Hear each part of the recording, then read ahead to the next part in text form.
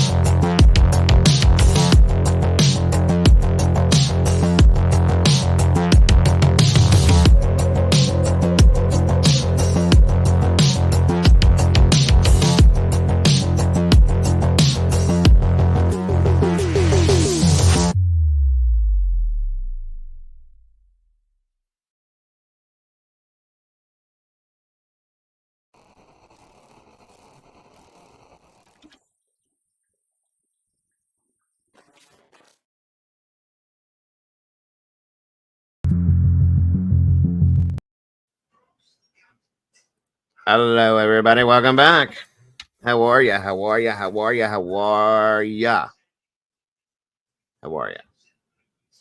It is great to see you all here, guys. Please make sure you hit that like button when you come through the door, if you will, please. I appreciate it. I got 71 peeps in here and 35 likes. Let's try to mega match so we can make YouTube happy and get this up in that stupid algorithm thing that I talk about every time I'm live. Thank you for that. And please share this out to anybody you think would want to jump on in here and hang out and talk with us. That would be so very much appreciated as well. It is great to be back with you guys today. And I hope you all had a great day. I'm sorry I wasn't here this afternoon. Once again, we had an internet outage the entire day from 10 a.m. until 6:30, 6:45 this afternoon. I don't know what the hell they're doing. Please, guys, I've said this time and time again. Don't ever, if you have a choice, don't ever go with Optimum for internet. I don't have a choice out here, so nothing but technical support. Or nothing but technical bullshit with no support is what I was trying to say. That's all it always is. My algorithm is so messed up because I've missed so much time. And it's hard to bring back. So that's why I wasn't here this afternoon. So I'm going to say it again. Hopefully tomorrow I will be back here early tomorrow afternoon so that I can do the 2 shows that I want to do. So thank you for joining me tonight at least. I appreciate you all. I hope, again, that you all had a wonderful day. And hopefully we can close this night off the way we should by hanging together, because it's a great community. And I appreciate y'all so very much for being here and supporting this channel. Come on in, everybody. Get comfortable, if you will. Grab a couch, grab a chair, grab a stump, grab a stool, grab the toilet, whatever you need. Take a seat, grab your coffee, tea. Come on in, sit down, have a conversation with me. I really have missed you guys. Come on in. Excuse me. Please hit the like button, if you will, too. Appreciate you. I want to say thank you to those of you that joined us last night. We had a great show last night following Miss Salty's great show as well about Delphi. Just giving you guys a little bit of a build up to what's coming up from our stuff on Delphi. We're going to be putting out a really big show with some special guests. That's really going to be a great one, guys. So make sure you're tuning in for that at that point as well. It's going to be a good one. We got a lot of stuff to put out with that, so I can't wait. And it's downpouring now. Oh my God, I'm not doing this again. If I disappear again and I lose my internet, I'm going to lose my damn mind. I swear to God. These storms have been nuts. Cross your fingers, guys, that nothing happens. I'm here. I'm hoping to stay here tonight. So come on in. Let's see who we got in here with us right now, actually. It looks like Alicia J. Welcome back. Good to have you. Mittens for Kittens. Great to have you. Jaded 847. Welcome back to you, dear. Misty Moonlight. Welcome. Adaz. Hello and welcome back to you. Jilly Bean. Great to have you here. Misty Moonlight. Hello and welcome. Gene Spratt. Great to see you. Butterfly 71. It's always a pleasure. There goes the rumbling. Miss Taylor was stitching bitching in true crime. Hello. Welcome back to you. Susbusters, hey, welcome, girl. Good to see you. Aaron B, what's up, my brother? Good to have you. My Andy Rose in the house. What's going on, Andy? Groot, what's going on with you? Great to see you tonight. Butterfly 71. Teresa S, welcome back to you. Jen 77, hello. Welcome. Let's see here. Let's see. Tomboy Charm, always a pleasure, dear. Good to have you. Good to see you. Whispers in the Shadows. I love your name, by the way. Welcome back. Great to see you again. Chris Gideon. Sorry. Good to see you. Good to have you here. Miss Leslie, how are you? Good to have you here. Pugopolis, welcome back. Great to have you here as well. Steph, not that Steph. Don't side-eye me, Blankenship. Welcome. Good to see you. Good to have you. Miss Molly, good golly's in the house. Good to have you. Good to see you, Molly. Angie Savage, great to have you here.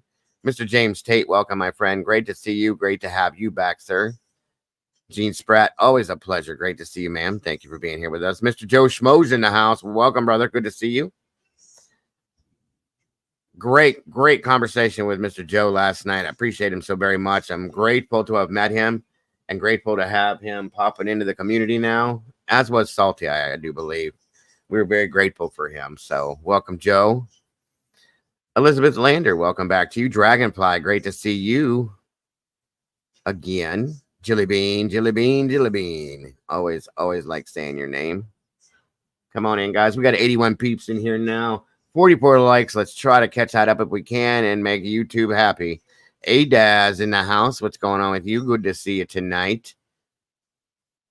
I hope to be getting something put together with Susbusters here too for another case I want to put out, guys. I'm really curious to put it out there. CZ, what is going on, dear? Good to see you tonight. Miss Josie West, I hope you're feeling better, dear. I really do. I've been praying for you left and right, so I hope everything's getting better for you. Come on in. Where is my doodle bug? Come on in. And Brandy. Hold on one second, everybody.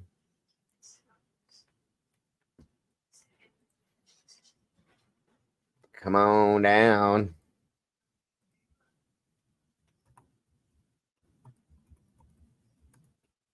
Oh, it's really downpouring. I think we're getting some of that slack from the hurricane down south. I truly do.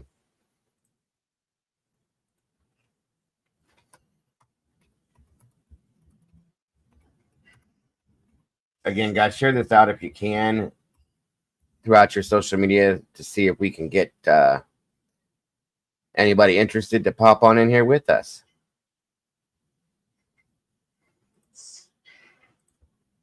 I know not everybody's getting notifications because the algorithm is a mess. We were just starting to do well with that algorithm too, and poof, down it goes again. It's so much work.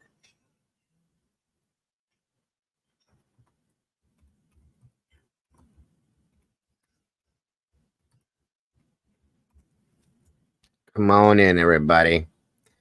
There's my doodle. There's my doodle. Hey, hey, duty. Good to see you. Good to have you here. Yeah, see? So I'm saying some people aren't getting their noties, and that's not fair. I had a lot of people message me or comment in the comment section. I'm sorry I missed it. I'm mad I missed it. If you're subscribed to a channel, you should automatically get a notification anytime they go live, period. That's just how that works. I've had that happen to me with other channels. Welcome, Lucia Williamson. Miss Kel, hello. Good to see you, dear. Come on in, everybody. I think I have something, maybe. Let me check.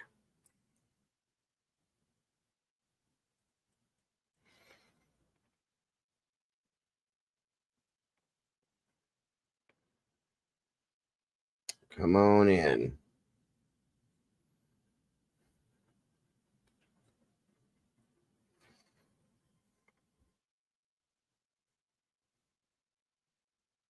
Let's see here.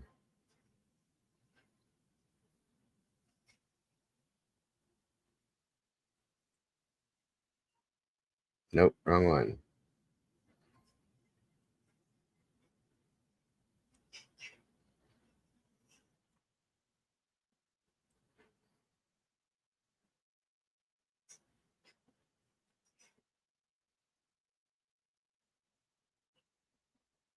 All right, Miss Bonnie's in the house. Hello, Miss Bonnie. Wonderful to see you. Thank you for joining us. Captain Jenks, what's up, brother? Great to see you guys. So very happy to see you all. Come on in, guys. We got 100 peeps in here with 56 likes. We're over halfway there. We can do this. We can do this. It is so great to see you, Bonnie. I love it. Love it. That's right. That is right. Come on in, guys. Come on in.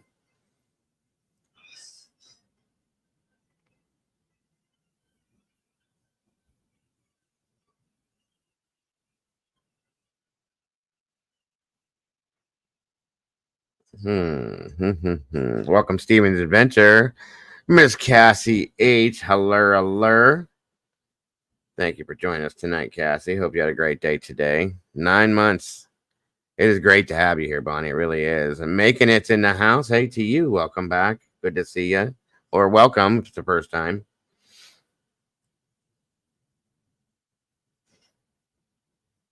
Damn, it sounds like there's a hurricane outside here, and it ain't. It's just raining hard. Let's see here. Show. It's been, yeah, I was going to say, Bonnie, you've been with me for a long time. So it's way more than 9 months. That's ridiculous. I think it resets sometimes. Welcome, Miss Melissa. Hello to you. Great to have you here. Come on in, everybody. So let me see something here. Guys, make sure that you have opened up down there at the bottom in the chat box there, the $sign to be able to receive memberships. I got some freebies to give away. I like giving back to you guys as much as I can. So please, if you will, make sure you can receive gifts down there in that little $sign thing. Please, if you will. I'm going to throw out some new memberships to anybody that would like to, well, whoever they attach to that's not a member right now.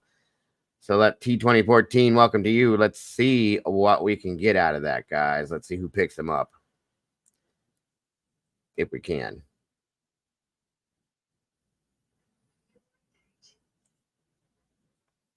Hopefully we get some people that need them.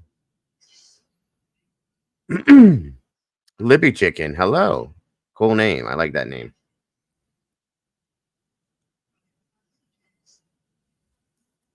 All right, there we go. We got 5 memberships went out. Looks like Dragonfly got one. Sharon Ostrander picked one up. Crystal Prey picked one up. Dilly Pickles was gifted. And Claire Gibson. That's awesome. Congrats and welcome to the sauce for those of you that weren't. I appreciate that, Daz. I really do. You guys have no idea how much I appreciate the support you guys give this channel. It means everything to me. It really does. Right. Let's see.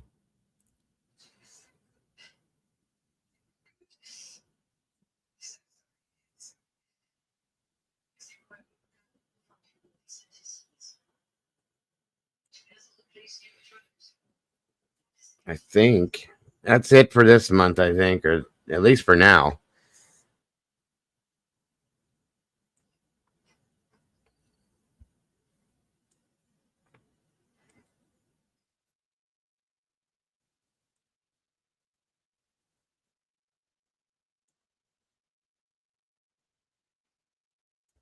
All right, all right. Did they go through?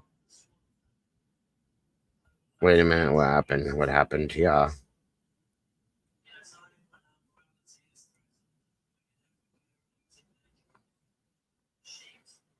Boom. There they go. 5 more. 5 more. And it looks like Miss Steph, not that Steph, got one. Tina B picked up one. Amy H picked up one. World Peace. I love that name. And Miss Sarah Q. Welcome, welcome, welcome. Congrats. Congrats. We got 10 new members in the sauce tonight. That's awesome. And I appreciate you all so very much. I hope you guys enjoy it here. And again, let everybody know that might be interested where we're at, what we do. And those are on me, guys. Welcome, Miss Cynthia, genealogist. Great to see you. Great to have you here.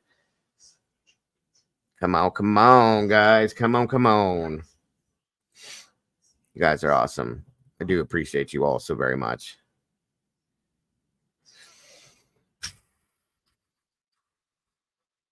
Dragonfly. You are absolutely welcome. Barq's in the house. Welcome, Barq. We got 107 awesome peeps in here with 67 likes, guys. Let's try to make that match again if we can, to please make YouTube happy, because we got to keep them happy or we're not happy. And again, guys, for those of you that are just popping in, if you hadn't seen the title, we're going to be looking into some things we haven't really looked at for a little while. Checking out what's happening within the Sebastian Rogers case, just an update, and anything possibly going on in Idaho, just to keep us all up to date with what's going on. Of course, we're trying to stay away from all the drama stuff. So just updates on stuff and what's going on to keep it rolling in our minds. Miss Kels 420 is in the house. Welcome back, Kels. Great to see you, dear. Jody Walters, always a pleasure. Jaded 847. Come on in, all you beautiful peeps. It's great to see you all. Excuse me.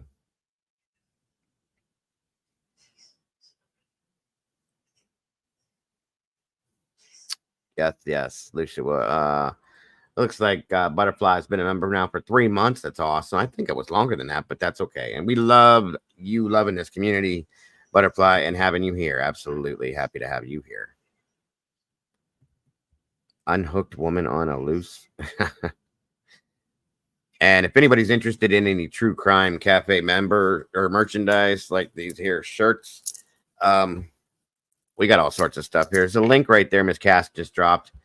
If you guys want to check it out, we got coffee mugs, t-shirts, bathing suits, underwear, whatever the hell you want. We got it in there, guys. Go look at it, check it out. And you can get things personalized too, kind of to your liking. If you just ask, it'll happen. So go check out the link, see if there's anything in there you like. And if you do like it, grab it, guys. Grab yourself a little piece of the cafe. And that way you can show everybody.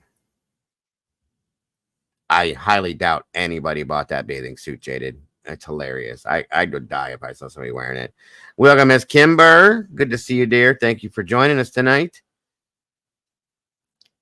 You are so appreciated. Unhinged woman on the loose. Yes. Yes, our Doodle does amazing things in that store, guys. She is the manager over there and she's very quick too. And she can put something together like that. Somebody mentioned something and it was like ding, it was there. Welcome, Miss Salty. There she is, guys. Welcome back, Miss Salty. Great to see you. Great to have you here. Great show last night again. Both shows, Miss Salty's show and our show. Very good stuff on the Delphi case, guys. I was very impressed and very happy with the outcome. Thank you, Miss Bonnie, so much for that $5 super sticker. That's pretty cool. It's a little controller that says noob. Welcome to all the new meatballs. We got 10 new meatballs in the sauce. Joining us tonight as we spill some sauce there. Super excited about that. Great to have you here. And Miss Kimber, welcome, welcome. Miss Kimber, guys, please, if you will, keep this lovely lady and her awesome husband in your thoughts and prayers. They're going through a little something, something here. Mr. Kimber, as I call him, is having a little bit of a health issue. So I've been praying and asking everybody to keep them both in your thoughts and prayers, to keep them lifted up, guys, where they need to be. It's a lot. So please, if you will, once again, keep Mr. and Mrs. Kimber in our prayers and thoughts, guys. Miss Kimber is part of this family, this community, this team. We support every bit of everyone in this community in that way. So please and thank you. I really do appreciate that. B. Williams in the house. DS, welcome back to you. And FarQ just dropped 5 new memberships as well. And that looks like Mona Lisa picked up one. Carolyn H picked up one. Unleashed. Bama Girl, Roll Tide, 75 picked one up as well. And Nicole, 22. Congrats to all 5 of you guys. Thank you so very much, FarQ. Very much. Appreciate that. And God bless. And welcome to the sauce. We got 15 new members tonight. That's so very awesome. So very awesome. Where is Miss Sherry at tonight? I have. Did I see her? I don't see her. I hope she's okay. Has anybody seen Wisdom? Yes, Miss Lander, we absolutely do. Be right back, guys. I gotta check on somebody. I get a little nervous when I don't see her.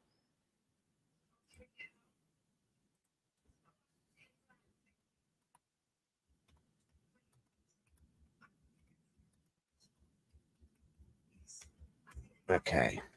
Just to say. Again, congrats to all the new members.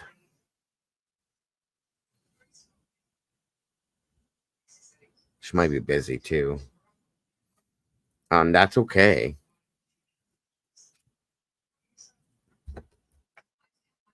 No, I'm here, guys. I'm still here. Now it stopped raining. I don't get it. Can you guys hear me okay?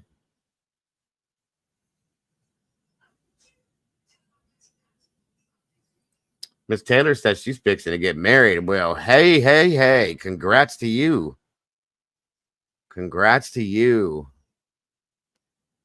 Yes, you guys, thank you guys for that. Salty, I hope you guys have all gone over there and checked out that channel. Followed the show. She did a great show last night, you guys. A really great show. Oh, absolutely, Kimber. No thanks needed, hon. You're part of this family. That's all there is to it, and that's how it works.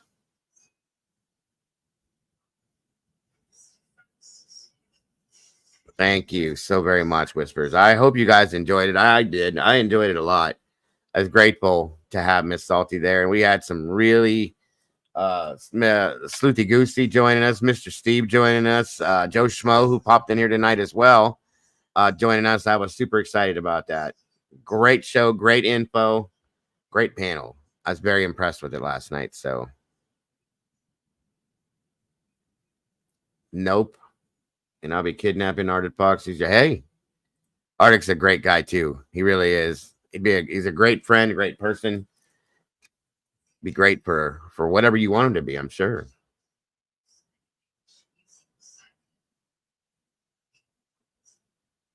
Come on in, guys. Come on in. I don't know what mystery's in the house. Welcome, mystery. Mrs. Mississippi, 1964. Hello. Welcome to you. There's Miss Salty right there.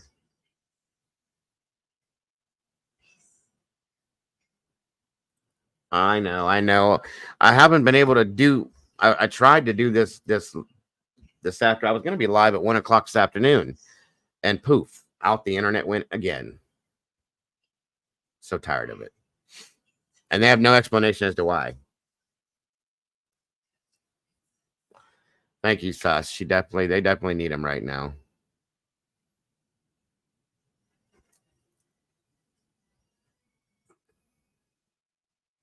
So, like I said, guys, we're not jumping into no drama streams or nothing like that. It's been a while since we've looked at or talked about anything that has to do with Sebastian's case or some of the other stuff that we've looked at in the past.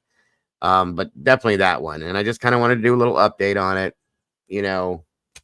talk about that part of it and avoid the drama side. Since it's kind of died down a little bit, I think it's safe to kind of talk about it a little bit and see what we can get into with that, just to see if there's anything new, and that's all, just to keep everybody up to date. Maybe the Idaho stuff and anything else we get into. I just like doing these open discussions from time to time to talk about what we talk about. Miss Trish Crow, welcome. And again, I want to thank everybody. It really means a lot to me, and I know Salty too as well, for tuning into both those shows last night on Delphi.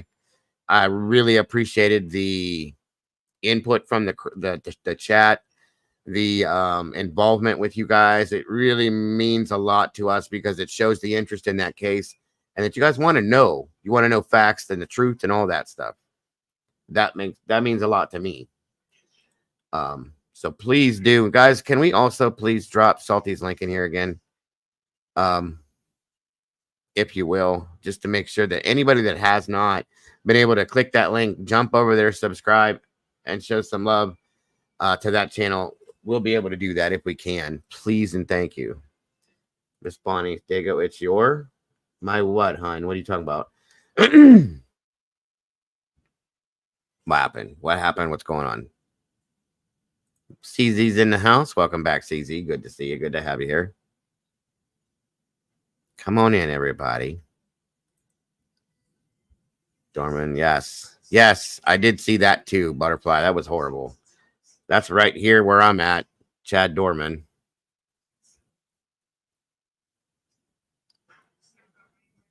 Exactly, Mystery. Exactly.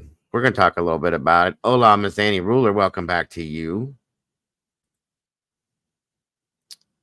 There's our awesome Mama Bear. There's her link there to her channel. Please check it out. Subscribe to that one as well. Teresa Bird, hello.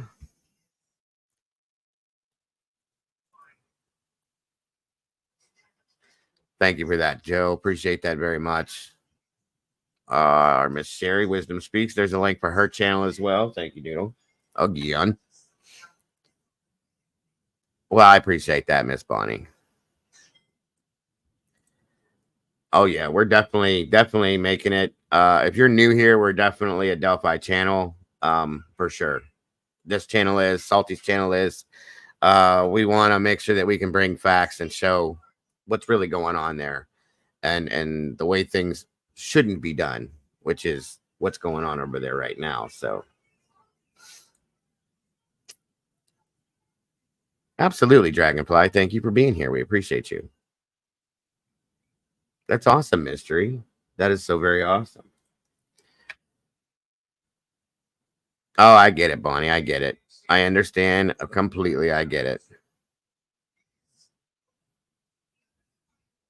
There might be a little bit of something to talk about with Idaho as well, from my understanding, update-wise, but nothing extreme, guys, so don't get overly excited. But again, I just like to keep you guys up to date my way, from my channel, from my side of things. So, and it keeps me up to date as well.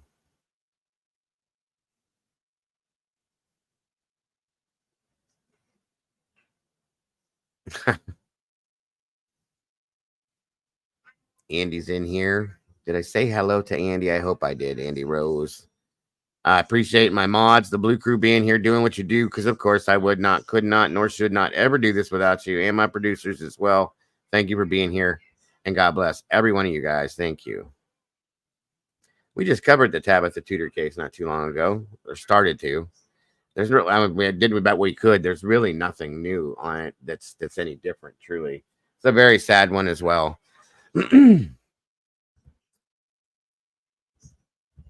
I've done a few cold case. Crystal Rogers. I just opened that up. I'm going to be pulling documents on that case to throw out there so we can go through those together. That's going to be a really good show too. I'm excited about that. When I can get the documents, I just got to get it all together. I've had so many technical problems with internet and stuff lately. It's just been a pain in the doohoo. The doohoo. That's a new word. Where did that even come from? Come on in, everybody. There's Andy. Finally. All right, all right. What's the matter, Kimber?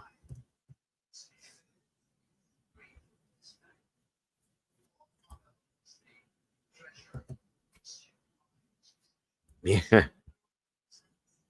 Captain Jenks, good to see you, brother. Always happy to have you here.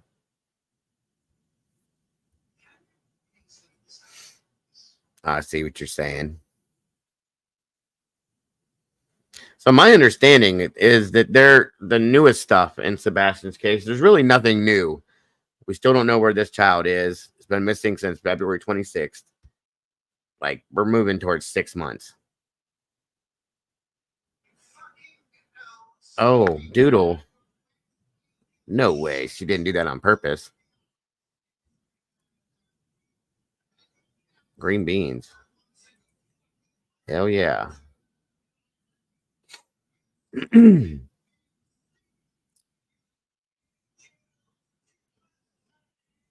Let's see here.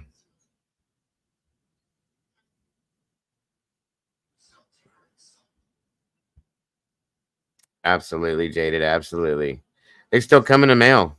I just noticed that the other day that we get those cardboard, like, postcard flyers that have the, and I was like, I'll be damned if they're, not showing that there.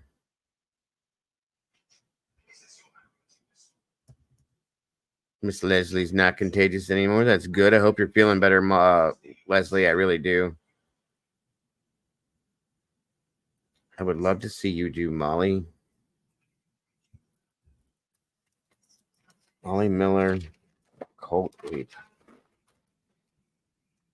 I seem to feel like I did these, but okay. Thank you, Taylor. I'll write these down. What is Colt H? I don't know the full last name. I'll look it up though. Thank you, Taylor. I definitely have no problems doing that. Like I told you guys, if anybody wants me to cover any specific cases, throw it in my email or hit one of my producers or one of my moderators. Let me know or let them know. We will definitely look into it. And see what we can do with it. Colt Haynes, that's it. I do know that name. 11 years. Okay. That's crazy. Yeah, I definitely will look into that, Taylor, for sure.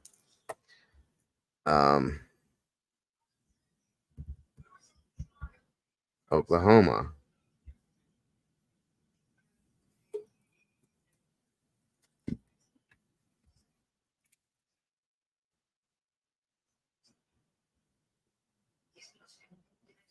I have not yet heard from her. I hope she's okay. I was a bit worried about her, to be honest with you. So, from what I understand,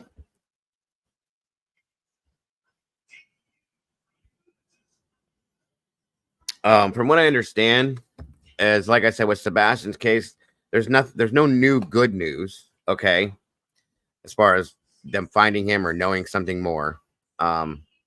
That's awesome, Taylor. If and when I do cover it, maybe you can help me with that. That'll be awesome. Absolutely. Holly Ramsey, hello. Yes, please do, Miss Kimber. Let her know I'm trying to reach out to her too. I can't find her number. She gave it to me and I lost it.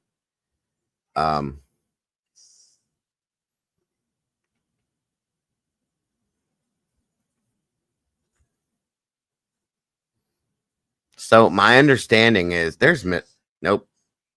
It's not wisdom. Maybe that's why, because she's getting them bad storms.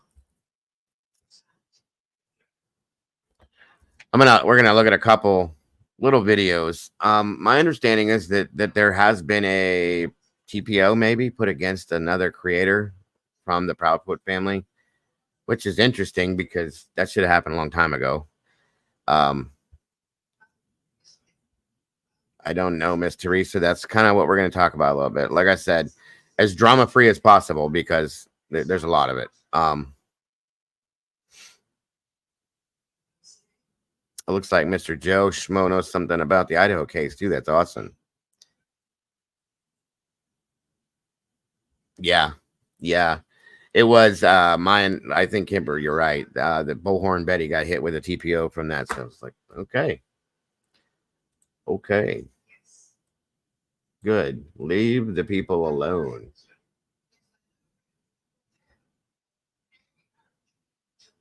And I do have another update on Joshua Zimmerman, of course. Just because I repeatedly bring that to you guys to let you guys know. Thank you, Kimber. That he's still not found. He's still out in public and he's still very dangerous, period. So 3 of them, yes. SRB, hello.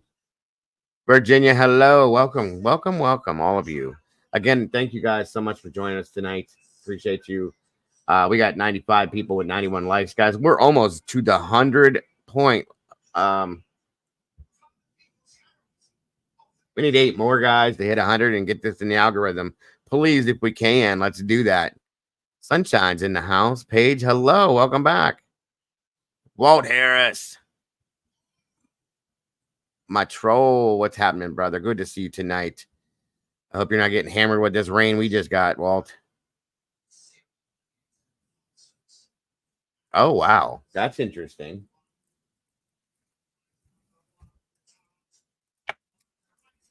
Captain Jenks from back. Oh, that is where that name came from. That's pretty cool.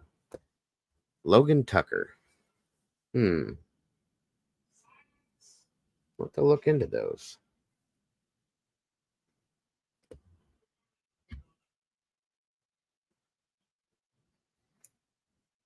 April 10th, 96. And June 23rd of 02. Okay. Thank you, Taylor. Absolutely. Thank you very much. We will check that out as well, especially a child like that. Leslie Petrolakis, welcome back. Oh, wow. Really? Tracy Smith, hello. Welcome back to you. That's horrible, B. See, that's what I'm talking about. That is where all this crap is ridiculous. It doesn't need to be happening. It doesn't. Leave these people alone.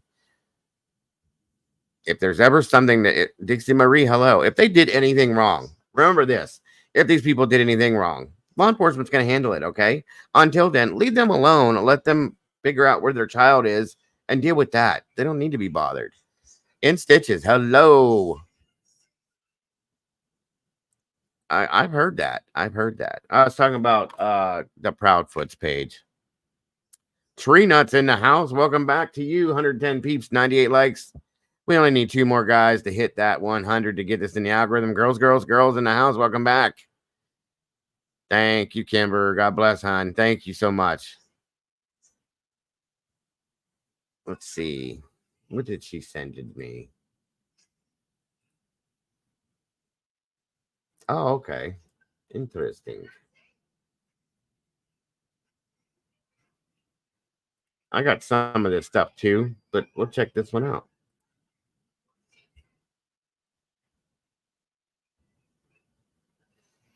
Thank you, Kimber. SRB.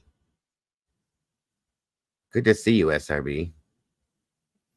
It's been hot here, guys. It's finally going down into the mid 70s this coming week. Thank God. Green Eyed PI, welcome back to you. All right, let's see what we got here. Hold on a minute. Of course, Whispers. That's the type of person she is. So this is what's this say here? She is dangerous. Mother of missing Tennessee teen files order of protection against YouTuber. Thunder County, Tennessee. The mother of a missing Middle Tennessee teenager said she's being stalked by a YouTuber. Wow. Hold on a minute here. Is this a... Yeah, hold on a minute. Let's try it this way. At 6.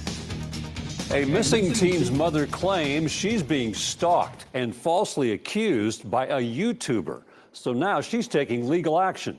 Good evening and welcome to News 2 at 6. I'm Bob Mueller. 15-year-old Sebastian Rogers disappeared 5 months ago from his family's home in Hendersonville. The teen's mother has been granted a temporary order of protection against a Florida YouTuber by the name of Bullhorn Betty. Well, tonight, News 2's Caitlin Quisenberry sat down and spoke with the influencer. Sebastian Rogers has not been seen since February 25th. Since then, the Sumner County Sheriff's Office, along with several other agencies, searched for a little over a week before officials said they were scaling back to focus their efforts on the investigative side. YouTubers and TikTokers nationwide have covered nearly every step. But now, Sebastian's mom, Katie Proudfoot, indicates it's gone too far. In a legal filing for an order of protection, Katie says Andrea Griffin, also known by her YouTube name of Bullhorn Betty, accused the family of harming their son while, quote, inciting the public and her followers to aid her in stalking. Katie calls the YouTuber, quote, dangerous. Andrea tells me she has not received the temporary order of protection, but claims she has not done anything illegal. If it is from her, then that's absolutely a falsehood. They can go and look at all my lives. My lives never come down off my channel. Driving on a public property, on public road with a camera hanging out, there's nothing unlawful about that. That happened over a month ago. It was when it's the only time I've been in the Hendersonville area. The questions of this case are becoming more and more. Andrea says her main goal is to provide informational content to the public and to help find Sebastian. She tells me these accusations are just a distraction. I don't like the drama on the channel, and the more I resist the drama and keep it focused about Sebastian, the more these distractions keep coming up. This is all about Sebastian Rogers, Sebastian Wayne Drake Rogers. It's not about Seth Rogers. It's not about Katie Proudfoot. It's not about Christopher Proudfoot. It's about where is Sebastian Rogers and how can we bring him home. A court-ordered hearing is set for August 8th at the Sumner County Courthouse. Each of Bullhorn Betty's YouTube videos will be summarized for the DA's office. Until that time, a temporary restraining order says Andrea cannot stalk or come within 100 feet of Katie or her home. In Nashville, Caitlin Quisenberry, News 2. We reached out to Katie Proudfoot for comment and have not heard back.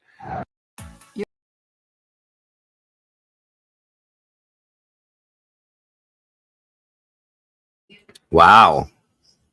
It's about time. I'll just say that much. It's about time. Good. That's good. But she's not about the drama, but that seems to be all she seems to create a lot of it, you guys, in my opinion. You know what I'm saying? Like, I don't know. Exactly, SRB. So we'll see. Hopefully that works. Maybe she'll learn a lesson, and just leave them alone. Good God. Excuse me. Good Lord. And that's true, though. She has threatened them. She has made threatening posts and threatening statements, so on and so forth. So good, Ruby Slippers, welcome. Yeah, I mean, I don't know why. I don't know if maybe she just didn't want to draw any more attention to them. But either way, it's about time. Mystic Butterfly, hello. That's a good point, Mystic. Very good point. Let's see here.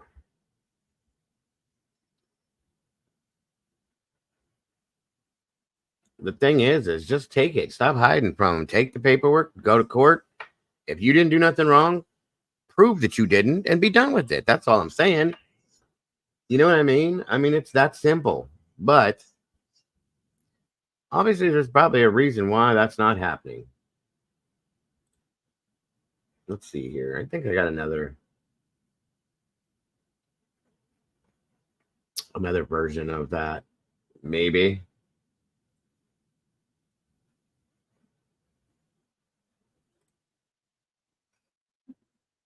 I don't know. We'll see. We'll see what this says here.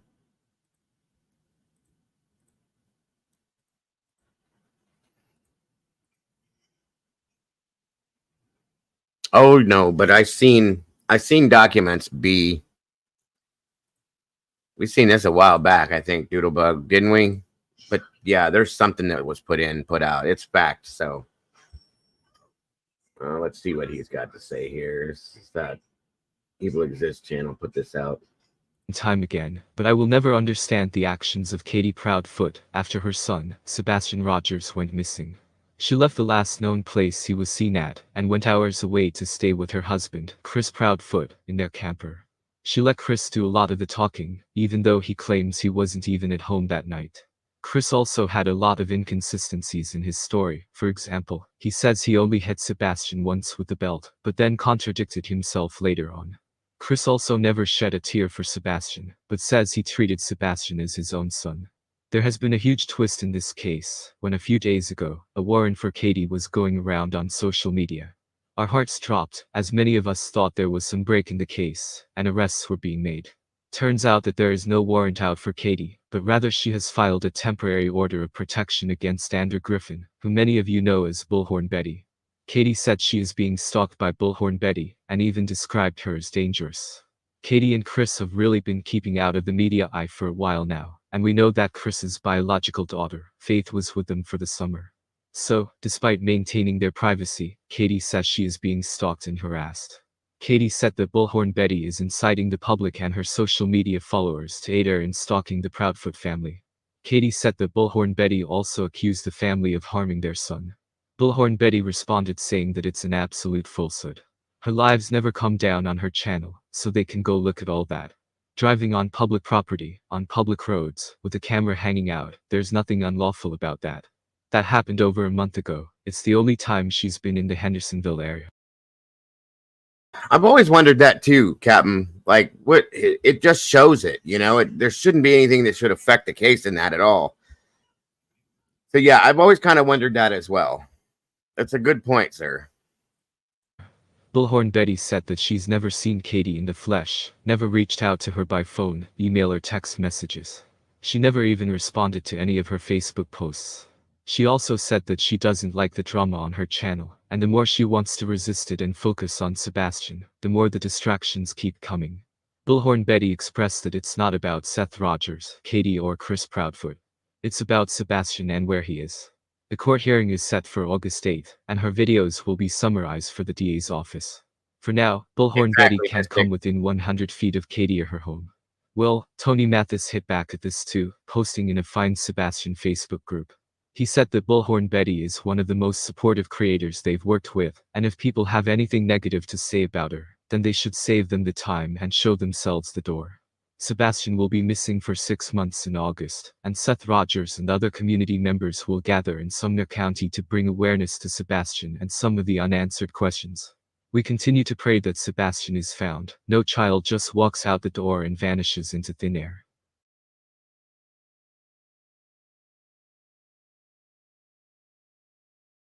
Yeah, I got to agree, Joe. It says we live in a different world now with these high-profile cases in social media.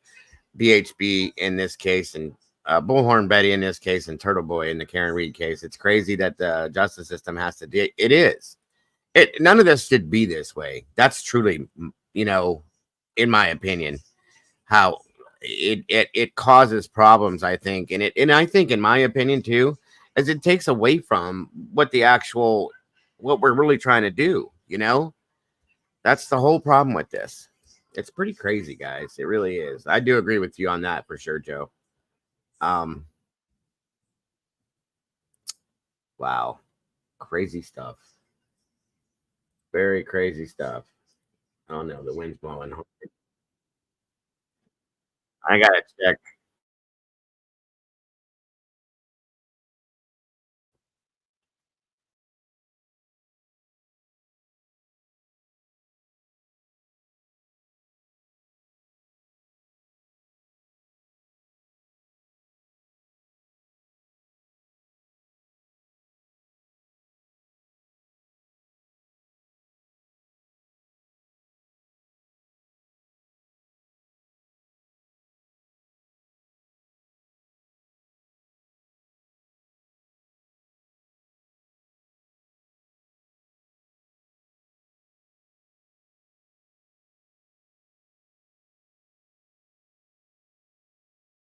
Okay, sorry guys, my son was talking to me. I think Michelle did something too. Let me see here.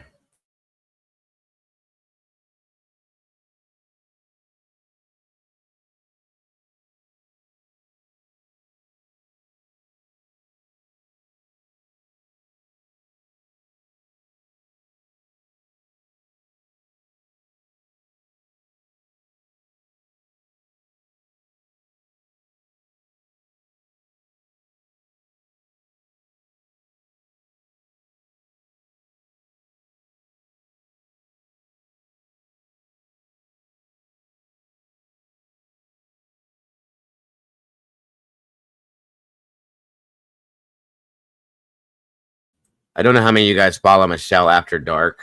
I do. I've showed you some of her stuff, and we've reviewed it before. She did put something out a while, about 13 hours ago. It was kind of interesting. I do, either way. I've said before. I haven't taken any of the parents off the table as far as what could have happened because law enforcement, hasn't said anything, and that's what we follow as law enforcement. That's who I trust. Facts. Welcome, Ms. Zelda. Good to see you. So, I don't know. Half Pint, hello. Welcome.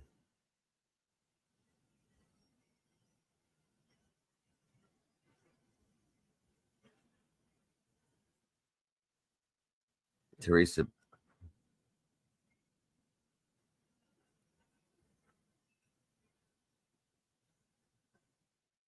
Welcome, Teresa Bird. Half Pint, again, welcome.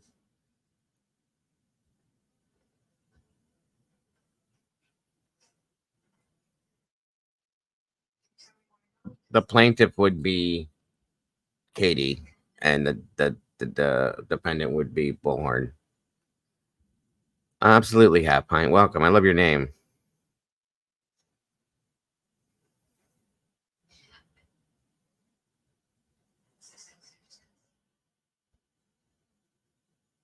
Yeah, let's just be respectful to each other, guys. That's all. That's all I ask. The only rule I have in here is just respect each other, respect each other's feelings and opinions. That's all. Nothing more, nothing less. And you guys are awesome for being in here. I appreciate it very much. Anyway, Michelle put this out. I thought we'd check this out real quick in regards to this.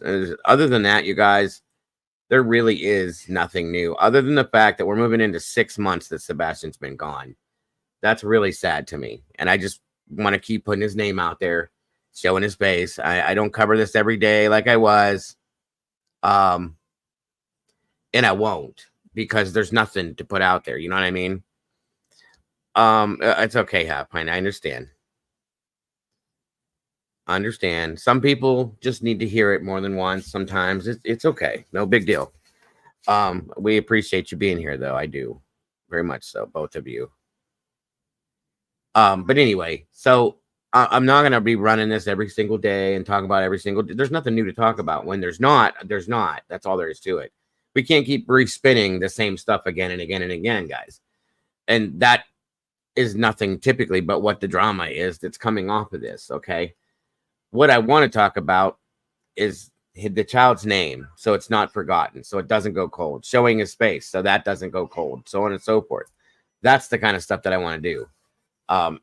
And I have to keep doing that every so often until this child's found. That's the problem. That's what I'm going to be doing. So, if that's, I'm not going to come in here and start making fun of people, talking down on other creators or their families or any of that stuff. I just won't do it. So that's not how we do things, and I just can't. You know what I mean? So no big deal. But anyway, I thought we would check out here what Michelle had to say. I thought most of what she says is usually pretty interesting.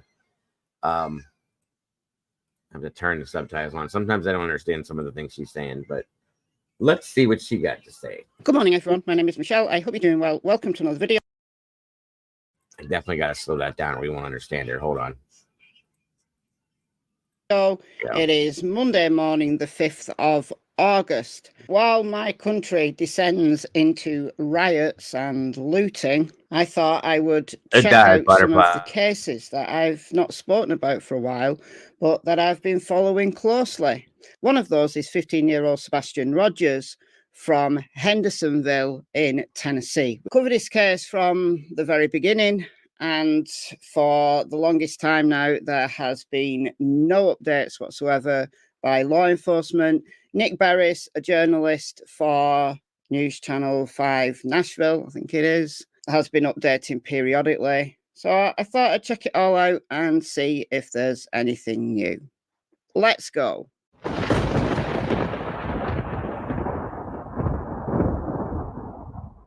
All right, so I did a search for Sebastian Rogers missing, just a regular Google search. And this is what we want right here. This photo, he's been missing since February 26th, guys, 2024. He's 15 years old, male, white, brown hair, brown eyes, 5'5", 120 pounds. This was put up by NECMEC. Since, again, from Sumner County, Tennessee, from February 26th of 2024. It says an Amber Alert has been issued on behalf of Sumner County Sheriff's Office for Sebastian Wayne Drake Rogers. Sebastian is a 15-year-old white male, 5'5", 120, brown hair, brown eyes. Sebastian was last seen on February 26th in the area of Stafford Court in Hendersonville, Tennessee. For those of you that aren't familiar, which I know everybody is, Sebastian was last seen wearing a black sweatshirt. It's actually a black shirt with long sleeves and a print on the front of it. Black sweatpants with stripes on the sides, glasses. Sebastian has a medical condition that may impair his ability to return safely without assistance.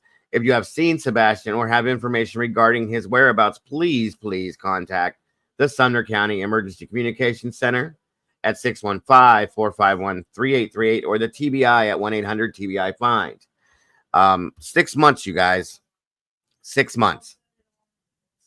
Way too long. Way too long, guys. So that needs to be seen every day if it still can, or every other day until something happens, and his name needs to be spoken. That's the big part of this. For the last 24 hours, got a Reddit post here. Any updates on Sebastian Rogers? This is in the subreddit Nashville. It's been about 5 months since he went missing. I haven't seen any significant updates for a while. Me neither. Anyone heard anything? Hoping that the police haven't. I know, it's so hard to believe. I agree with you, Half Pint. It's so hard to believe it's been 6 months. It's crazy. It's really crazy, guys. It's just hard. I can't get it. It's too long. And the thing about this case that bugs me so much is there's nothing that leads to him of any way, shape, or form, guys. That's the biggest problem with this.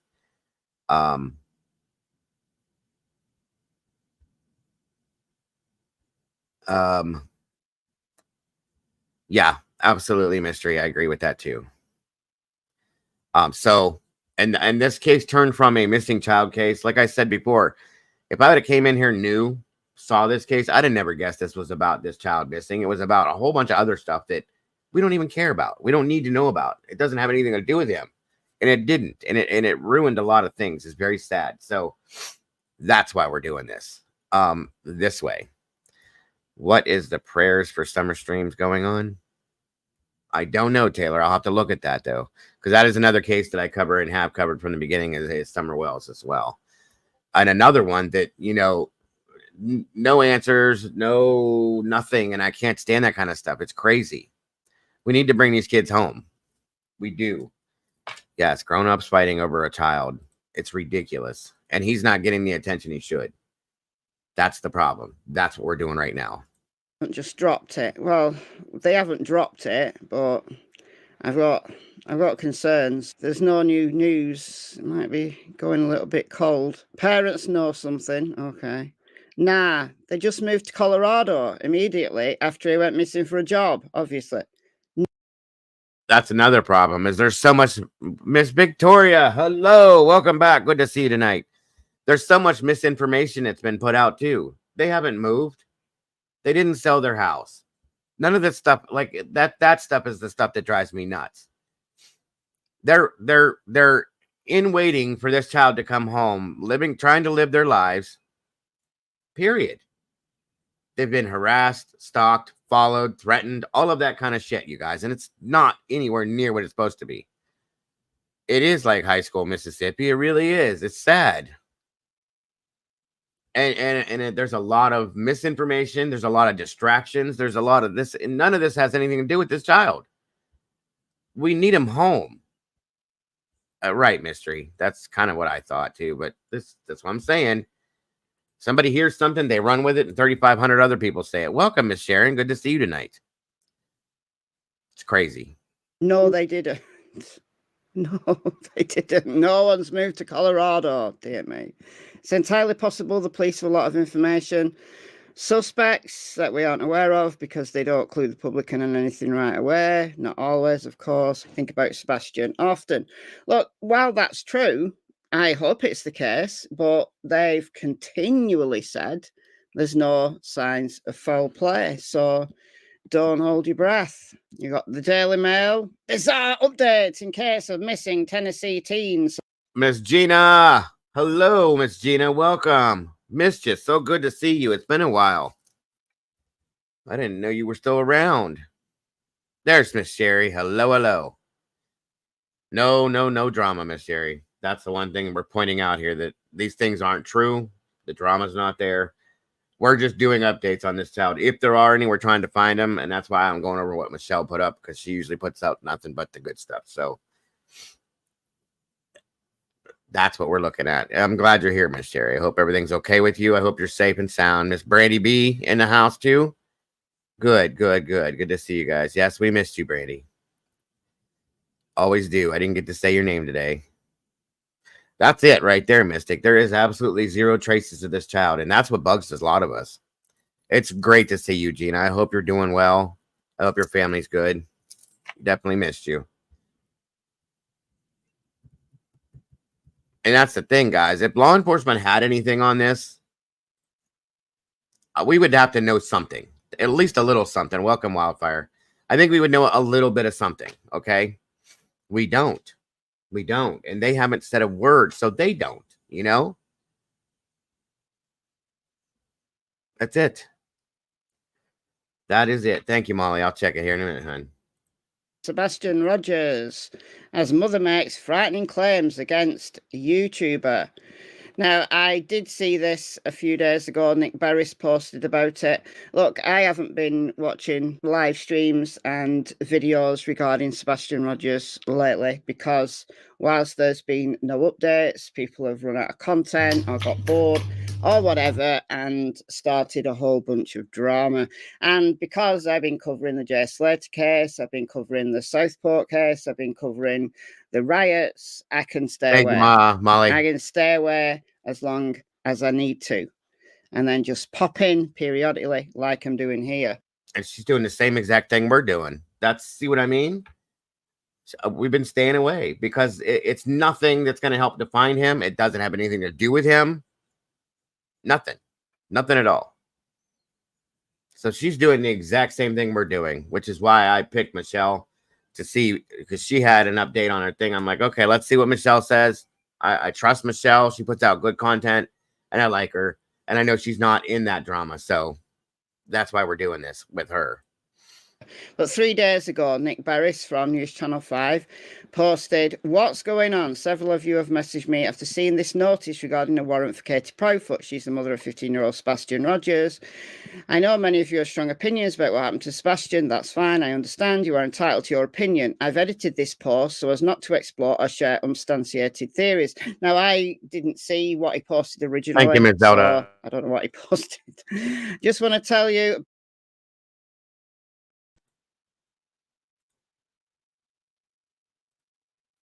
about this warrant, so there's no misunderstanding. Authorities in Sumner County tell me Proudfoot is not under arrest. In fact, they say this portion of the warrant names her as a victim of harassment and she sought an order of protection. I'm told this involves someone who believes Proudfoot was somehow involved with what happened to Sebastian. Beyond that, there is sadly nothing else new to report on Sebastian's case. Tips on the case can be called in to 1-800-TBI-FIND. And that's the ex parte warrant.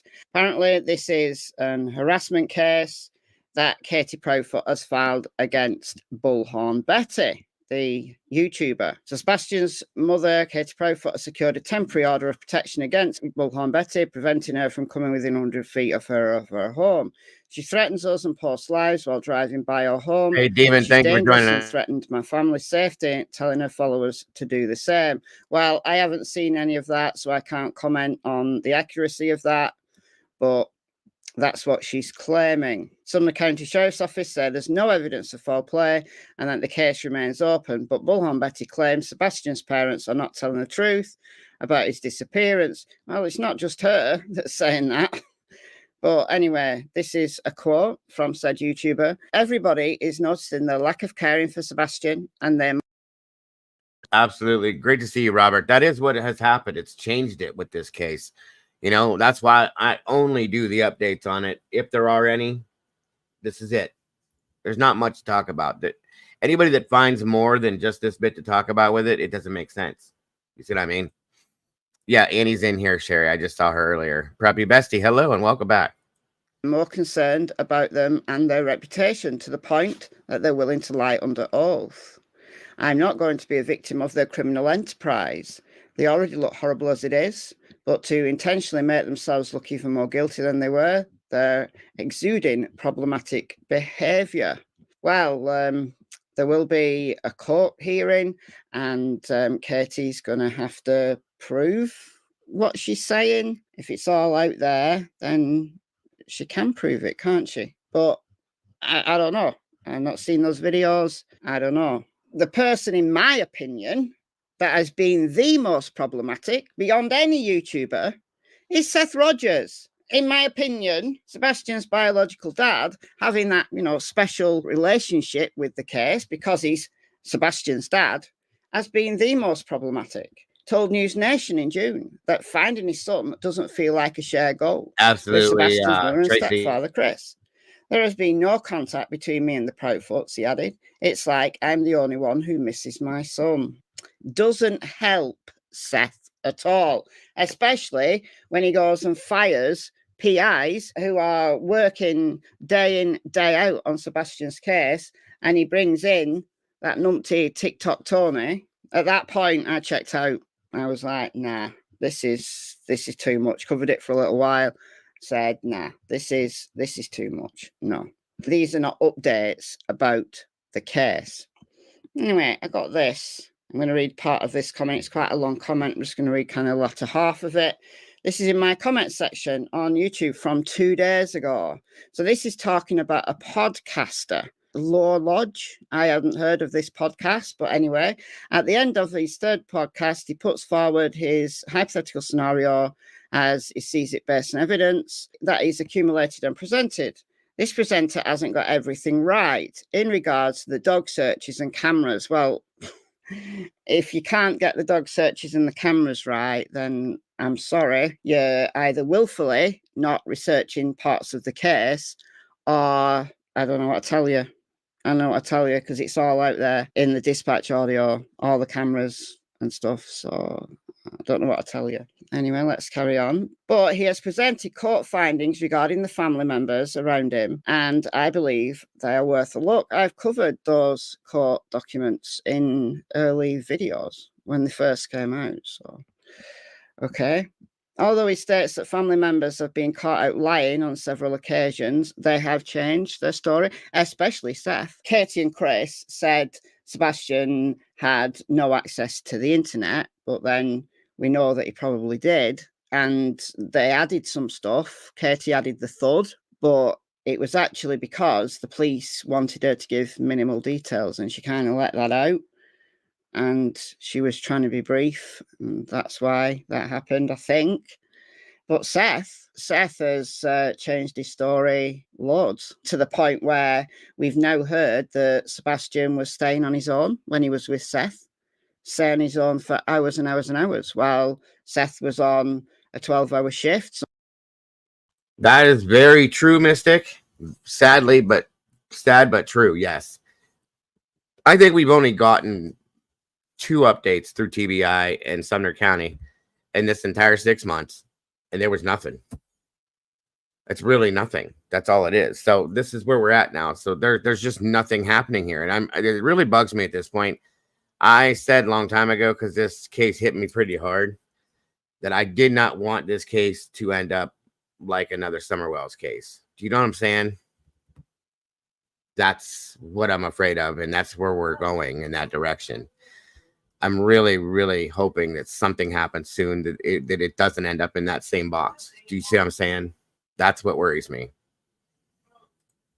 Sometimes had to stay as long as 14 hours, and it's an hour there and an hour back. So he's there for the best part of a day on his own. That's true too. They're not going to give any details unless they have something that's solid that they know they can go get him.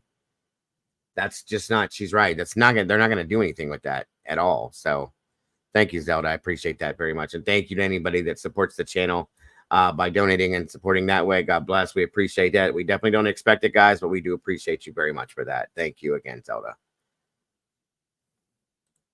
He's got video games. Seth says he's no access to the internet. Of course he does. He can play video games. He's talking to people online. We know he is. So, yeah, there is that.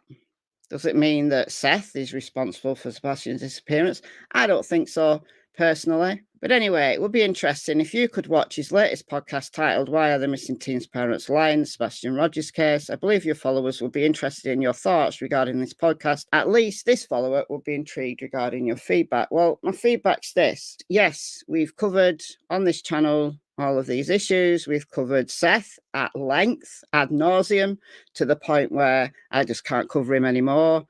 Talked about the divorce, talked about the court papers, all of that stuff, talked about Katie's early life, all that stuff done. And I've also got the cameras and the dog searches right.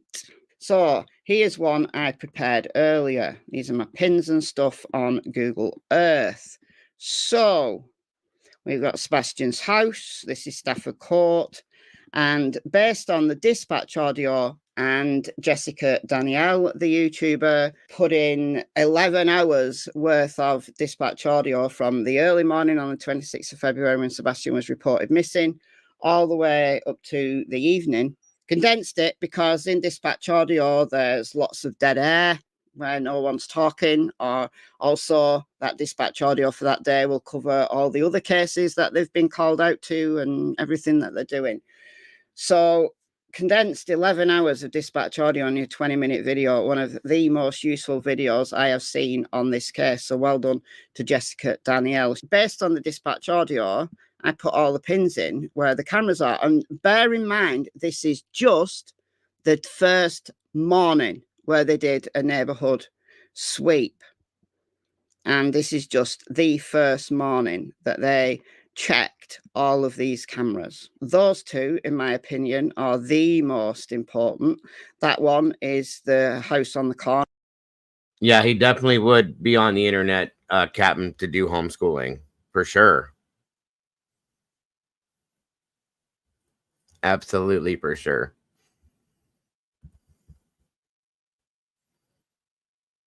Oh, yeah. Yeah, I agree with that. I definitely do. That's kind of what my thought is. I really think, honest to God, you guys, my opinion has stuck kind of at the same thing for a while, that this child got upset about something or something triggered him in some sense, and he went out that door. Good or bad. It could have been good or bad. And he went out that door, and I think it was a crime of opportunity that he went out the door, started walking. Somebody saw him and grabbed him. And I think truly in my heart, I feel that that's what's happened here. I really do. I've looked at this from 75,000 different angles. We've gone over this time and time again. We've looked at the maps. We've looked at the ponds. We've looked at the streets and people, and we've looked at RSOs. We've looked at this, all that kind of stuff. But that's what I truly feel comfortable enough saying that I think happened with this. Honestly, nothing else makes any other sense.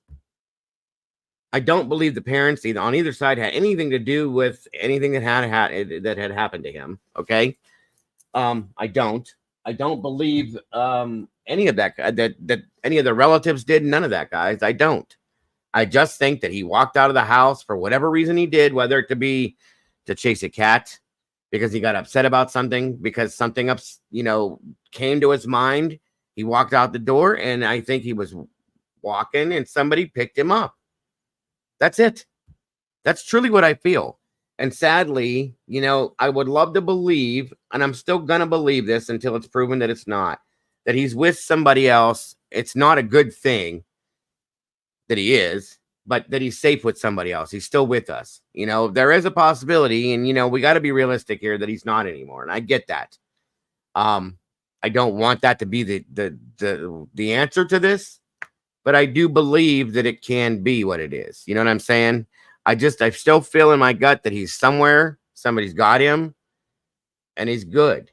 You know, not good, but he's still with us, is what I mean. So that's my thought on this, and it has been for quite a while, guys, and I'm stuck to it. Nothing else has changed my mind. That's all I'm saying. And this here, you know, with the dogs, we know the dogs followed that scent, but it never panned out to be anything for him. And listen, that just because I said what I said doesn't mean that everybody else's theories or opinions are wrong. I do respect all of others' feelings. I do. Because I could be completely wrong. Okay? Completely wrong. And we just don't know. And we're not gonna know. We may never know. Even if they find him, we may never know. You know what I'm saying? But I'm just saying, there are way too many different possibilities. That one makes me feel comfortable the most. That one makes me say, okay, this is a very plausible scenario. This is something that I believe could have happened, knowing the child was autistic, knowing that I have a child that has had a lot of the issues that he's had, that I've visually seen him interact with other people with, and different things like that. It makes me go, okay, that really does make some sense to me. Excuse me. So I'm with you, Sherry. I can't put the parents in this, guys. I just can't. It's not comfortable for me. It doesn't make sense to me. When I sit and think about it and talk about it and try to process it, it doesn't come back. It just doesn't process. You know what I'm saying? So I just don't know. I don't, but I'm right there with you on that one. And I have been for quite a while. In the very, very, very, very, very first beginning, I kind of looked at Katie a little bit like, what happened? What happened? Like, where did this child, because there was nothing for anybody to grab hold of, right?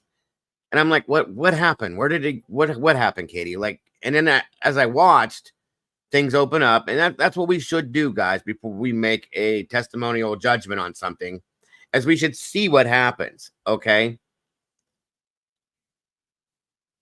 And as I watched things unfold and open up and watched her reactions to things and watched different scenarios about this and that, I can't. I don't see this. When I watch any interviews with her, any videos involving her and Chris for that matter, I see a grieving mother, a full-blown broken-hearted grieving mother. That's what I see. I've had my wife watch it with me multiple times. She's got 2 degrees in psychology. She's done all these kinds of things. She's read books on this. She knows all this stuff. Same thing she said to me. She goes, honey, I honestly, truly feel that this woman is really missing her child. I don't see anything shady here. And this is just another opinion, which is why I asked. I said, what do you think? You know, that's just how I feel, you know. Or I had one other scenario that matched up with this, is that somehow or another he was online doing something, because these kids are smart, with this gaming or something, so on and so forth. He met somebody online, and that person talked him into leaving the house, and he's with that person. That's the only other scenario that really does make any sense to me, you guys. Those 2 situations, that's it. So Ray is not in here that I saw so far, Doodle. But yeah, guys, I'm comfortable feeling those 2 situations are very plausibly something that happened. I wish to God that they would bring him home, or he would just walk in that door. I would breathe a huge sigh of relief. And the reasons why I questioned this part of this here, there's cameras all over this damn neighborhood. We see them all here.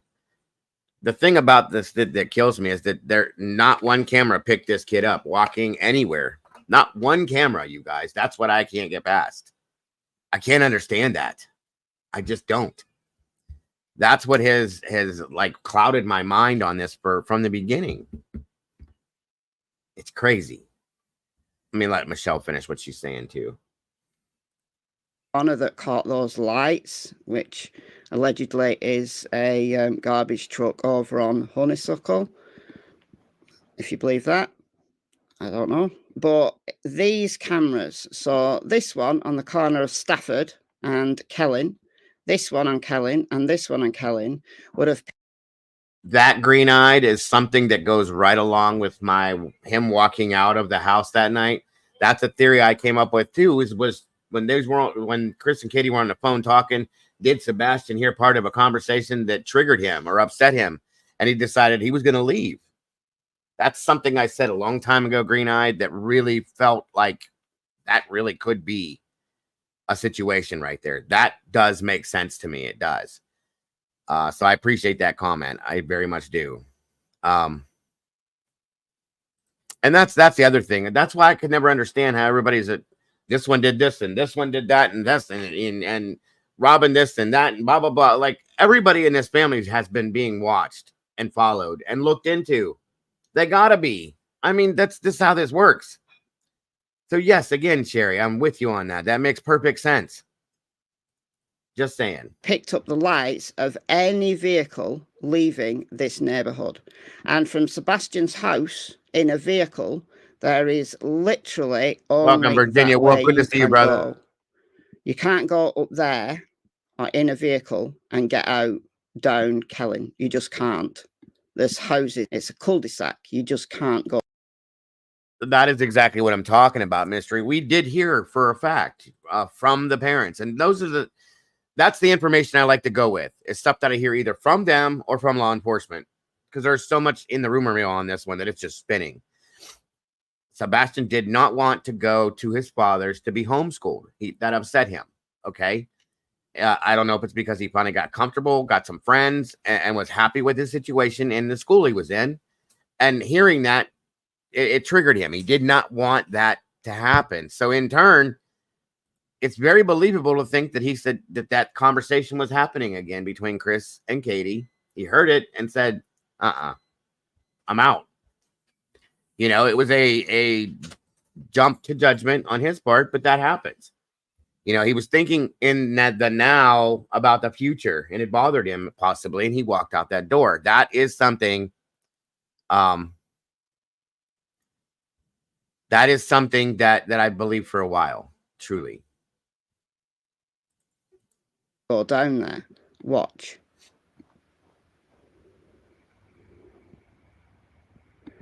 You just can't get a vehicle down there. You'd have to go, you'd have to drive through people's yards. And so, no, that didn't happen, did it?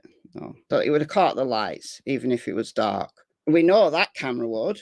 We know that camera has the range because it caught like a light moving along here, allegedly.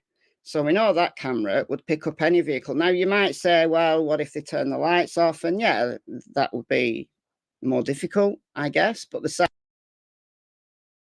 you know, something else I wanted to hit on too real quick, because I do truly believe that Seth Rogers is on the spectrum as well. Okay. I do feel that way because I know my child has it. He's on the spectrum. He's chronic ADHD with oppositional defiant disorder. I had the same thing as an adult. I had it as a child. They didn't know what the hell it was back then. We weren't categorized back then. We were just bad kids.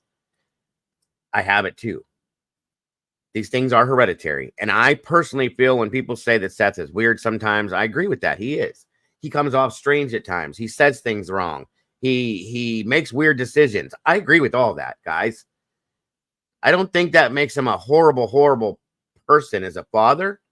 There's things that he's done that were brought out, that were talked about, that I'm not comfortable with, I don't like. That's not my business.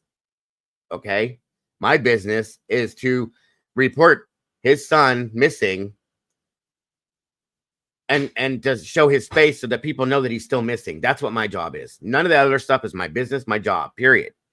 So, and that's something that you have to come to a rationalization with. And I did.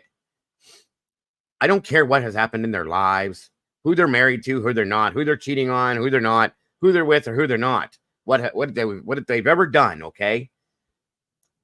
that has no bearing on this child.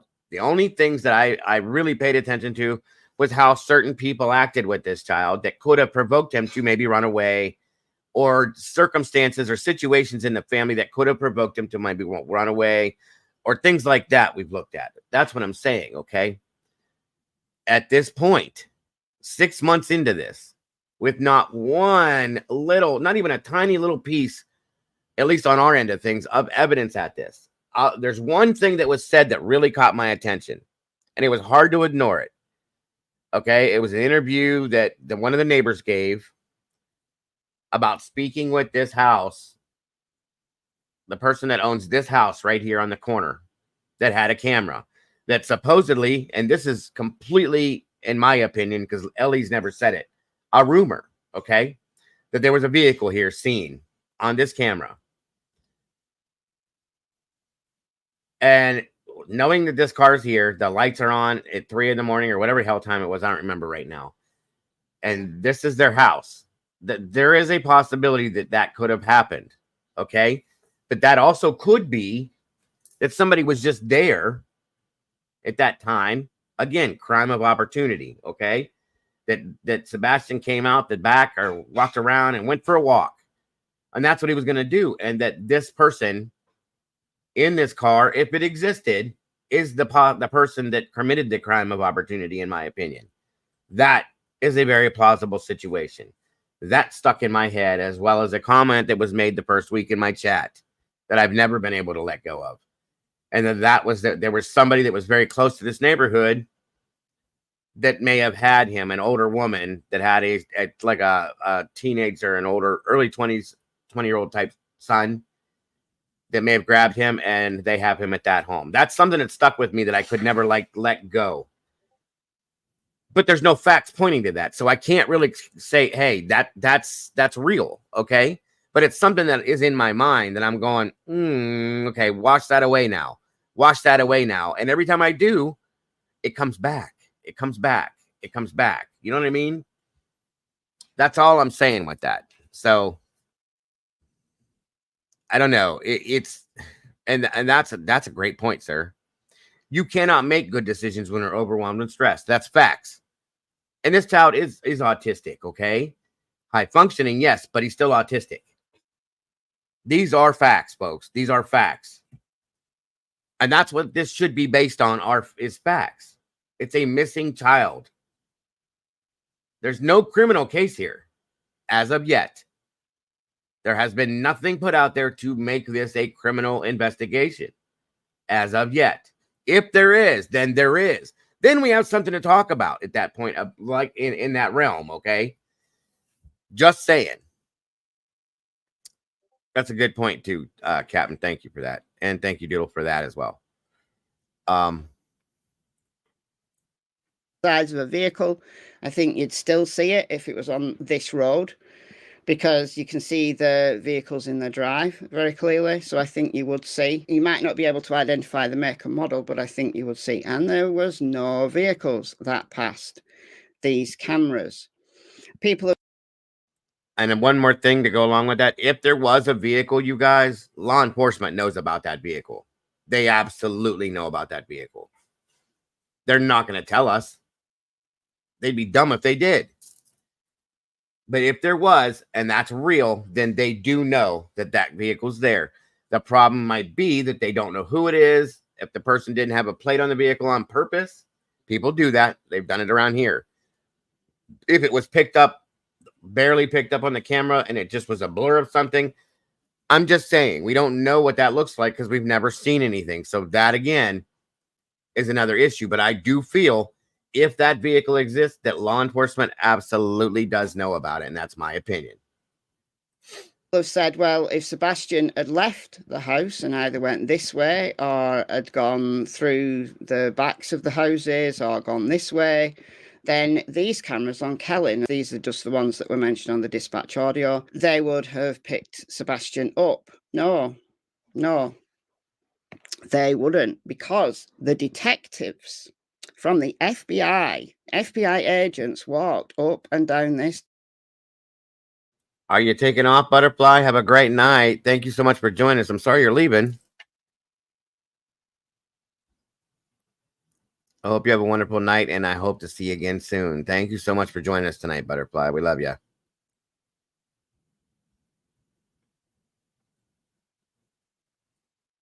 Doing experiments, and these cameras did not pick up those agents, did not pick up those detectives. So in the dark, I did the measurements for each of these driveways in previous videos. Ring cameras only have a range of about 30 feet. Then each of these driveways is longer than 30 feet. Let's just do a couple here to prove it. So from the road, like the length of this drive is 90 feet. Now, actually, maybe the front door's there, so let's do that one. So let's say there, even to the end of the house, if there was a camera on the end of the house, that's 58 feet. This one, 76 feet. If this is a better surveillance system, then yeah, it's going to have a range. Absolutely. Thank you, Mrs. Mississippi. It's wonderful to see you in here. I appreciate you, and I hope to see you again.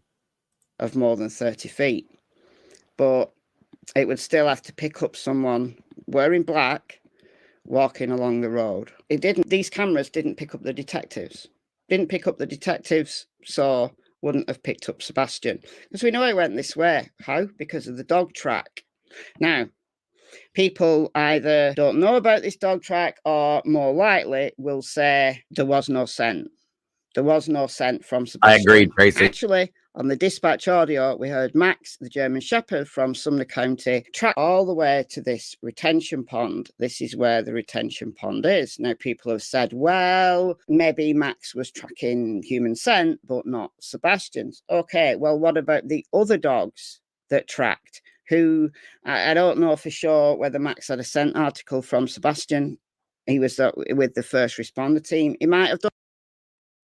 My understanding, hey Melissa, welcome back. From my understanding with Max, guys, that's another thing that had bothered me about this was bye Butterfly, have a great night, hon. Was that Max went into the home, sniffed around Sebastian's room and the home, sniffed on something that belonged to Sebastian. I can't remember exactly what it was, okay, but then he took off and tracked to that pond. That's my understanding. That audio is something that really bothers me. We covered it a lot. I don't understand what happened at that point. That's the strange part of that whole thing. The dog tracked all the way to that retention pond and dove right into it. And then that was it. It's very hard to make an understanding of what happened with that situation based on what we know. So that's what's rough about that. You know what I mean?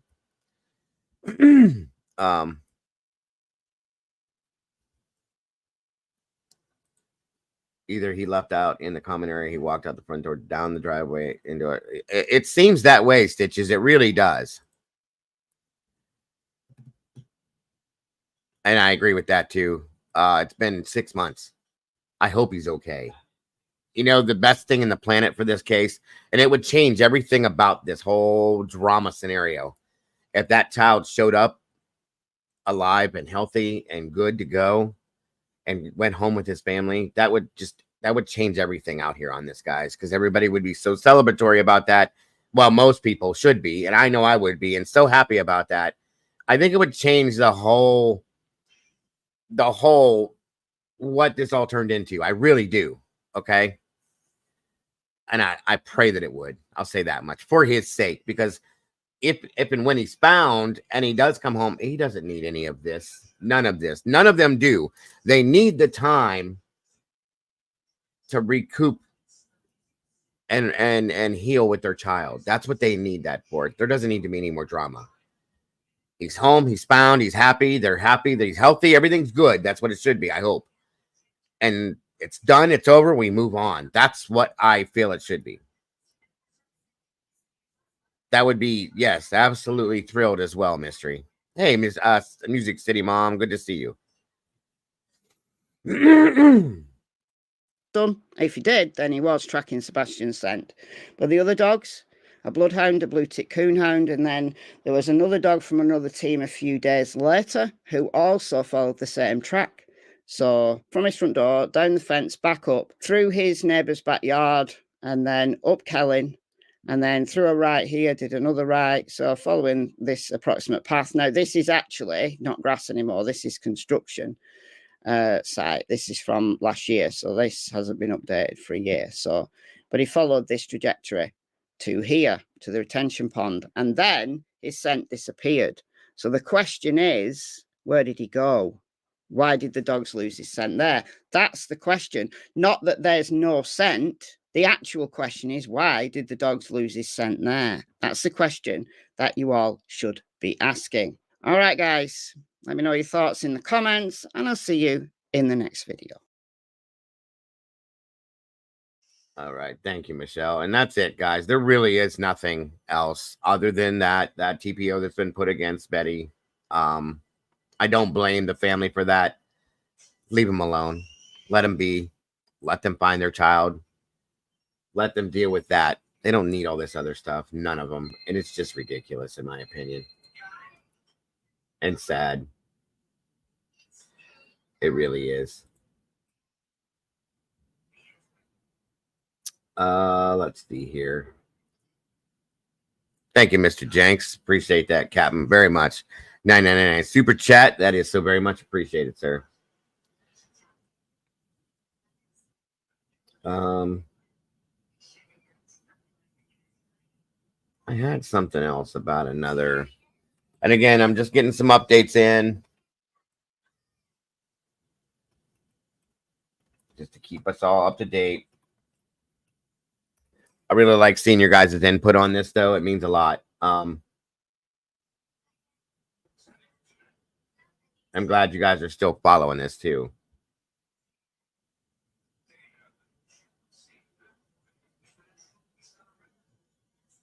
Let's see here.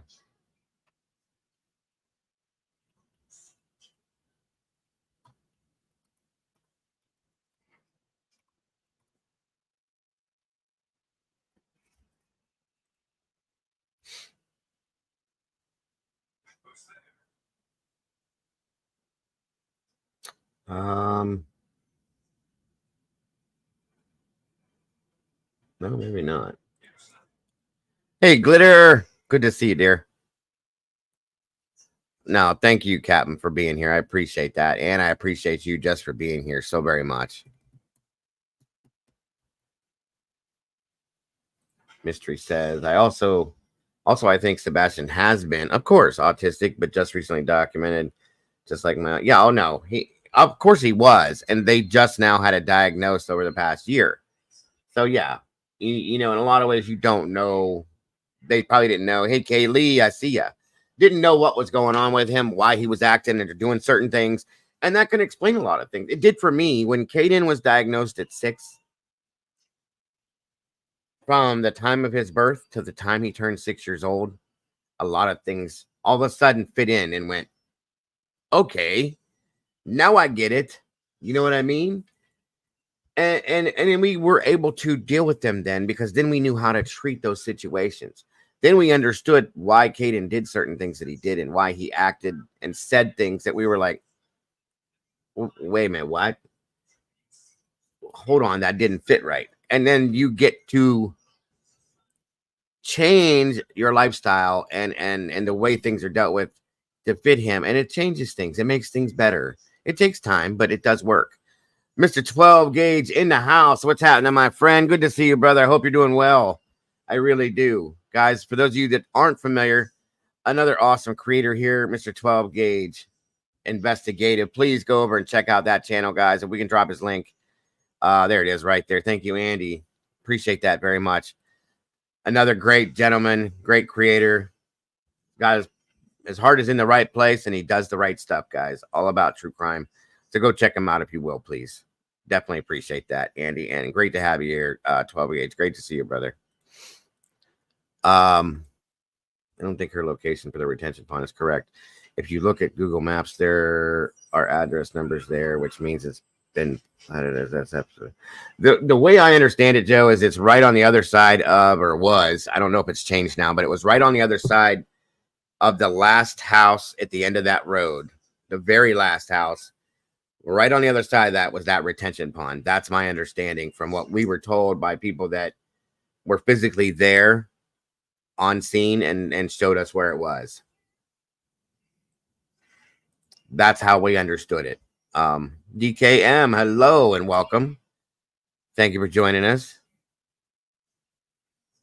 Thank you, Glitter. Please, guys, if you haven't subbed to 12 Gauge yet, please do. You guys will definitely not be disappointed. He's all about business, guys, and he does it right. There's no crazy crap in there either, so go check it out. Welcome, Spivey. Good to see you tonight. Hope you're doing well.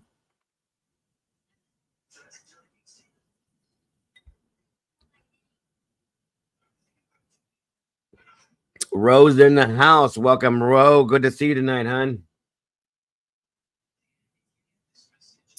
All right, give me a second here.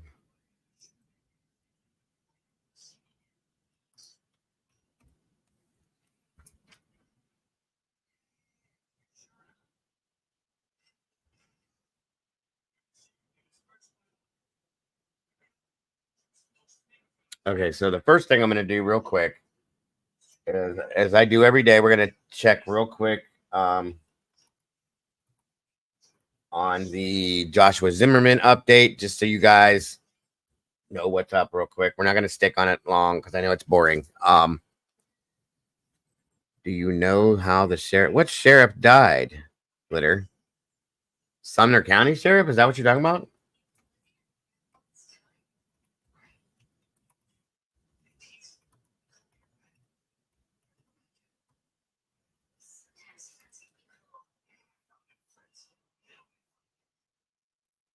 Sumner County Sheriff Roy Sunny.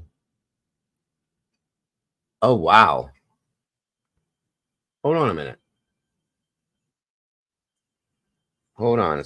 Let's see what we got here. Let's see here. This must be what you're talking about. I heard nothing about this.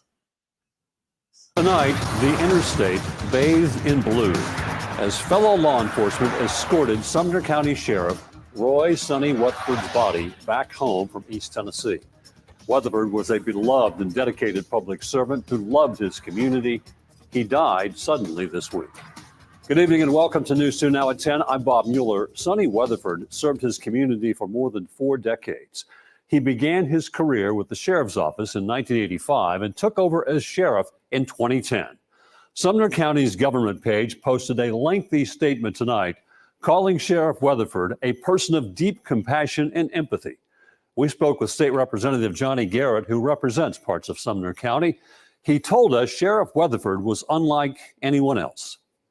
You almost didn't know that he was a sheriff or a police officer. You think of a police officer as this big brute guy or gal, and he was so calm, and his demeanor was so just like he had that steady hand that you need when you need folks to protect the community, to investigate crimes, to be sure that you had someone with a steady hand that knew you come into this town with a sheriff like Sonny Weatherford, you better not break any laws.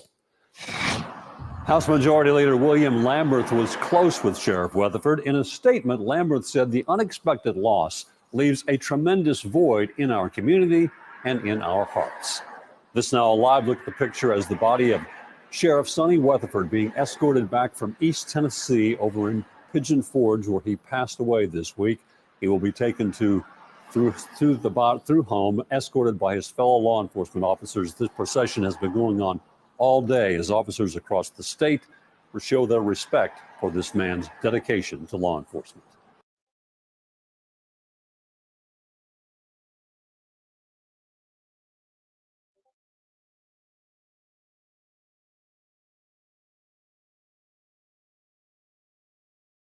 Well, that's very sad, and my absolute respect, sir. Thank you for your service, and God bless your family. That's sad. Yeah, I just read something that he hit his head, so I don't want to go in depth and just be disrespectful, but that's very sad. Wow. Huh.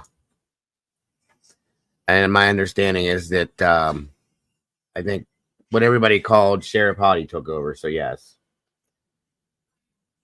Interesting. Sheriff Officer McHottie, yes. Pretty wild. That's crazy. I'm sure there's not going to be many details on it, but let me see some here. Give me a second, guys. I'm just trying to pull something up for you guys.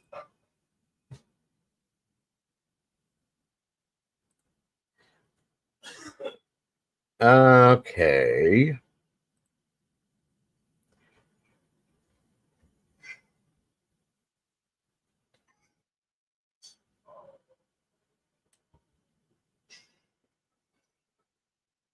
Okay, let me do this first, and then we'll look into that. There's a couple little things about the University of Idaho case, the Brian Koberger situation that popped up just to talk about. Nothing big, but the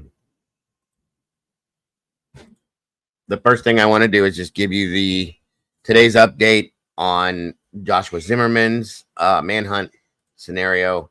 I guess there are new areas that popped up in the manhunt, the new regions that popped up in the manhunt where they're looking for him at this point. So, of course, as always, I refer back to Nick on that one.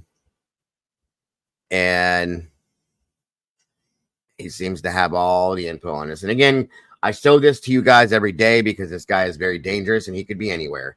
And I just want everybody to be on their toes, have your head on a swivel, and know what's going on with this. That's all. Crazy Bitch 6, welcome and good to see you here. Yeah, it was the older sheriff that passed away. The younger one that all the ladies thought was Sheriff McSexy or whatever you guys called him is the one that took over for him, I believe. He was the deputy. So, yes. But that way nobody's confused. All right, let's see what Nick has to say about Josh real quick, and we'll move forward.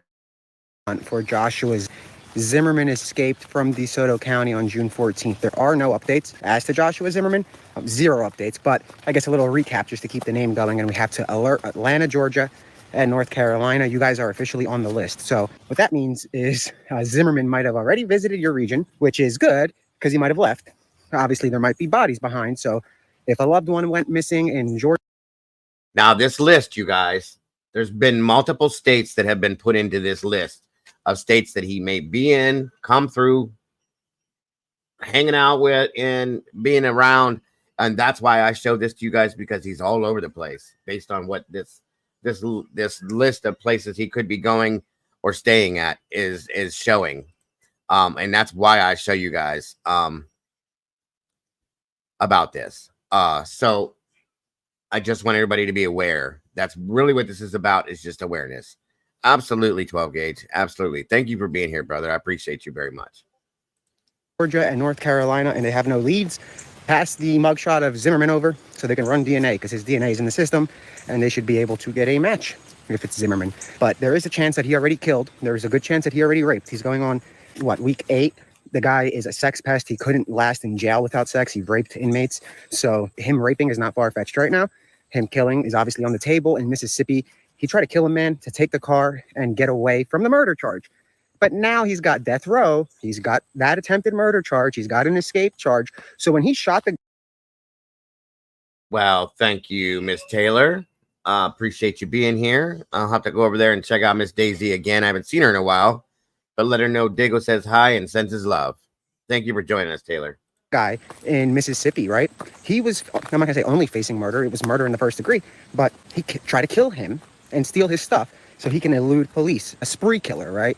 So he gets to Mississippi. He tries to kill this man. He robs him, steals his truck. He did that when he was on the run for murder. Now it's known that he's a multi-state rapist who assaults men, who assaults women, who will use kids as a human shield. He has charges for beating elderly. I'm hoping so. I don't know if it's his own family that he beat, or if it's another woman or man that's older, but he has elderly abuse charges. So he'll beat the elders, he'll beat the kids, he'll use kids as a human shield, he'll rape men, he'll rape women, he'll dress like a woman. This guy does it all. This is good too, guys, so that you have a great night, Jody. Thank you for joining us tonight, hon. I appreciate you. ATL is Atlanta, SRB in Georgia.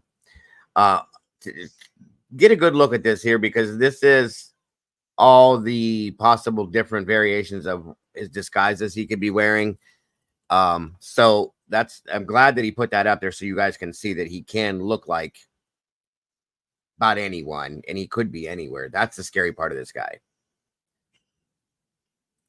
Girl, whatever he wants to be called, I'm fine with that. It's 24. We accept everything, literally. You can call yourself a cat, bro. I don't care. It's fine, because we'd say there's a cat. Zimmerman identifies as a cat, you know. You can identify as anything you want. The thing is, he's killing and raping people and kidnapping them. It's sickening. And long story short, Atlanta, Georgia, be on the lookout, obviously, in case Zimmerman is in that region. There is a chance, and I'm going to say it again. There is not a 100% guarantee that he's in Memphis. I'm going to put that clear right now. There's no guarantee, period. Dot. I spoke with, there's a spider. I spoke with the FBI Memphis field office, and nobody is certain that he's there whatsoever. They are certain if he is there, he's going to make a move, and that's when he's going to get caught, right? But the problem with that is that if he is there, if he's not there, several weeks ago, he could have started moving, right? So that means that if you look at the bus routes in common sense, we don't have to get into it, but common sense, you look at the bus routes at 7 or 8 of those Greyhound hubs in Memphis. There's one on the other side of DeSoto. If he was to go the other way, there are a few. They don't go to many places, right? So we've been receiving tips over the past few weeks, and these aren't things that I broadcast or talk about, right? But putting North Carolina and Georgia on the list is not a far-fetched at all. By this weekend, it's going to grow extensively to include regions of Albany, New York, Buffalo, New York, and there is a Mohawk Indian tribe region in New York that has been alerted, right? So I'm getting these emails, I'm getting these calls from people that are getting information sent to them from local law enforcement in various parts of the country, not Tennessee, New York, small town. It starts with an S, but at the end of the day, tips are coming. Now, if Zimmerman is on the move, he's moving rapidly. And what that means is he is moving quickly via car with a friend, and he's able to dodge every single counterintelligence apparatus that they are using. And there are a lot, right? So for Cavalcante, he was seen a lot of times, not the Longwood stuff. I'm talking about highway cameras, red light cameras, Wawa cameras from him driving by, right? America has the best intelligence when it comes to intelligence. So, like I said, I'm not going to roll with this for very long. Arkansas, Tennessee, Mississippi, Connecticut, Florida, Georgia, North Carolina, Ohio was in there at one point. Welcome, Saint. Good to see you. And that's really it, guys. Nothing else has changed. And again, if anybody sees or hears anything about this gentleman, Joshua Zimmerman, do not try to approach him. Do not speak to him. Do not nothing. You turn the corner, dial 911, tell them you need to be connected with the U.S. Marshals, or tell them that you've just seen Joshua Zimmerman and you need to report where it is and walk away. Stay away from him. He's very dangerous. He's a thrill killer. He does not have any fear of anything. Stay away. And he could be anywhere. He could be anywhere, guys. Believe it or not, he could be anywhere. The number to that is 1-800-336-0102. That is U.S. Marshals. Dog's number's on here because I guess he's on his case too. 833-835-5346 is that number. I would call the Marshals first or just dial 911. I don't know anything about Nick's past. I didn't even know he had one, truly. He seems to be the guy when we're on a manhunt to go with, and I've spoke with him through, Twitter back when he was doing Cavalcante and stuff like that, and, agreed to use his stuff and put it out there for that reason. So I didn't know that he had a past. So if it offended anybody, my apologies. That was not the meaning. I had no idea. My apologies.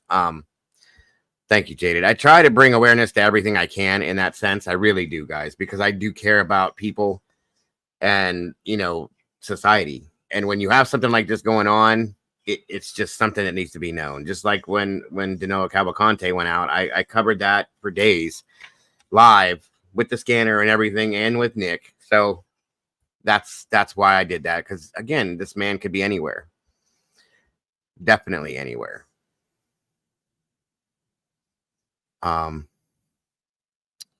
Jenny 8675-309. Good to see you again. Thank you for joining us tonight.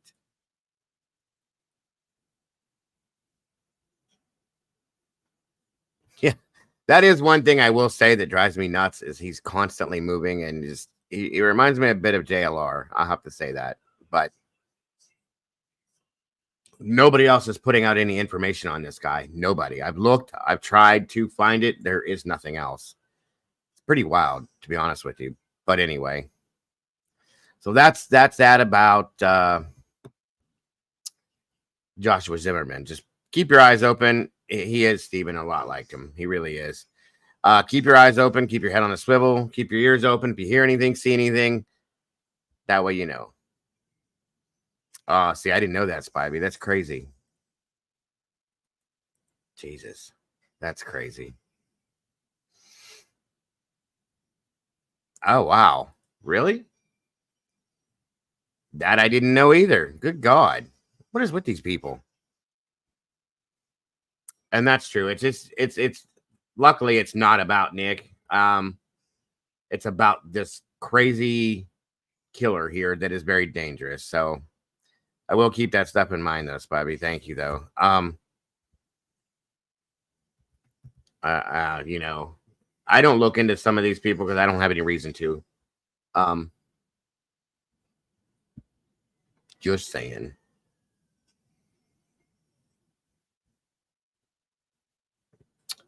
So let's see here. 1 second, guys.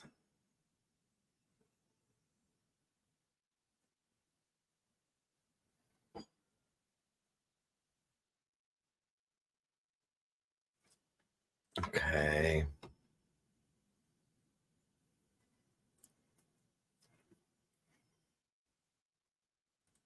Thank you, 12 Gauge. I appreciate that, brother. Says thanks for all you do. Thank you for all you do, my friend. We appreciate you. That's okay, Spivey. It's okay. Okay. Off we go.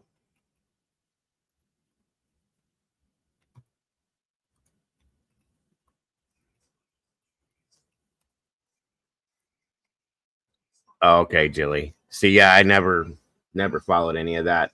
I didn't even know who Nick was until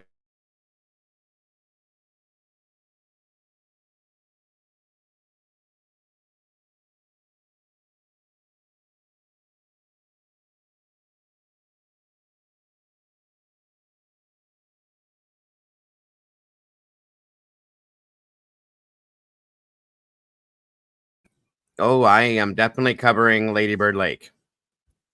That's one that I'm definitely covering and have been. And actually, I'm going to be doing an updated show here pretty soon. I'm working on getting Dash to join us here. Something Mom helped to set up about Lady Bird. That's one of my bigger cases that I'm kind of stuck on. So yes, I have been running that and following that for a while.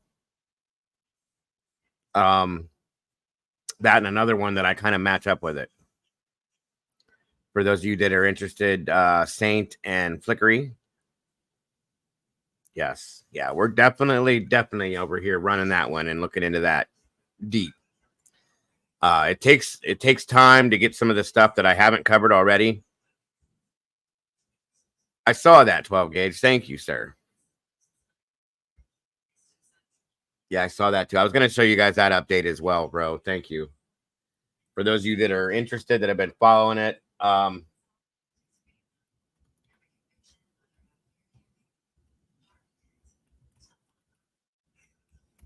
Sarah Boone case.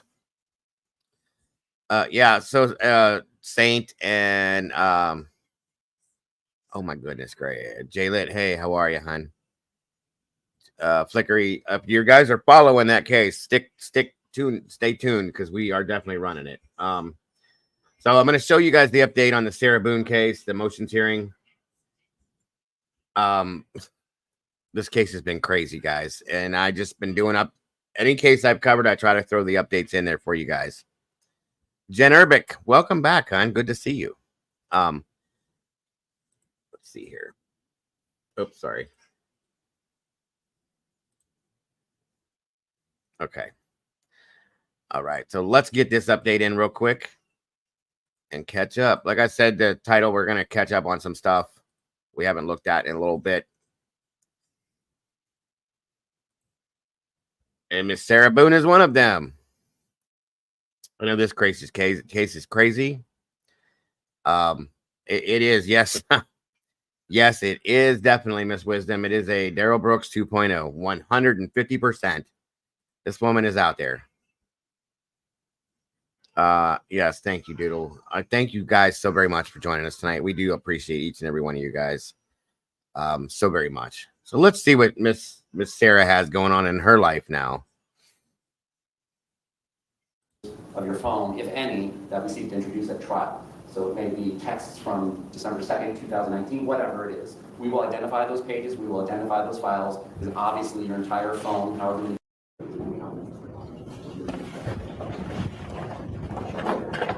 All right, here we go.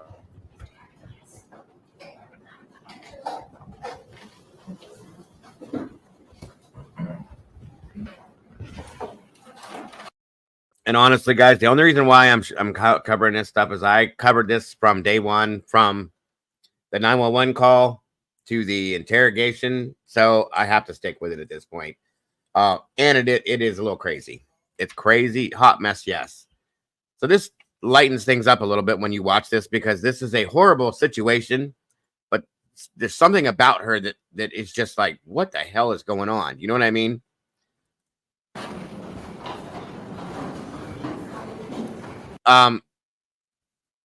Flickery, this case, this woman, just to give an update for anybody that don't know this woman basically killed her boyfriend by locking him in a suitcase and leaving him there for 12 hours or so, to where he just passed away. And I believe she did some things with the suitcase as well.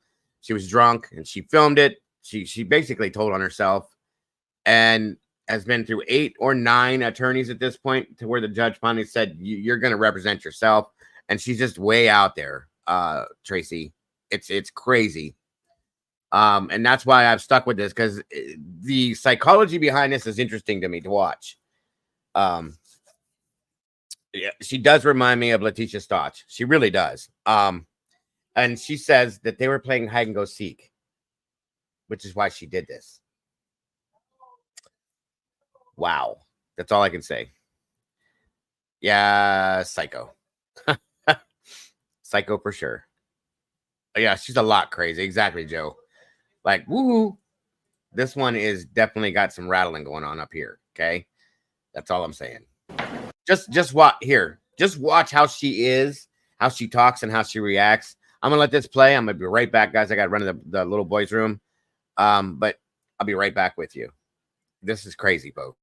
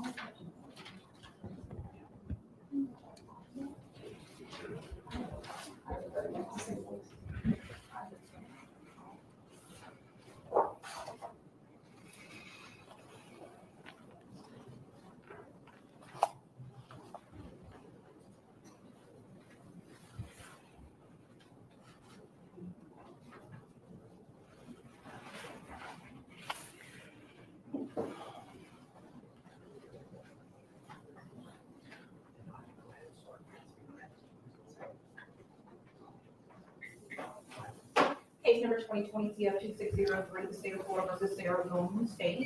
If that's wrong about the state, we can take the state. Ms. Goldberg, you're going to be sworn. Please swear to affirm the testimony you should give shall be the truth, the whole truth, and nothing but the truth, so help you God. Yes. Ma'am, good morning. Can you please state your full name and date of birth for the record for me? Sarah Boone, and 10/7/1999. 7? I do see that we have a representative from JACS that's appearing virtually. Sir, can I get you appearance for the record as well?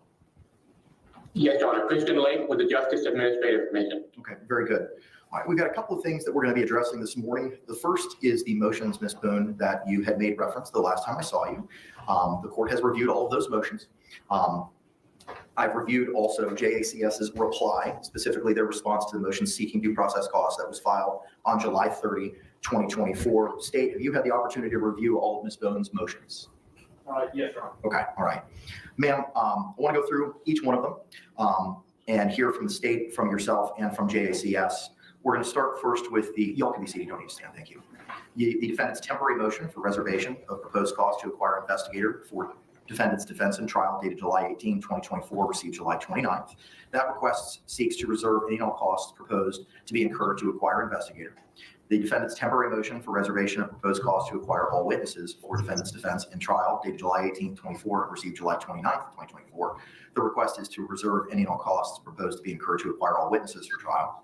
And then defendant's temporary motion for depositions to be conducted per FRCP Rule 3.220 by defendant under pro se attorney title and position ordered by the judge in court dated July 18, 2024, and received July 29, 2024. I have reviewed all of those motions. All three motions reflect to be determined or TBD with regard to the investigator, witnesses, and deponents. The total amounts are to be determined. How to calculate is unknown. As to the depositions, the date are to be determined, and the amount of transcripts are unknown. Mr. Lake, I've reviewed your response. Do you have anything else to add, sir, with regard to those items, investigators, witnesses, or deponents? Not really, Your Honor. The only thing is if we can provide Ms. Boone a copy of our pro se packet that has information about including model motions, we would be happy to send her a copy or send your JA a copy that you could send to give to her. That might help her for purposes of future motions. But as far as these are concerned, I think our response pretty much outlines what our position was as to each of those requests. Okay, thank you, sir. If you would be so kind to send that to Ms. Barrios, we will ensure that Ms. Boone gets a copy of it. State, do you have any position with regard to those three motions that the court just identified? No, Your Honor. Okay. All right, ma'am. So previously, Prison Break Investigations was already appointed to be your investigator. The JAC has no objection to authorizing $5,000 in costs for Prison Break and for $500 for obtaining case-related documents and materials on your behalf. So seeing as there's no objection, even though you were asking for a reservation, I'm going to go ahead and permit that cost to be incurred. With regard to the costs for witnesses and the deposition. The thing about this woman that drives me nuts, you guys, I'll be honest with you, is that she acts like everybody has done her so wrong. That she's not getting everything she deserves. She's being treated out of sorts in some kind of way. All of these things. And like, you murdered somebody, woman. Okay. And you did it in a very despicable way. Okay. So what do you think you deserve? Like, I think at one point she was talking about in a motion hearing they had about, well, they won't give me my phone. You're in jail. You murdered somebody. You don't get a phone. What the hell are you talking about? You know what I mean? And these attorneys can't even handle her for it's one attorney she had for 24 hours. Literally 24 hours. And she knew what she was doing. This was all malicious. Yes. She filmed it. The way she was talking during that was really sick. She's creepy, guys. Creepy. I'll shut up. I just wanted to give you guys that heads up. Yes, right, Captain. She was laughing while the guy was like suffocating in a suitcase. She's doing that and calling him names. She knew what she was doing. And then she tried to play it off like I had no idea. And I do kind of wonder, did she know that she filmed it or remember it because she was drinking? Because this whole thing, the interrogation and all of it was just like, what the hell? It's crazy. It was. Yeah, she fell asleep. That's what she says. I didn't do it. It wasn't intentional. But it wasn't intentional. She kept saying that. But you did it. Intentional or not, you did it. I think it was intentional. That's the difference. You are requesting, as I identified earlier, just to reserve those costs. And as I had said earlier, the motions do not identify who the witnesses are or what the deponents are. So I'm going to deny those motions with prejudice, but that means you can refile them and we can readdress them when you file motions in the future addressing any of those items for ensuring witnesses being subpoenaed or appearing for your defense at trial or for any persons that you may seek to depose. Because as right now, I don't know who it is that you're seeking to depose based on your own motions. Do you understand the court's ruling as to those three motions? And do you have any questions or do you want to add anything? I would like to add, please. Sure.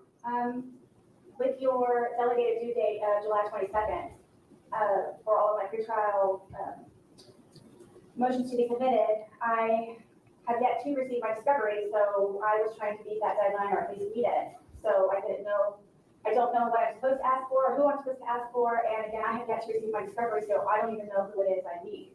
So I understand for those, so you're telling me at a later date once I have that information to revise them. I'm giving you the opportunity to refile. Yes, ma'am. Thank you.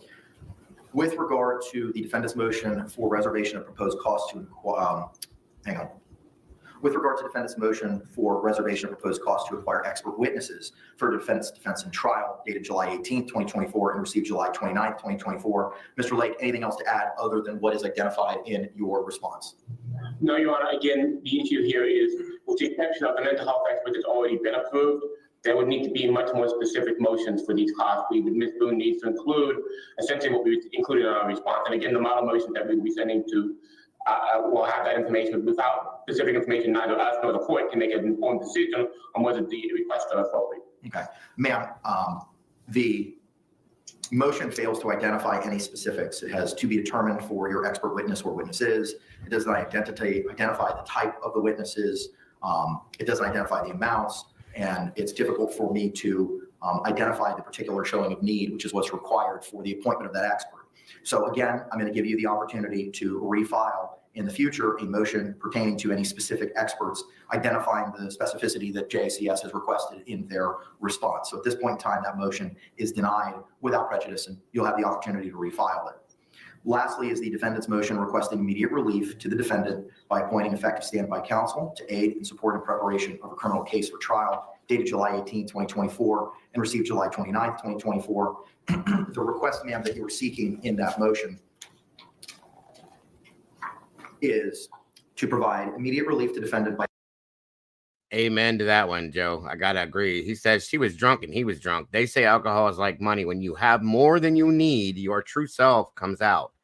It doesn't change you. It reveals your true self. Amen, brother. That is a fact.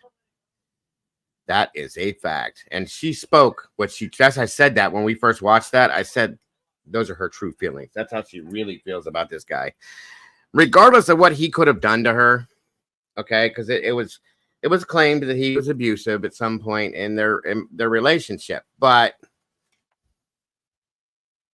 you don't take someone's life. You get away. Why did you keep going back to him if he was so abusive? Why did you stay with him if he was so abusive? She seemed to come off to me as the the one that wears the pants in the relationship. Personally, that's me. I mean, he was actually smaller than her, so I take her off. Yeah, that's it right there. She truly comes off as a absolute real deal psychopath. Facts. Yeah, the aggressor. Thank you, mister. I don't know why I couldn't say that, but yes, absolutely the aggressor in their relationship. And they both did have Sherry's right. They both had DV charges. They stayed together. I mean, this was toxic from day one, in my opinion, the whole thing. And that's the other thing too, is like she coerced him into getting into Suitcase. They were having fun. They were coloring and playing games and doing puzzles and drinking and playing hide and seek. And this whole thing, I'm telling you, I have a hard time believing that this wasn't a premeditated situation. I truly don't. She needs to be put into an institution and have some like mental health count, in my opinion, for sure. Speaking of which, guys, for those of you that are interested, tune in. I've been talking about it for a while. I'm planning on setting up a mental health show that we're going to have here. The first one that's coming down the road here very soon, within a week or so. So that's coming just for you guys that are interested in that. So yes. That just reminded me of that. So I just wanted to let you guys know it's coming very soon here. By appointing effective standby counsel to aid in support and preparation of her criminal case for trial. State, do you have any position with regard to Ms. Boone's request for standby counsel? No, Your Honor, other than what's already been placed on record in the court's order. Okay. Mr. Lake, anything over and above what's in your response? Just briefly, Your Honor, the point we would make, Your Honor, is I think Ms. Boone misunderstands the role of standby counsel. Standby counsel is not co-counsel or assistant counsel to a defendant. Standby counsel is there for when, in the situation where a pro se defendant who is elected to represent herself decides at some point they want a lawyer, that allows the court to put a lawyer back into play at that point in time. In other words, it's a safety mechanism so that if a defendant who is asserted to represent themselves decides at some point they no longer want to represent themselves, the court has a lawyer already in place so that the progress is not delayed. It is not an assistant or a co-counsel. It is someone whose role is essentially not to get involved until the defendant says, I no longer want to represent myself. Ma'am, the court's had the opportunity to review the case law on this issue. There is no constitutional right to stand by counsel as decided by Paul v. State 152, 7th, 3rd, 635 at pinpoint 641 by the Florida 4th District Court of Appeal in 2014, citing to the Florida Supreme Court case in Whispers. I think what happened was, my understanding is these suitcases, they have a way, like if you flip the zipper backwards, you can't unzip it, or you flip it a certain way, you can't unzip it. That's the only thing I can imagine happened, that he couldn't put his hand in there and zip it down. I think she pulled it all the way up and then flipped that thing back so that it was kind of locked out. That's the only way I would imagine he couldn't get out of that. Unless he was in a specific position that he couldn't move that way or something, maybe. I don't understand. I personally think that the suitcase was upstairs. I think she knocked it down the stairs because he had abrasions and bruises all over his body too. I think she did that, truly. Yeah, that's what I'm saying. The zipper locks in place when it's zipped up so far, and then it just locks out so that it won't open up accidentally. So yeah. Jones v. State 449 Southern 2nd 253 at pinpoint 258 from 1984. As the court has determined that you have forfeited and alternatively waived by your conduct the right to court-appointed counsel, the court is not required to appoint standby counsel. And that's Brown v. State 45 Southern 3rd 110 at pinpoint 114 through 115, Florida 1st DCA 2010, citing to again Jones v. State by the Florida Supreme Court in 1984. There is no Sixth Amendment right to simultaneously proceeding pro se and with legal representation by the Florida Supreme Court in 2009 in Shepherd v. State 17 Southern 3rd 275 and 279. For the reasons that the court identified in its 16-page order previously entered, your request for standby counsel is denied. Absolutely, Mr. Steve. I'm right there with you on that one, sir. And thank you for joining us tonight. I appreciate you. Yeah, that's definitely on my non-bucket list now, is to never climb into a suitcase and let somebody zip me in. That's fact, folks. Thanks for joining us again, Mr. Steve. I appreciate you. Very good point, sir. Do you have any other questions, ma'am, as to the court's rulings this morning? First off, I did not forfeit my right. That was your judgment. And also, I feel that I should have had some type of evidentiary hearing prior to your decision. Listen to how she responds to these things when they let her talk and what she says. You can hear, like, she's completely not there, guys. To even think the way she does about where she's at, her position, her situation, there's no way. So I could have better explained myself and you could have had a better understanding. So by you denying my standby counsel, which thank you to him for explaining to me what specifically it is, I don't want to be pro se any longer. So I didn't want to be pro se in the first place. And right? You, in my opinion, unlawfully denied me or didn't even suggest an evidentiary hearing in order for me to avoid or try to go about a solution or remedy so you would understand. Exactly, so Ivy. Either wasting your time or anybody else's time if it's even an opportunity or if it's just something that is denied, period.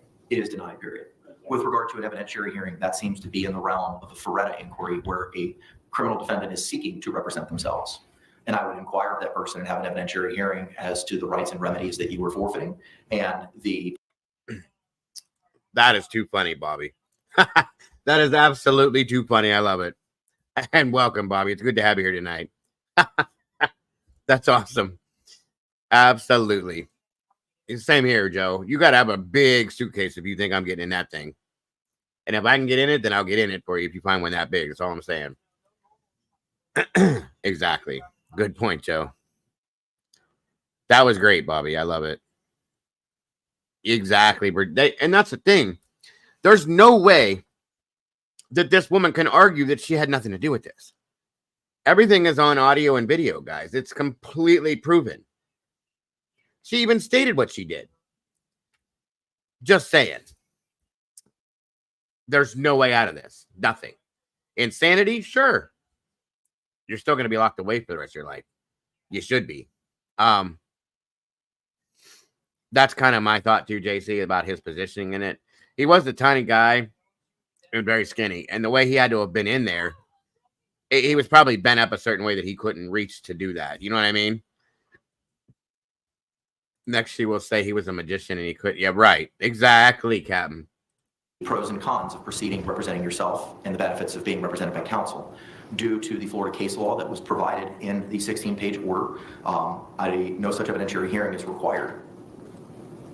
My understanding was the hearing, the Beretta hearing, is regards to competence. I agree, Jay. Having understanding before you take someone's right to it. Beretta pertains to a criminal defendants seeking to represent themselves. Right, Joe. That's the thing too. But I don't see how they would suppress that. I mean, it is 100% factual evidence. I don't see what reason they would have to suppress that either. You know what I mean? If they do, wow, that's just insane to me. But yeah, I agree. Be careful of the Wabi lady calling us. Wait a minute, what? Be careful of the Wabi lady calling us tragedy vultures, attacking hashtags and super chats. I have no idea who that is, Bonnie, but thank you for the warning. This was in Florida, Josie. Excuse me, in Florida. I can't remember exactly where right now, but it was in Florida.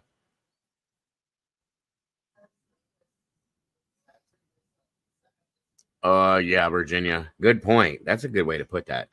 I agree with you on that.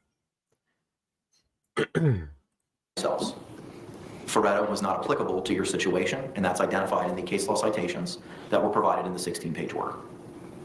Yes, I understand. It was the day of that I was explaining most of all of this. Thank you, Dragonfly. Winter Park. So I would know what happened or could happen. So my understanding is one thing, and then the explanation is another. So I'm just confused and feel that I should have had an opportunity prior to all of this to explain myself and to have a better understanding. So now my belief was that the evidence or the Ferretto hearing was simply competency. So the evidentiary hearing I thought would be a collaboration of the information of why I wrote my letters in order for you to remove my rights counsel. In my opinion, I felt that it was a type of retaliation by the court because you did not understand or attempt to understand any of my letters that I wrote previously, which was for the intervention of the judge and or the court to avoid any of this with me sitting in front of you presently. Ma'am, as identified in my 16-page order, I listened to every audio hearing. I specifically provided dates and times and words that were specifically said at particular hearings involving yourself and prior counsel. I also made reference in the 16-page order to statements that were made in your letters. I promise you, I've read everything in the court file. I've read every single letter, and I've listened to every single audio. That decision was not made lightly, and it took a lot of time to make that determination and that decision, which explains why it was also a 16-page order. That order stands, it remains. The court's not going to revise its findings or its determination. Absolutely, Alicia. And alternatively, a waiver by virtue of the conduct identified in that order. Okay, I believe. Spivey, I believe all 8 of them were all public defenders. I think she went through the whole crew of public defenders, to be honest with you. Which is why I think that they got to this point. Yeah, very good point too, Joe. But yeah, we'll be here for a minute, Alicia. We have other stuff to look at and talk about too.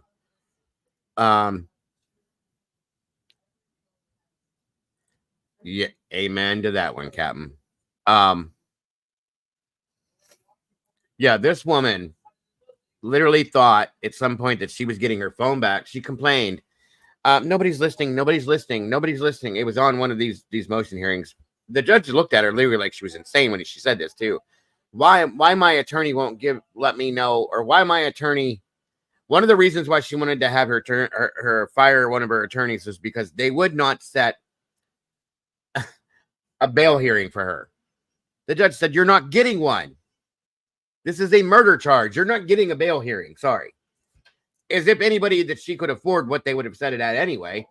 There was no bail hearing. She was trying to say she was being cheated out of that because she couldn't get her phone. You're in jail. You don't get a phone. You screwed your life up, lady. Understand that. You're done. You know, she didn't seem to catch all this. She's very entitled too, guys. That's what kills me. Yeah, every one of them were assigned by the judge, Dragonfly. You're right. It's beyond rare, Spivey. I've never seen anything like this before. The only other person that this, like Sherry said, I think it was Sherry, reminds me of is Daryl Brooks. That's what this reminds me of a lot. And when her trial starts, we're definitely gonna be showing that, guys. I will definitely be streaming the trial. It's gonna be a complete, total insanity train. I'm telling you. Yeah, that was the other one too, Joe. Thanks for reminding me. She claims that she has fans around the world that would help her come up with the money to bond out. That's true. Her fans will back it up.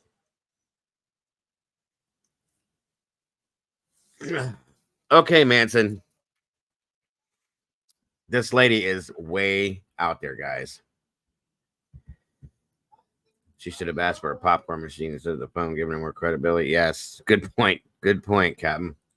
In my opinion, the order is erroneous, and after I reviewed your 16-page order, there are quite a few incorrect entries, and some of them are based on perjury by the attorneys. And by you reading and then also listening to the audio, you did not... Yeah, Vinny was even like, what the hell? And he's always got something to say. So you have an exact understanding of the particulars of each letter for... Yes, Jean, she believes she has fans. I'm not going to revisit my prior decision. I understand. I'm just trying to make you aware that it's my opinion. You, and like we talked about last time, ma'am, you're certainly entitled to that opinion.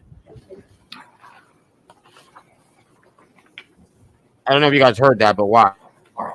My judicial assistant has been in contact with the representative from the Orange County Jail in that order. Listen to what was just said. And words that were specifically said at particular hearings involving yourself and prior counsel. I also made reference in the 16-page order to statements that were made in your letters. I promised you, I've read everything in the court file. I've read every single letter, and I've listened to every single audio. Have a great night, Soda. Thank you, hon. And it took a lot of time to make that determination and that decision, which explains why it was also a 16-page order. That order stands, it remains. The court's not going to revise its findings or its determination as to your forfeiture, and alternatively a waiver by virtue of the conduct identified in that order. Okay. I believe, in my opinion, the order is erroneous, and after I reviewed your 16-page order, there are quite a few incorrect entries, and some of them are based on perjury by the attorneys. And by you reading and then also listening to the audio, you did not listen to me in any way, shape, or form in order for me to explain myself better, so you have an exact understanding of the particulars of each letter for each attorney. I'm not going to revisit my prior decision. I understand. I'm just trying to make you aware that it's my opinion. You, and like we talked about last time, ma'am, you're certainly entitled to that opinion. Yes, it was, JC. All right. My judicial assistant has been in contact with the representative from the Orange County Jail, Sergeant Donald Casey, who is on his way in order to facilitate the transfer of that would be great. The USB drives from Prison Break Investigations. I do see that Mr. Lane is present. So as soon as he gets here, we'll be able to address that exchange. What we can do while we're waiting for that representative to appear is address some of the things that were identified in the notice of hearing for today, which is kind of a scheduling conference for when we might be setting up certain deadlines. As of right now, the trial is scheduled for October 7th. The trial will be extended from 2 weeks to 3 weeks. So the trial will take place on October 7th, October 14th, and the third week of October 21st. October 21st is not this division's normal trial week. However, the court has obtained coverage for that week so that should this trial proceed into a third week, we will not have to scramble in order to find coverage, and that we'll be able to efficiently proceed with any evidence or testimony on that third week on October 21. Pre-trial was scheduled for September 24th at 1:30. The court typically has its regular trial case managements on that Tuesday. Due to Ms. Boone representing herself, and some of the complex issues that may be involved in this case, I'm inclined to change the date of the pretrial so that we might be able to have our own pretrial separate and apart from all the other cases that may be set for that same trial period. My thought would be to move it to, rather than the Tuesday the 24th, to Tuesday the 26th at 9 a.m. Is that Thursday? Yes, sir. That's Thursday.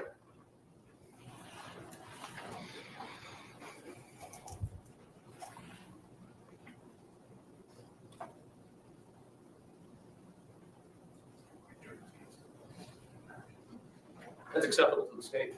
Ms. Boone, that would give you additional opportunity to prepare for trial as well. Are you amenable to changing that date to September 26th at 9 a.m.? So an additional 2 days? Correct. You would still have that time to prepare regardless if we had the hearing on September 24 or September 26. I'm just moving it so that we don't have 50 or 60 other cases and I can focus more attention on your case specifically. Of course.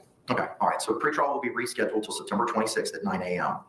One of the issues that I wanted to address was deadlines for production of the state's exhibits and the defendant's exhibits. Now, I'm mindful, Ms. Boone, that you have not reviewed some of the documents that may have been provided. I know most recently, Ms. Cashman spent 20 hours with you alone going over questionings and reviewing some of the materials. I don't know the breadth and scope of what was reviewed to you, but some of it may have been reviewed to you based on counsel's representations. State, I want to address with you first, because Ms. Boone hasn't reviewed the discovery yet, as to what your position is with regard to assembling or finalizing an exhibit list or your exhibits for trial. As far as providing a list of the specific items that the state seeks entry of? Correct. I do want it before pretrial. So let me just kind of lay the map for what the court's thinking. The court would have the state provide a exhibit list and a witness list by X date. Ms. Boone would have the opportunity to look at that list. We would then have a hearing where all of the exhibits would be shown to and provided to Ms. Boone. They would be provided on a USB thumb drive that could be utilized with a laptop at the jail. And then she could view all those exhibits here in open court. And then she would be afforded the opportunity to make objections in writing to any exhibits at a later time by a certain date.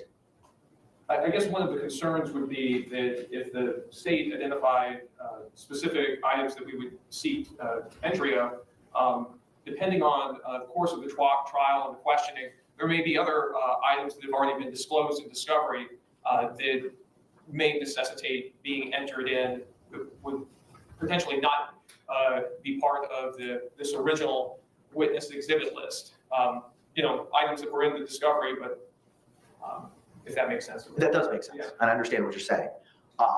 And that seems to be more of a fluid situation as to what may happen at trial, right?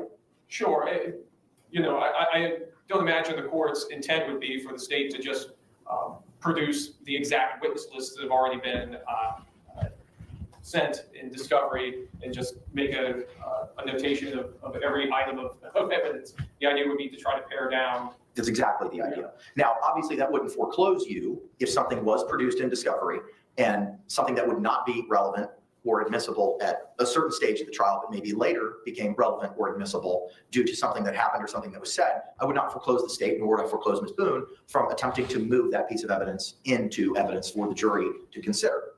But it would be almost like a civil conference where you and opposing counsel would go over what your exhibits are prior to proceeding to trial. And I think that's important to do that so that Ms. Boone has the opportunity to view those in court, so that's on the record as to what she's reviewed, and then give her the opportunity to provide any objections, if any, to any of those exhibits. And again, I wouldn't foreclose you if you want to use items A, B, and C, and that's all you intend on using. I don't know what you intend on using. I don't know what evidence you have. If you only want to use and only show A, B, and C, but are saving D, E, and F for later, depending on what happens, I won't foreclose you from readdressing D, E, and F. But it's just an opportunity to address what it is you think you're going to be seeking into evidence at this time. So essentially,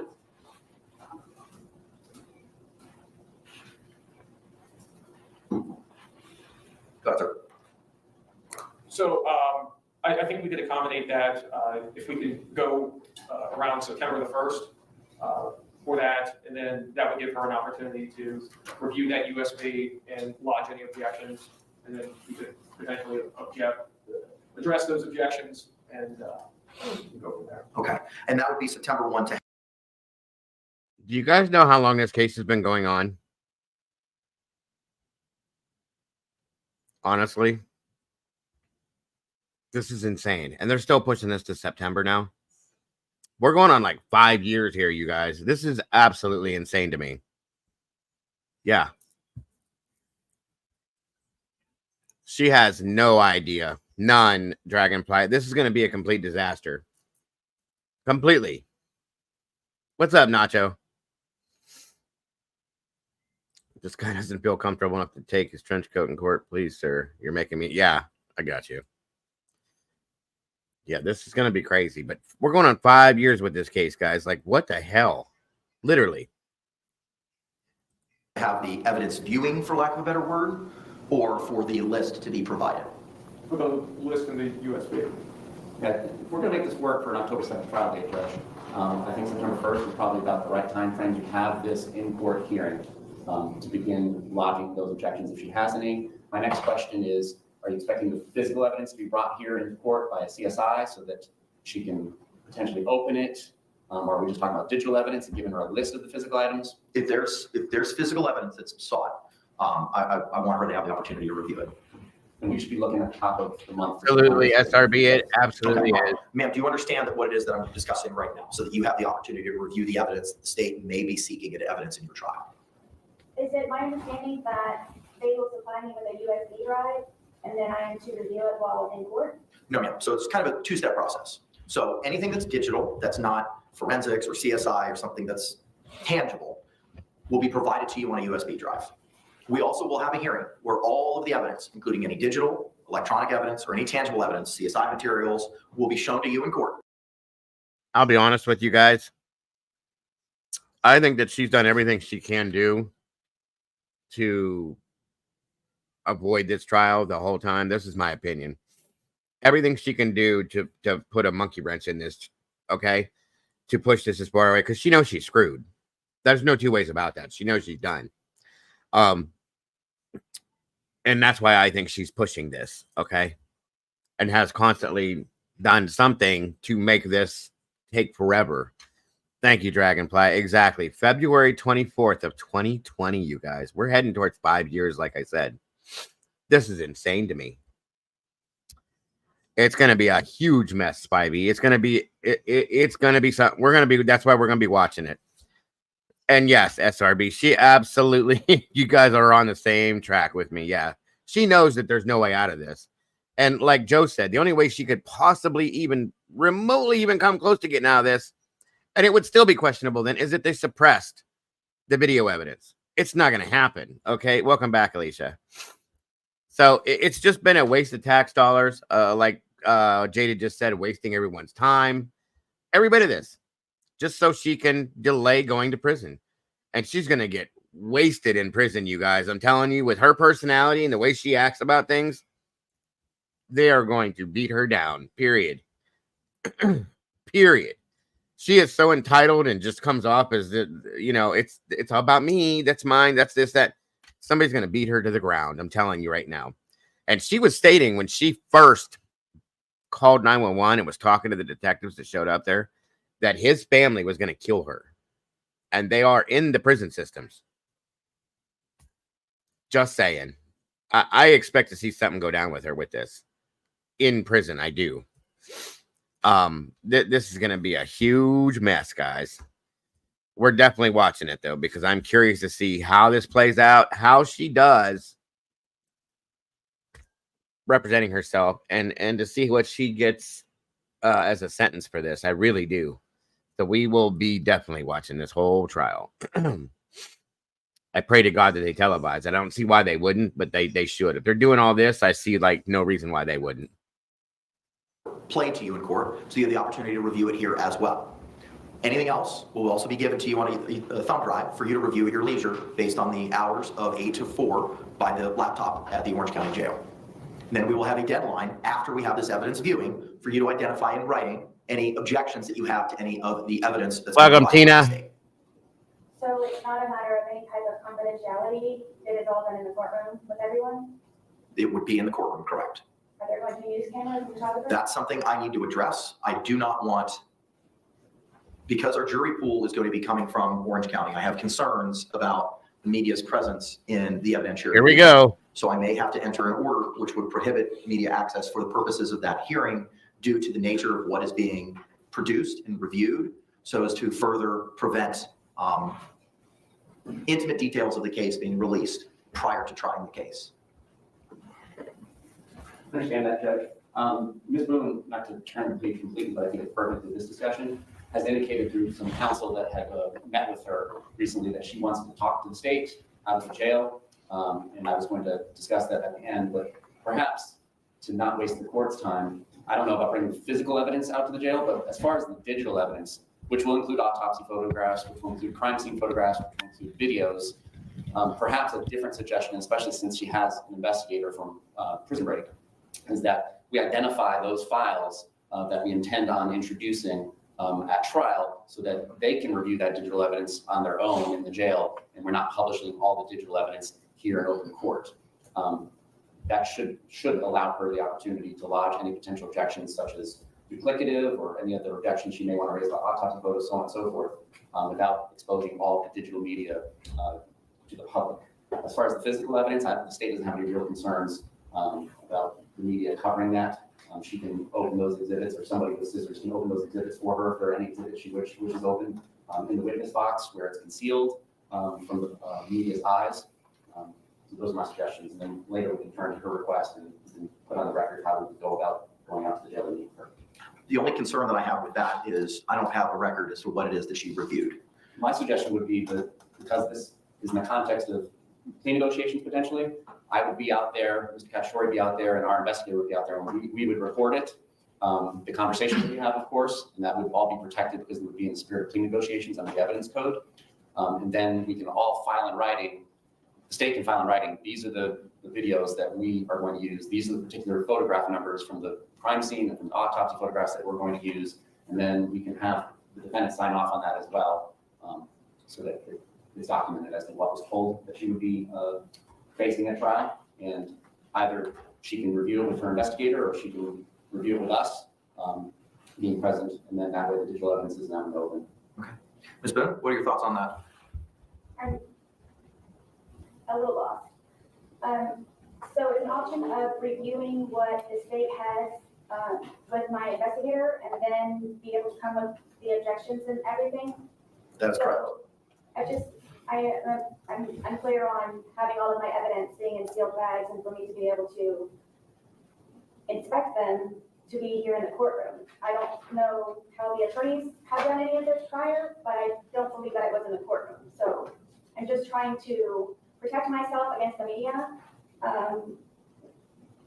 I'm not sure at this point what is even suppressible that is available on the internet. But at the same time, though, it is my understanding that I should have some right to privacy in reviewing the evidence.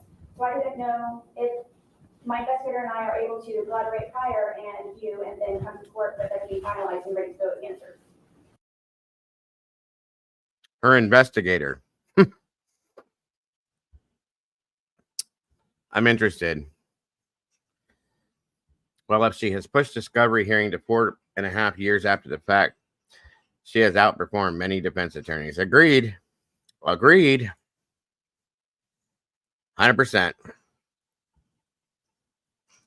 Bobby says, I won't be surprised if just before the trial starts, she claims a mental breakdown and requests some mental competence. Agreed with you. I'm surprised that hasn't happened, but yeah, that's a good point, Bobby. I love when Doodle says, is her cheese slid off her damn cracker? Facts are facts. Facts are facts. I'm certainly going to give you an opportunity to meet with your investigator to address it. The question is just the method of how to do it. The state's proposal is digital. They would meet with you, identify specifically digitally what videos, what photographs they intend on utilizing, and anything that may be physical, CSI, etc., would be addressed here in open court. Just so the court and the defendant understands how physical evidence viewing would operate normally, the defense attorney and or her or his investigator would come out either to the sheriff's office or OPD's evidence center, whichever agency, and they come and view it. But it's done in the presence of the state, it's done in presence of law enforcement, it's done in presence of the CSI for the chain of custody. So attorneys don't get privacy when they're reviewing. That I love it, Joe. Protect myself against the media. Oh Lord, girlie, you want those fans to pound you through the media, but you don't want the media. Okay, that's my point. Thank you. I don't know why she doesn't want the media. She makes herself look like the idiot. Okay, she absolutely does it. So they're not going to do anything but film what you do to yourself, Sarah. That's my opinion. I'm just saying that's what she does every time. And in fact, I got to be honest with you. In some senses, I think she's worse than Daryl Brooks. As bad as he was, there's some ways that she is worse than him. Some ways he's worse, but just saying. Viewing the physical evidence either. So that wouldn't really be any different than if she's doing it in the witness stand or wherever we deem suitable in the courtroom. I think that's the most appropriate way to have the opportunity, ma'am, to review. Yeah, I can show the video if you guys really want to see it. If you guys want to see it, throw it on. I know a lot of you guys have seen it. If you want me to show you, just throw one in the chat and we'll see what we do. The evidence. I can't release that evidence to Mr. Lane to bring to the jail for your review because of the chain of custody issues concerning some of the physical evidence. So CSI would have to be here just like an evidence viewing at the sheriff's office or elsewhere where counsel just identified. And I cannot bring you anywhere else other than here, and I can't release you to anywhere else. So I think the only solution that we have is to have the evidence viewing here with regard to any of the physical evidence. Why is it that it can't be transferred anywhere? They're talking about the video that Sarah took on her phone of her boyfriend in the suitcase. I'll show that right after this, guys. No problem. Because I cannot make a record anywhere else of what you saw or what was reviewed. The only opportunity for me to make that record is here in court. What did prior attorneys do? That was already identified by the state. I know I'm trying to keep up with everything. What was the answer, please? So an attorney who's doing an evidence view would come out to the law enforcement agency's evidence warehouse, for lack of a better term. And then in the presence of the state attorney, the CSI, and the lead detective, they look at the package. And if they deem any particular package worthy of opening and examining, they can do that. We can have the CSI bring butcher paper here so that any particular item can be opened, put on fresh butcher paper, and then changed out between exhibits so that there's no contamination. And then you can examine it. If Mr. Lane or any other representative from his organization is here, he will have the opportunity to photograph those exhibits once taken out of the packages. And that's essentially how an evidence viewing is conducted. Thank you. You're welcome. And again, please, would the media be involved in that? That's a conversation that I need to see if I can exclude them from participation or viewing that proceeding. There are rights where the media has to view. She really don't want the media involved in this for some reason. I think I know why too. It maybe because she's afraid that his family will see certain things that she don't want them to see, and that's going to make it worse on her, or she's just humiliated because she's such an idiot, and you know it's too late, chick. You've done this to yourself. Sorry. Proceedings in court, but due to the sensitive nature of what may be being discussed or viewed, I need to see if I can prevent media access. So without doing a little bit more further dive of research in that, I don't know if I can make that call at this time. Yes, I have not heard of a case where the evidentiary hearing has been televised. So She has not heard of a case where the evidentiary hearing has been televised. So now she knows more than the judge or the court systems do, guys. See? You're going to do great for yourselves, Daryl.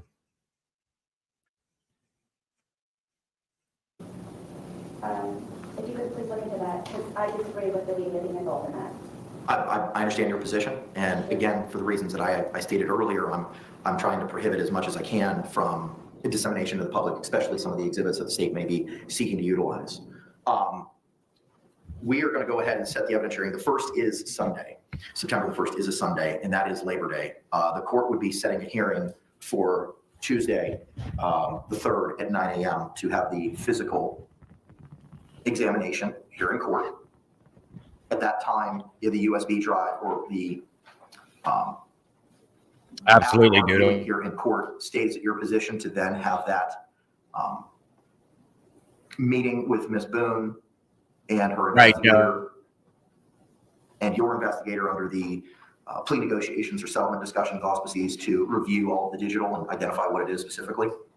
We are happy to defer to the defendant's wishes on that. And I wanted to have that discussion. It seems like we're turning that discussion. So I'll leave it in Ms. Boone's court. My indication from one of the attorneys that she had discussed things with said that she wanted to have a conversation with us. And so I'm offering that up.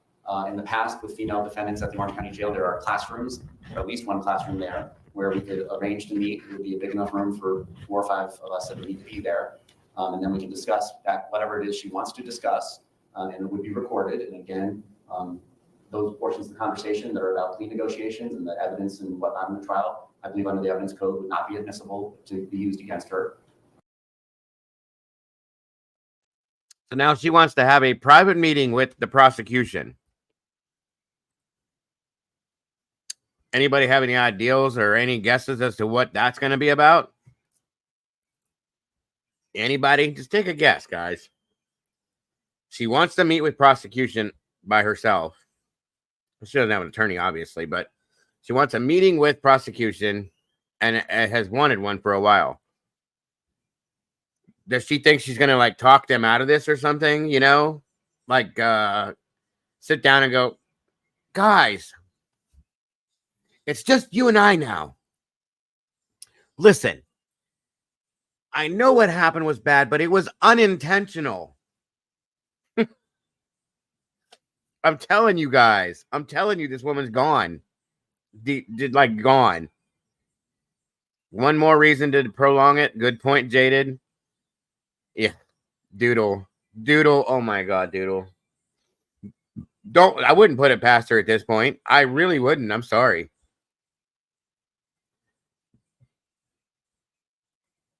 Oh my God. Probably. She probably does want to talk about a plea bargain, maybe. She knows she's got to know that she screwed you guys. Come on. Like I said. And Joe said the only way, and he's absolutely right, the only way that anything could happen to where she could get off from this is if they suppress that video evidence. But I'll show you the video, and you'll see why it's so damning. Which I don't see that happening. There's no reason to suppress it. None. And she sure as hell couldn't figure out why.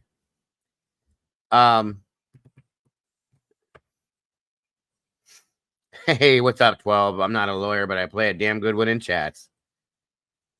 Evidence suppress. Maybe. Wrist and leg shackle sport. No lie, Captain, no lie. She's playing the court dates. Scheduling is grueling. Right. It isn't funny, but it is. What happened to her boyfriend is not funny. The reason why she's there is not funny. It's a horrible thing. Her situation and the way she presents herself is what is kind of funny, in my opinion. Truly.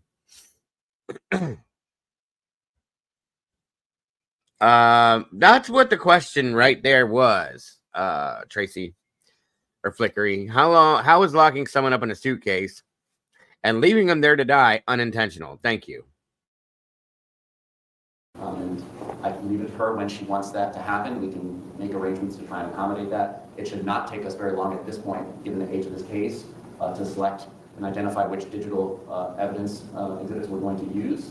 It's simply a matter of getting rid of duplicative and irrelevant photographs from the scene and the autopsy. And I believe the videos won't be too hard to decide. Hey, Sleuthy, what's happening?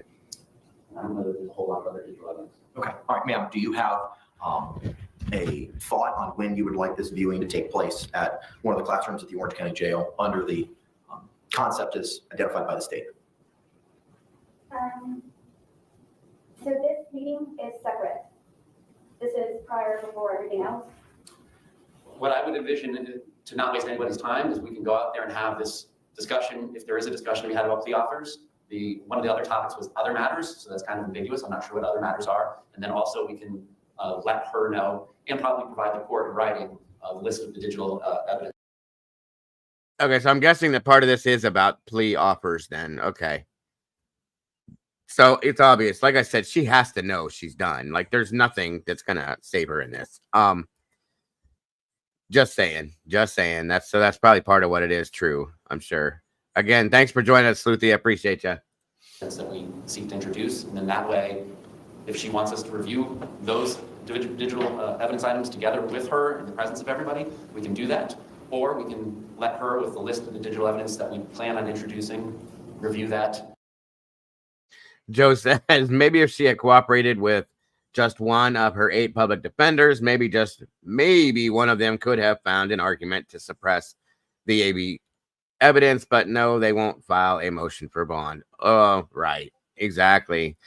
Sleuthy says, I mean, the man was begging her to let him out and telling her over and over he couldn't breathe, and she said, F you, and was laughing. I'll show you guys the video when I'm done with this. Sleuthy's right. It's blatant murder, folks. There's just no other way to look at it. She did what she did, absolutely intentionally. It was unintentional, I'm sorry. And then she went to bed. She knew what she was doing. Okay? There's a library book missing up here, folks. 100%. And she knew what she was doing.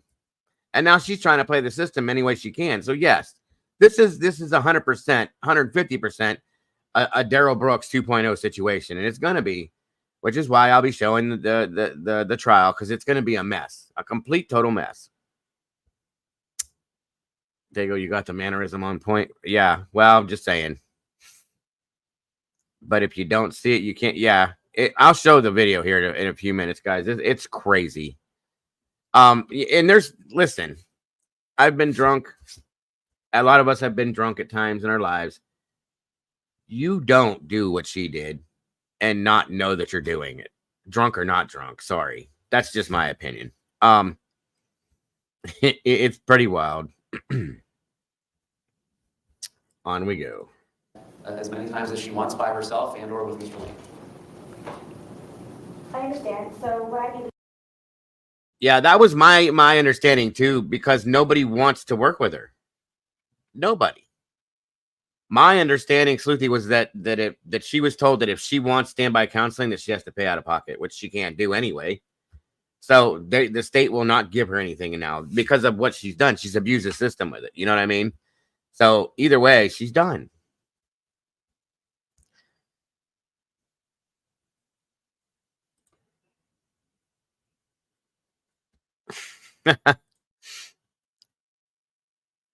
And she's probably, whatever she's learning, honestly, is probably from the law library, and her cellmates. I'm sure they're probably sick of her already.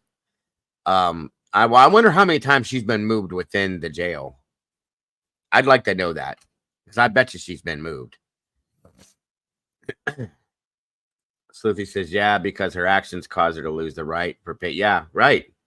I don't know what she expected. That's exactly my point. She is so entitled. She, like I said, she wanted, why did my attorney, what was the one hearing was, I fired my attorney because he lied to me because I didn't get a bail hearing. You're not going to get a bail hearing. You murdered somebody. Okay. And then that's when she claimed that her fans would get the money together to get her out. Her fans.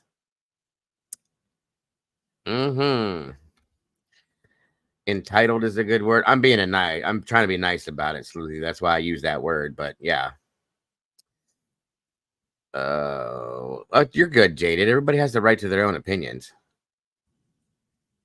Absolutely.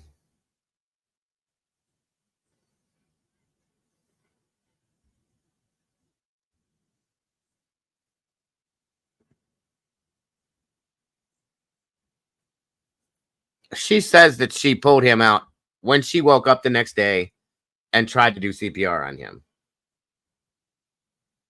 I still think, in my opinion, right, she declined to provide life-saving efforts because it was stated, I read a document where it stated that they do not believe that there were any life-saving efforts produced on the scene by anybody but EMS when they arrived. So she didn't do anything. She didn't do anything. Nothing. That premeditates a murder in a sense, okay? Because if you knew what the scenario was and you didn't attempt anything to try to help it, that means you wanted him to die. You know what I mean? Actually, I don't think he died. I think he died. Glitter asked us if he should have been would he have been in rigor. I don't think he died until that morning. Truly, I don't think he did. I think he was in there. I think he was in there about 12 or 13 hours. And I think he finally was done maybe that morning sometime, 6, 7, 8 a.m. I'd like to know that for sure. I've never actually seen like a time of death on that. But what happens though is rigor mortis will set in and then release. And then the body goes into posing at that point after the fact. So it comes and goes where the body will stiffen up and rigor mortis and all that stuff. And then it releases, as do a lot of other things. Okay. And then the body will pose, as they call it. And that takes some time. Yes, but it would have happened. Yeah, there are different stages and phases of rigor mortis as well. That's a good point, Jaden. Yeah, I'll show you guys they'll show you too. So I thought most of you guys knew this case. I'm sorry that you don't. The timeline and all that stuff. The whole thing is absolutely insanity, though. It really is. And this is just going to be exactly, in my opinion, the same way Daryl Brooks' trial went to. But I definitely am going to show this. There's no way I couldn't. I am curious to see how this all happens. Yeah, he was scrunched up. And that's the thing. I think the only thing that may have saved this guy, if he could have been, is because he was so small. He was really tiny, guys, and he was way smaller than her. Very, very small frames, really, really skinny, which is how he got in there to begin with, okay? But to be bent and have your diaphragm compressed that long, eventually at some point, your body can't take in any more breath. You see what I'm saying? So I feel like for some reason he may have lasted through the night and died maybe early in the morning. So I don't know, but I am going to cover that too at some point and go over all that stuff. Her haircut. Yeah, I don't even want to go there. 12. I'm just not even going to.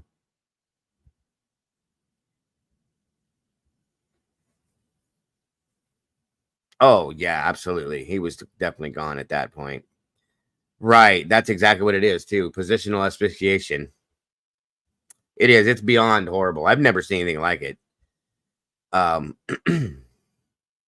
Right. That's exactly what happens. As your body, if you're inhaling, okay, as you're breathing in, there's nowhere for your body to move to do that anymore. Therefore, you can't exhale either. So there's no more. At some point, you've done it all, okay? And you're done with that. So that's probably what happened. It's even more insane that she willingly gave her phone to Elliot. Yeah, absolutely. I wonder if she truly did forget she filmed it.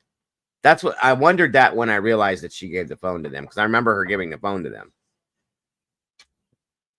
I couldn't imagine her doing that or like not throwing the phone away or trying to delete or something. Right. The lungs couldn't expand. It's crazy, guys. Crazy, crazy. I don't think she did either, Slothy. I just had to wonder. Hey, Cotty. I just had to wonder because you know what you did. You know what happened. Regardless of what you're telling them, they're going to find it out. You got to know that unless you really just have no intelligence level at all. Why would you hand over the only bit of evidence they have to prove what you did or didn't do? She could have threw it away, burnt it, broke it. It would not have existed at that point. So why did you hand it over? That's why I don't think this woman's very smart. Big time, jaded. The night before she was, but she had to have known what she did. Okay, that's what I'm saying. And I'll show you guys the video. It's beyond damning. You know, I wonder, you're probably right, Sleuthy. She says, I think she thought it drop wouldn't be murder. Oh, I see what you're saying. It wouldn't end up being that way because he willingly got in and she kept saying that it was unintentional. So she probably figured, what the hell? It was an accident. They're going to see it that way. It's not my fault. But when you watch this video, Nope. Nope. No. There's no way in hell. And that Jaded says, I see, that's what I wondered if she forgot, because she was, well, here's the thing too. You can hear her in the video, how drunk she was. She was like, she couldn't even form words. So maybe she really did forget about it.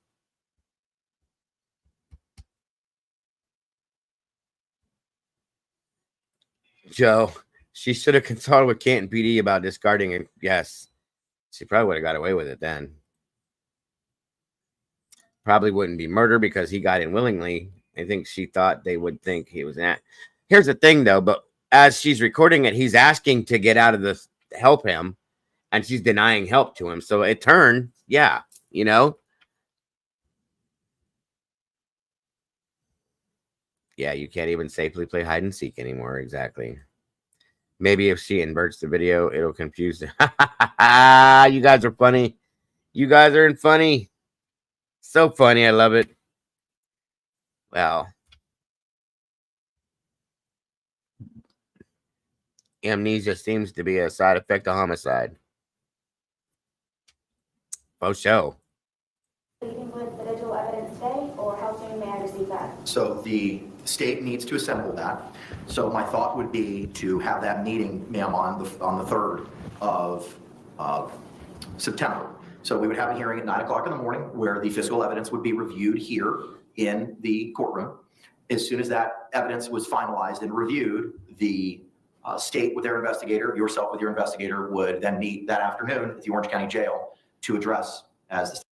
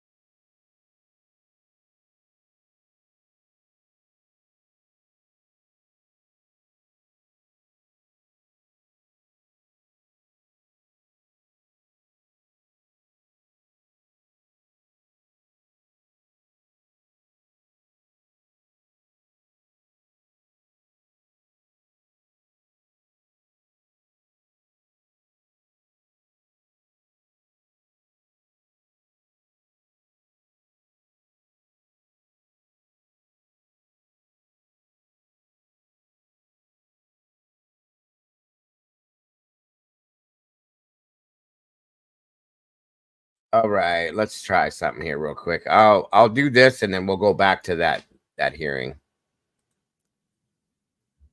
Can you guys hear me now? Sorry about that. Yeah, I'm gonna play this for you guys real quick and then we'll go back to that. Sorry about that, because everybody has so many questions and hadn't seen this and doesn't know. I'm just gonna give you a heads up, guys. As this says, this video is graphic, disturbing. Viewer discretion is advised. Trigger warning. Trigger warning.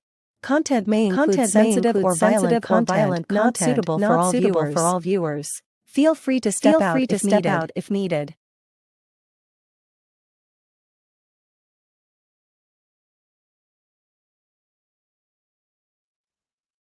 All right, folks. Again, if anybody can't stomach stuff like this, close your eyes, step out just for a minute. It's only just a couple minutes, guys. So, all right.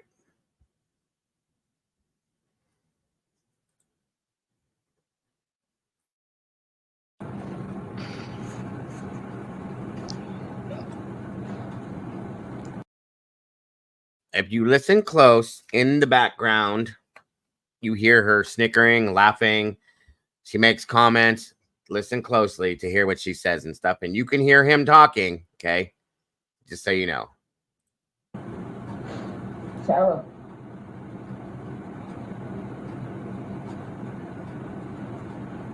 For everything you've done to me. Sarah. For everything you've done to me. Sarah. you. Sarah. You. Sarah. Stupid. Sarah. That's my name. Don't wear it out. Sarah. I can't breathe. Seriously. Yeah, that's when you do when you choke me. Sarah. Sarah. Sarah.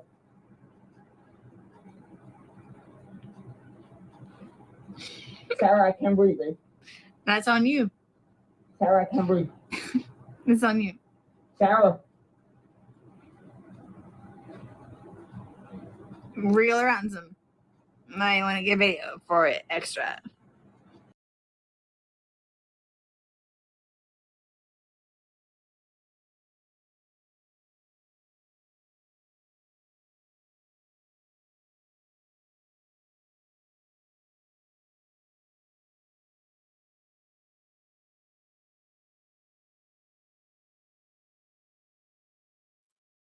Sorry, guys. It's 11:22. I wasn't paying attention. Sorry about that.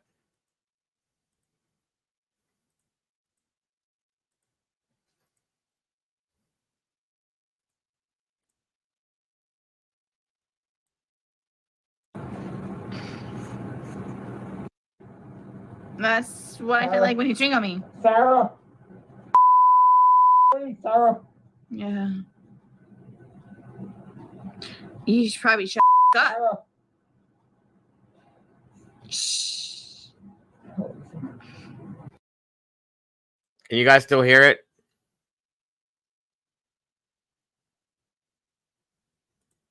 Can you guys still hear it? I hope. Yes. No. Somebody, please. Can you hear it?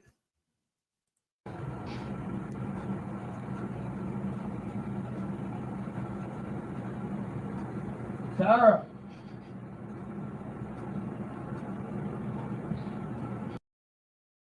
It is. I know it's weird. The 11:22 thing is very weird. I get it. Here we go.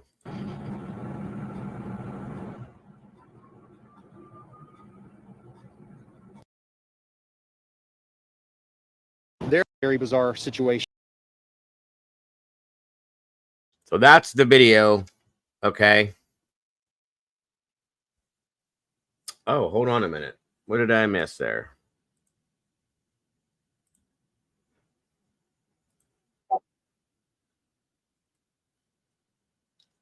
Yeah, I guess it does look like there could be drag marks. See, I had a feeling that this happened upstairs, and because they found some pretty serious bruising on his shoulders and stuff and around the back of him and all that, and I thought maybe she shoved him down the stairs in the suitcase, which is why he ended up way over there rolling and then sliding. You know what I'm saying? I that was a possibility, I thought. How is his show over by the suitcase? Shoe over by, did she throw it? They were both by her at the beginning, right? Yeah, there were two videos that they put together into one from this. I felt like this was something that happened. You know, that she just shoved him down the stairs in that way. It's going to be an unpopular opinion, but if you're willingly getting into a suitcase that you can't extricate yourself from, how much of a culprit? No, I get what you're saying, Joe. I do. I understand. I think their case is going to be that he's begging for her to let him out, and she's telling him to go F himself. That's where I think their case is going to be, period. And she can't claim that it was unintentional if he's sitting here doing this and she's telling him to piss off. You know what I mean? That's where the case is going to be for the prosecution, in my opinion. Truly. But yeah, that's the video, you guys. That's the video. And then when you see her the next day, the initial 911 call. Okay, this is what she looks like the next morning after this happened.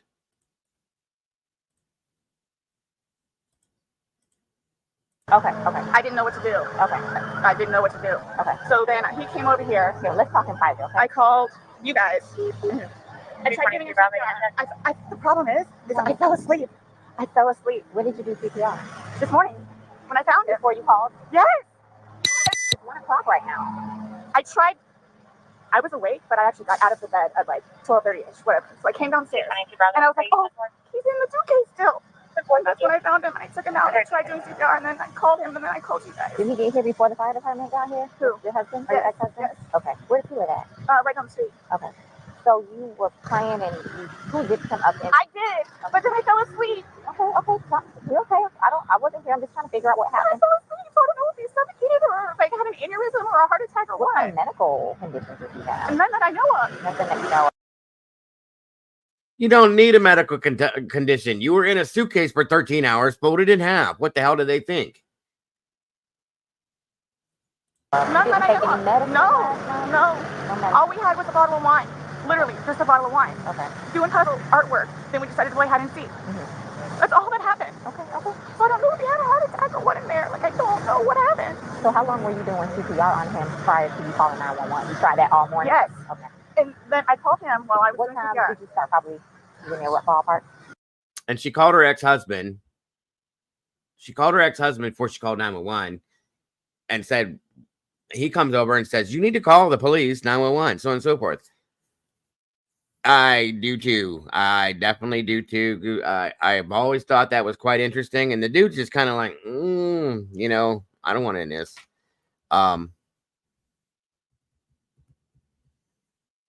Right. That's what he says. That's it. The ex-husband's the one that made her call 911. She wasn't going to, I don't think. I don't think she was going to, truly. What did you say, Sherry or Wisdom? Right. That's true too. But yeah, if you watch her, in my opinion, her reaction here is all fake. Here, let me fill this deputy in, okay? Please, may I have my Dr. Pepper? I am so caught now right now. Ma'am, and you can't talk to him until we get done with this, okay? Just don't leave, okay, Brian? Thank you, ma'am. Well, Appreciate it. Thank you. I'll get Lucas then. I know. Do me a favor. Stand over there by that car. Give me 1 second.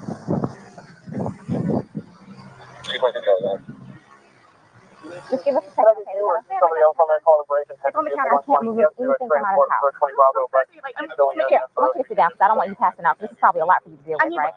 Sit. I don't want water. I can get you some water, okay? Just I want you not on your feet because I don't want you passing out on me. I need water. Okay, I'll get some for you. Here's what I think was going to happen.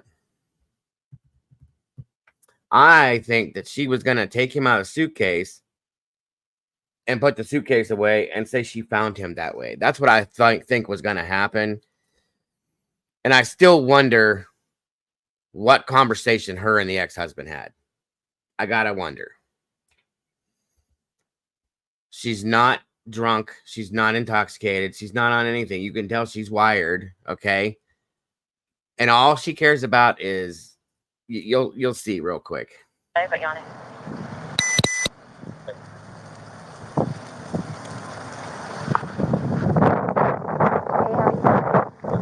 don't live here in this house? No.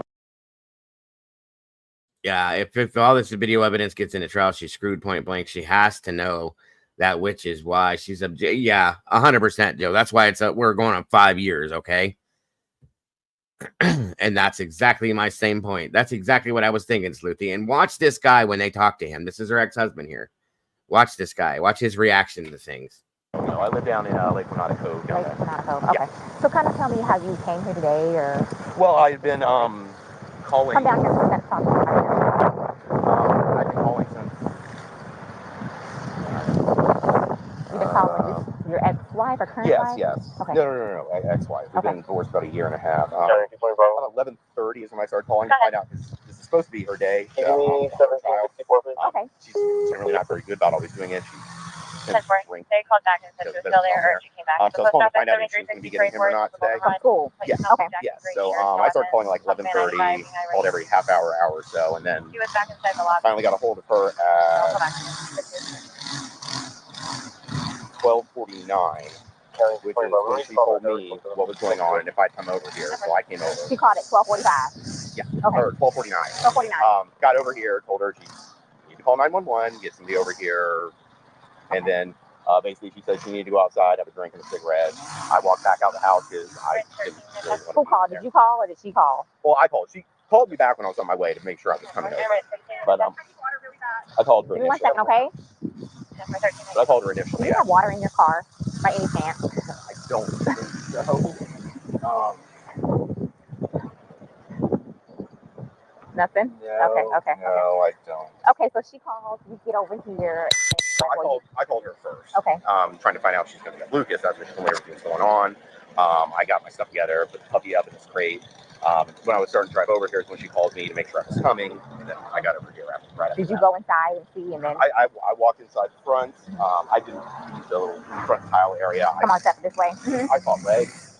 I just didn't really want to get there around it. So I told her. Well, just for the sake of the crime scene, I want to know if I were to find your footprint, it would be because you went this far into the house. So did you actually make entry past the threshold? I don't think I ever made it to the carpet. I think it was just in that. I've been over here before. Right. Yeah. But no, I don't think I stepped past that tile area. Okay. So I touched the doorknob. I don't think I touched anything. It just that really matters. Okay, so that's pretty much the gist of what you have. Well, sit tight for us. We're going to make a few phone calls and then we'll go from there. Do you know if he has any medical issues or? I don't. Okay, but you've met him before? I've met him before, yes. Okay. Yes. They've got a whole fun history. Oh, really? Oh, yeah. You guys have called me twice. For the two of them? Yeah, he's been arrested like 5 times. Really? Okay, I'm not familiar with. I haven't been here personally. So they have he's currently on parole because of it. So because of domestic violence with her. Yes. Okay. Yes. From last time he got You know, when we first watched that, Mama Bear and I were talking about that. This is like a year ago, I think, that we talked about it. It's so odd that her ex is so different from the victim physically, ethnically, etc. Did she choose somebody after her ex that she felt she could dominate and kind? You know, I gotta wonder, because this guy's like Herman Munster compared to her. She's little and he's huge.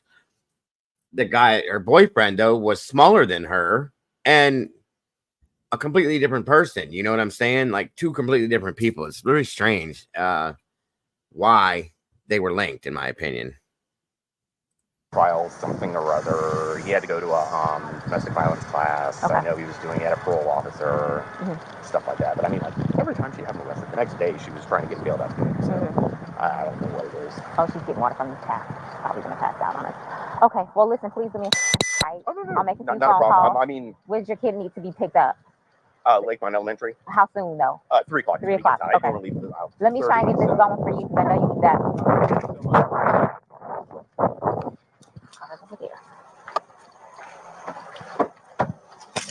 Martinez.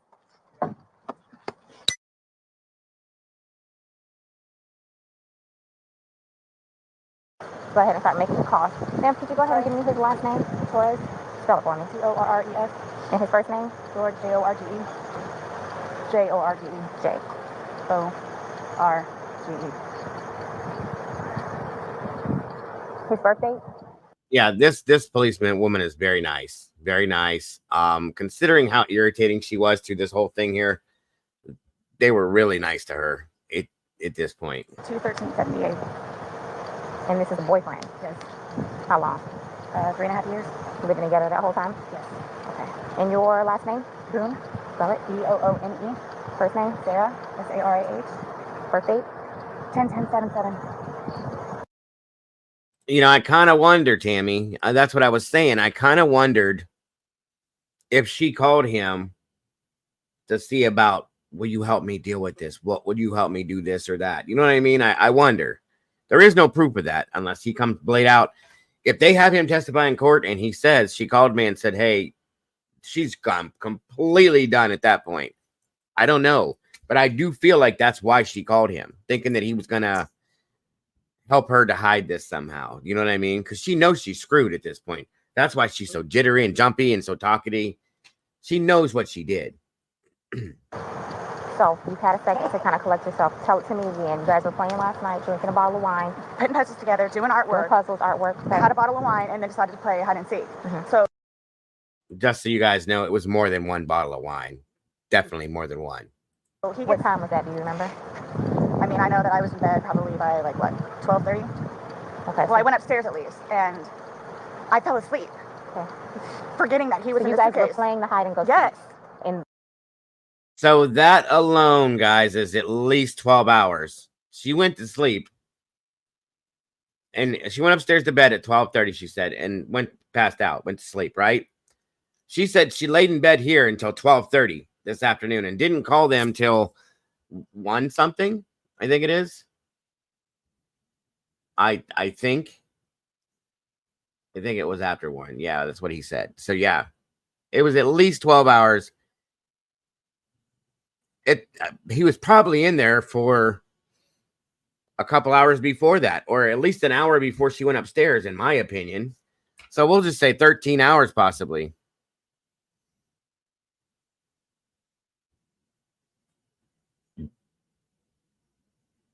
Yeah, she was all crazy about that water. Uh-huh. That's what I thought. Well, let me double check it. That's a good point. Glitter, good catch. If that's true, there's a lie right there, guys. Let's see. My ex-wife. We've been divorced about a year and a half. About 11:30 is when I started calling to find out, because this is supposed to be her day. She's generally not very good about always doing it. She tends to drink. they called back and said she was still there, or she came back. So I was calling to find out if she was going to be getting him or not today. Cool. Yes. Okay. Yes. So I started calling like 11:30, called every half hour or so, and then She was back inside the lobby. finally got a hold of her at 12:49. Okay, 12:49. There you go, Glitter. So she said she laid in bed till 12:30. He got a hold of her at 12:49. So yeah, okay. That matches up then. That's a good point, though. Good way to catch that stuff.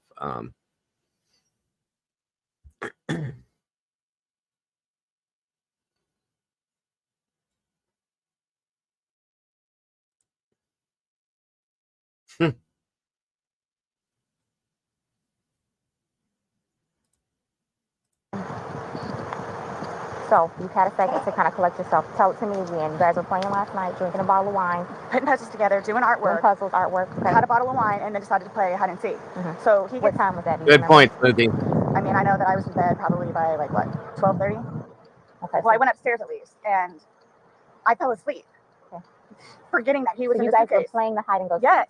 And at some point you put him in the suitcase? No, he got in the suitcase. So he thought it'd be funny to be put in the suitcase. So I was like, okay, well, I'm going to joke with you and I'll zip you up and make him, squirm a little bit, whatever it is. That's exactly why I want to know the time of death. I'm going to pull the documents, whatever documents I can find on this, to get the time of death, maybe a PCA or whatever, to get the exact time of death, if they can rule one. I'm sure they have something. I'm curious to see what it is. It's a very good point, Sleuth. But then I fell asleep. I fell asleep. Where was the suitcase? Right where it is. Right down there? Yes. You zipped him in there? Yes. Thought he would be funny, a little It drunk. was. We both were laughing about it. And then I fell asleep.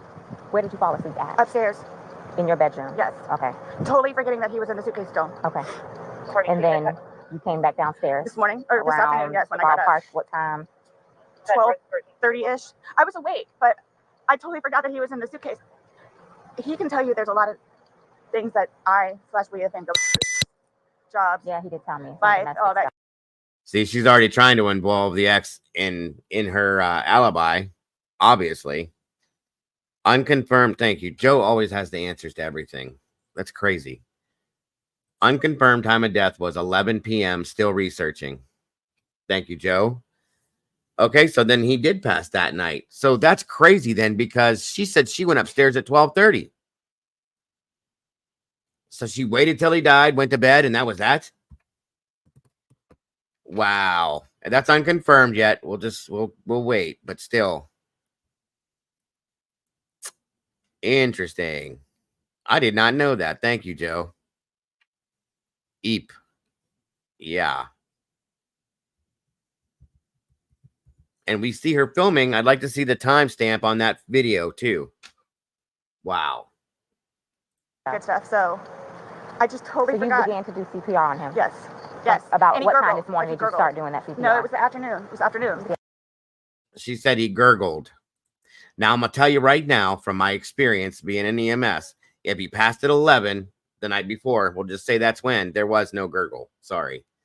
The only way there was a gurgle is if she spread him out. Oh, you do. I figured you would have it. Of course you have it, Sleuthy. The only he could have actually made a noise. It would have been whatever was in his throat, which could have been vomit that came up into his throat, maybe, or something. If she laid him out flat, then yeah, that could have made that noise. Or it was just the fact that if she actually did attempt CPR, that she passed air through his throat and something came back up from when she did that. That's all I'm saying. Or if she heard him gurgle before she went to bed. Yeah, that's good too. Good point. Good point. Because I was awake, but then I finally decided to come downstairs at like 12:30-ish, whatever it is, and I was like, I forgot he was in the suitcase, and he wasn't moving, nothing was happening, so I unzipped it, took him out and started doing CPR on him. He was on his way over here. I called you when he got here. Once he got here, you called us? Yes. Okay. And like air was coming out, and he was gurgling, but I could. Hold up. I never caught that before. Hold on a minute. Hold on. I was awake, but then I finally decided to come downstairs at like 12:30-ish, whatever it is, and I was like, I forgot he was in the suitcase, and he wasn't moving, nothing was happening, so I unzipped it, took him out and started doing CPR on him. He was on his way over here. I called. Right there. He was on his way over here. So she had called him before she went down there? Because that's what that makes that sound like she just said. Am I wrong or am I just hearing this wrong?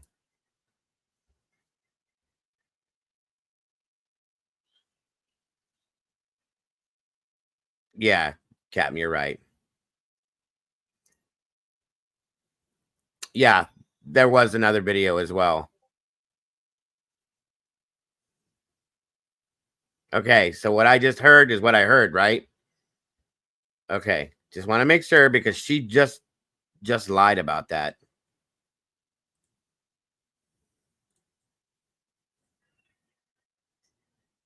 Ah, thank you, Sherry.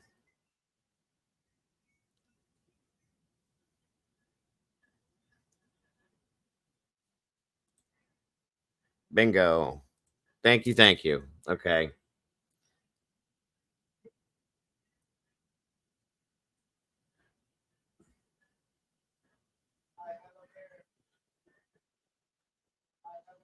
Homicide by suffocation. Weapon was a suitcase. 11 p.m. Eastern Standard Time. That's okay. Thank you, Sherry, so much. There we go. I'll be damned.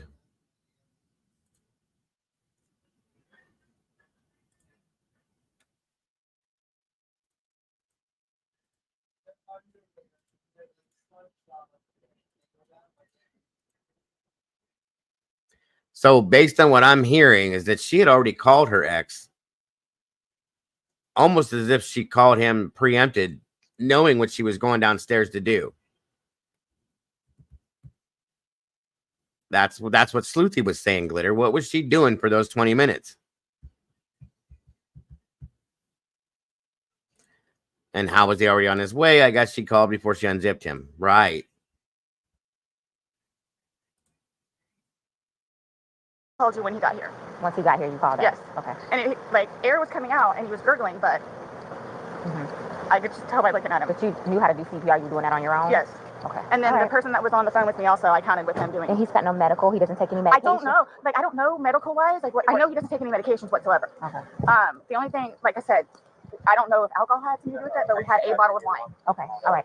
Here, I want you to sit back down because I don't want Can you. I have one more sip of water, please? Yeah. Go. Denver, 29 Residential Audible 1303 Island Bay Drive. I'll do what I can to get you a cup because I don't want you to have to keep doing that. The station should have a proper cancel medication in the front door. See motor unit on the channel. The cups are like right there. 044 motor. Sit right here. Don't talk to the ex-husband right now. now. I won't.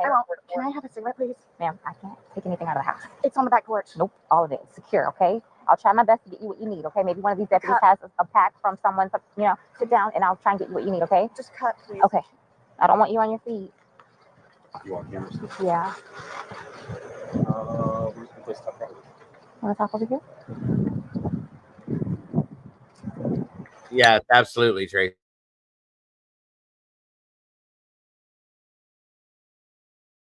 Absolutely, absolutely. I think she knew he was dead before she went to her bed. I think, truly.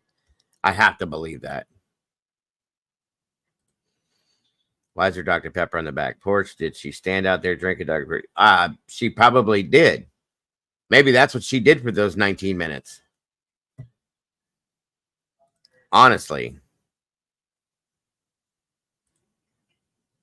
Exactly, Larry.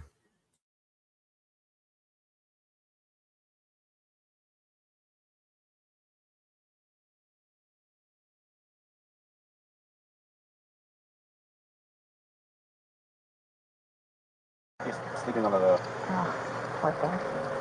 So your backyard's not fenced, okay? Because we put him in the backyard, and I guess he knew to. I'm sorry? Your dog.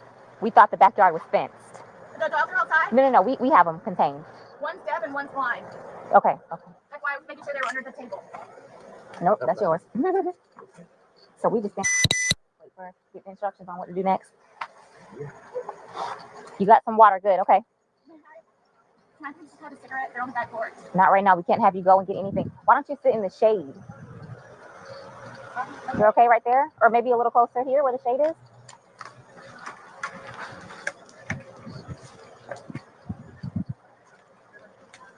You still on? Yeah. Are you? Okay. You're getting our bus handed to Oh no, you're in 24 right now. What in the world? I'm like, nobody's going up there? I heard silence. I said 220. I was leaving econ in 50. Just gonna go get me a sub. And then I said, well, I need to go to that. 223, no second. Let's communicate right now. I know, so last night I asked for one. You want me to get a cigarette from him and bring it to you? I could probably do that. Thank you. No problem.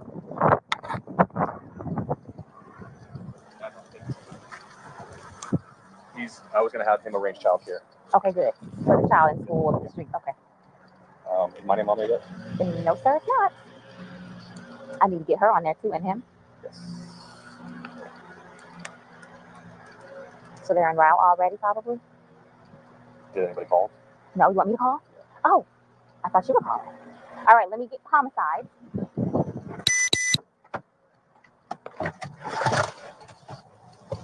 All right.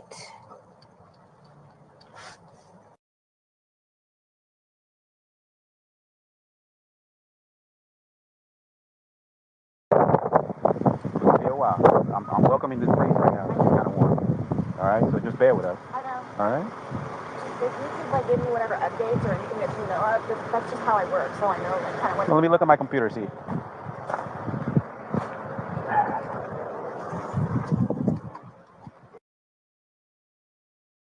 No, her child was with the ex-husband, and from what I understand, it sounds like the ex-husband has custody of the child, that she gets visitation. So,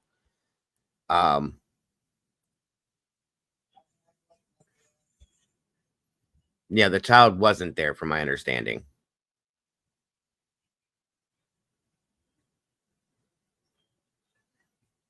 Hey, Vicky.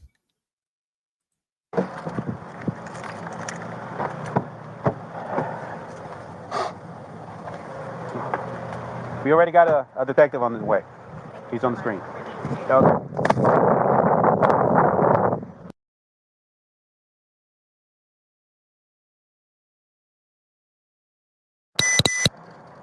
Hey, Sarah.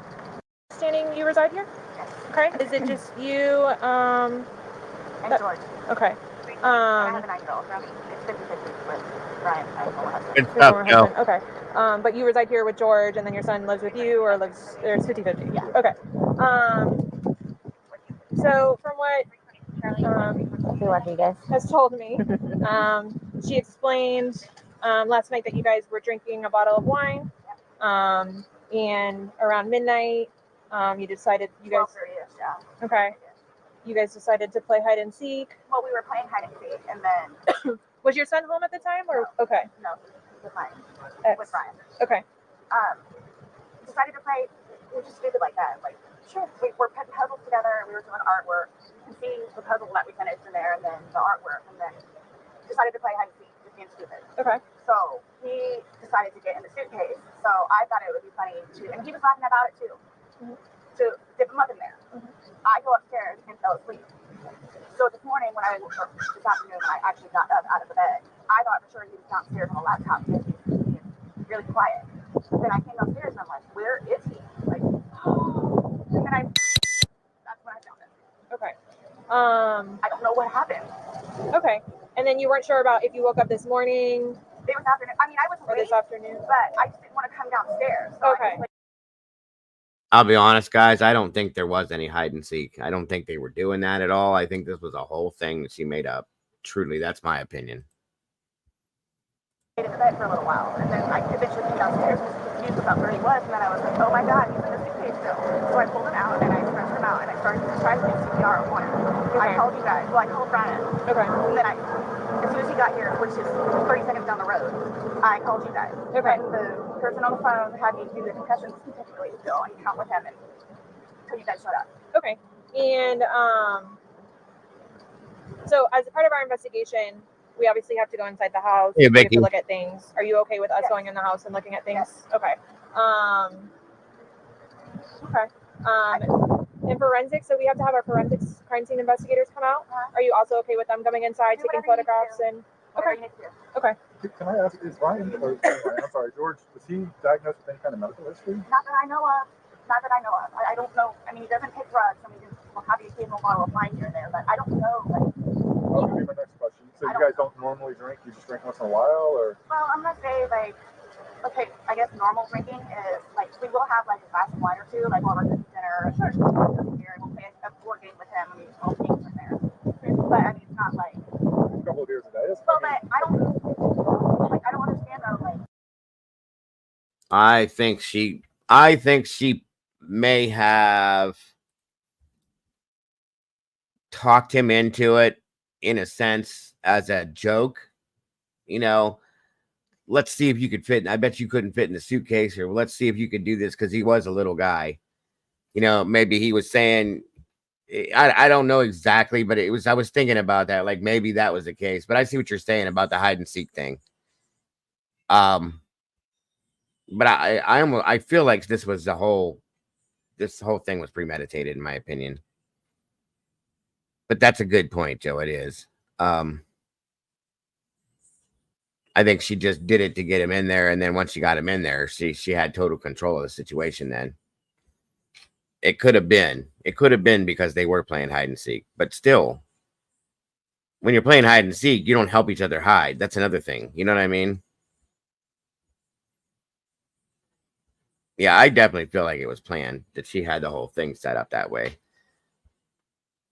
for the little bit that we had, like not having anything to do with it. Like I don't know if he had a heart attack or a stroke or an aneurysm or what happened to him. I don't know. And were you guys together all day yesterday? Yes. Okay. Here? Yes. Like neither of you left the apartment yesterday? I think he drove up to the convenience store to get cigarettes. Okay. But I mean, you can walk there. Does he have any history of any drugs? No, he doesn't now, because you said he doesn't. But I don't know. As far as you've ever known him, you've never seen him? No. I mean, he's from Philadelphia, and he grew up in Philadelphia, and then he went to Massachusetts, and then from Massachusetts he came down here. So. Yeah, that's kind of what I was thinking, Tammy. That's what it sounds like to do something stupid like that. I agree with that. And yeah, I agree with you too, Captain. What's up, Pancake? Good to see you tonight. I don't really know like a whole lot of like medical history or. How long have you guys been together? Almost 4 years, like 3.5 years. You guys been living here the whole time? Yes. See, that's something else I had issues with. Like, she doesn't know anything about his medical history or anything like that, and they've been together 4 years. That's a little weird. I knew about everything about my wife after a year, literally. Everything. Have a good night, Andy. Thanks for joining us, hon. I hope everything goes well for you tomorrow. He's never been to the doctor or to the hospital during that time? He and his brother got into a really bad argument at one point and had to have facial reconstruction. But he has been in the hospital from that. And then I talked him into going to see like a regular physician so he could get just like a regular like checkup thing. Yeah. But there were no red flags. How long ago was that? The surgery or yeah, the doctor? Both. Both. The surgery, I think, was at this point, what, 2 years maybe? 2.5 years? The checkup was probably a good 2 years too. Okay. And the suitcase is still in there? Yep, always. Is it normally stored down there? Or did you guys travel recently? No, he was going to start putting some of the, what do you call it, donations in there. So that's why it's out? Yes. Okay. You guys didn't recently travel somewhere or anything like that? After you zip them up, did you move the bag around and mess with them at all, or you just zip it up and walked away? Me and my folks were laughing about it, but I went upstairs and I fell asleep. But what position was he in when you put him, when he went in? Was he sitting on his rear end and his head up and he just kind of bent over? Okay, so like this is the suitcase. Like this was his head and then he right here and his feet were on. So he was laying on the side? Yes. You just closed the flap and zipped it around him? Okay. And we were playing. Understandable. Okay. So he said that I needed to tell you guys about his family. Like, who do I talk to about that? We're gonna do that once we walk through and see. Yeah, we're not gonna. going anywhere. We're gonna be here for a while. Like, yeah, this is gonna be a I'm while. afraid for my life. I want you to know that. I am afraid for my life. His family. Exactly. She completely avoided that question and went to something completely different. So yeah, I agree with you. Yep, that's true too. You guys are good. You guys are good. Have never liked me. I'm the blue-eyed white devil, is what they call me. So they've never liked me. They've never taken me in. They've never accepted me. I'll put it that way. Have you called any of them? We talked to his daughters yesterday. No, I mean like about this. So No. Okay. That's so no one's gonna know until we will be making that notification. So they're going to kill me. Okay. Well, do they live local? Yes, they're down the road. They're going to kill me. His kids are going to kill me in Philadelphia. They're going to kill me. This was not intentional. Okay. And they're not going to understand that. They're not going to accept it. We're gonna do a thorough investigation, and we will definitely make sure that you don't feel scared when we leave here. Okay. And When my we leave. 9-year-old. Well, he's at school. He's with your husband. I know. Well, ex-husband. Your husband said that, or your ex-husband said he made arrangements for your 9-year-old to be picked up. Oh, okay, Mom. Probably. Okay. All right, we're going to go inside if that's okay. Yes, please, but you guys just keep me posted Of course. so I know what's going on. Yes, And don't.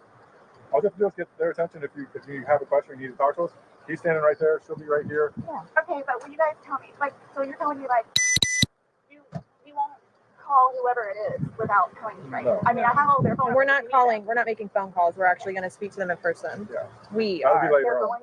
Okay. It'll be You'll know later. prior to us making any I'm contact. not going to be here. Okay. They're going to kill me. Okay.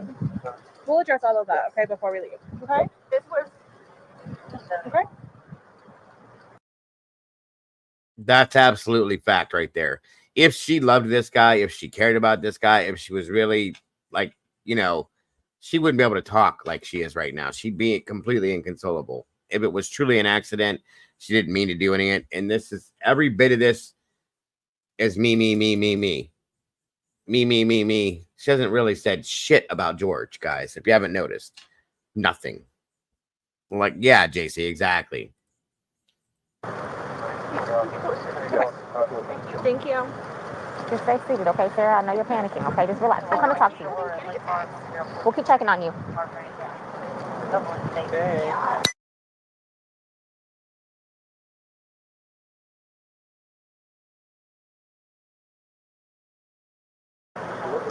They're coming out now. I'll get you somebody, okay?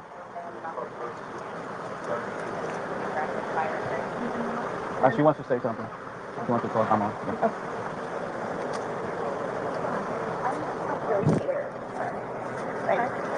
We're Don't here, know so anything though, like why or how? So we will not know the answer to that because we're not. So what's going to happen is we're going to go to the prosecutor's office and he'll have what's called an autopsy. Yeah.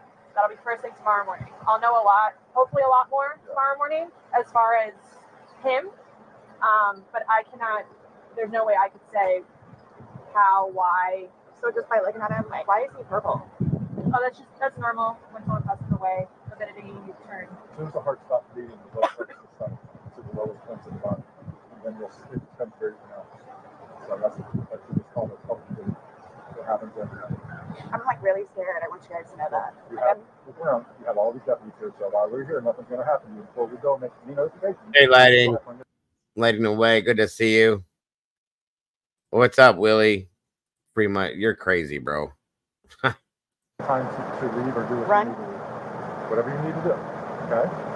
And we can talk about that more in length. But yeah, it's not going to be a surprise. Real quick, and then, but like, I don't like this was totally like not intentional. Like, that's what I'm scared about too. Like, This is what she has said from the very beginning through her entire interrogation. This is unintentional. This is unintentional. This is unintentional. Completely non-intentional. That's all she keeps saying. Like, I think she knows. She's trying to get them to react to her, to get a feel for them as what she's doing, to see what they're going to do with her. That's what this is all about when she does this stuff. Good to see you, PJ. Thank you for joining us tonight, hon. We'll have all the answers. We'll have a lot more answers tomorrow after medical exam. Like you said, what you're seeing here is common. This is us coming out to the scene. Yeah, his age, no real medical history that we know of. For him to have passed away, we come out. I know. We come out and do an investigation. Medical examiner's office, we send people out. This is what we do. If he was 75 years old and had a history of heart condition, we wouldn't be here. I don't know what I don't know what it is. Exactly, and that's what we're here to find out. We're just here to get the answers. The answers that you want, the answers that his family's gonna want. I really want to see my son. I really need to see my son. I mean, I know I can't go anywhere, but right. So do I just like sit out here and wait for you guys? If you would, yes, please. Is anybody else having to show up, or everybody's here that needs to be here? My team's here that needs to be here. The medical examiners will show up when we call them, but we're not ready for them yet. So they're going to take him. They're going to take some photos, take him, but that's towards the end of it. And they'll be called well in advance when we're ready for them, but we're not ready for them at this point. So we won't be calling them quite yet. Okay. So like I said, I got to go do some paperwork.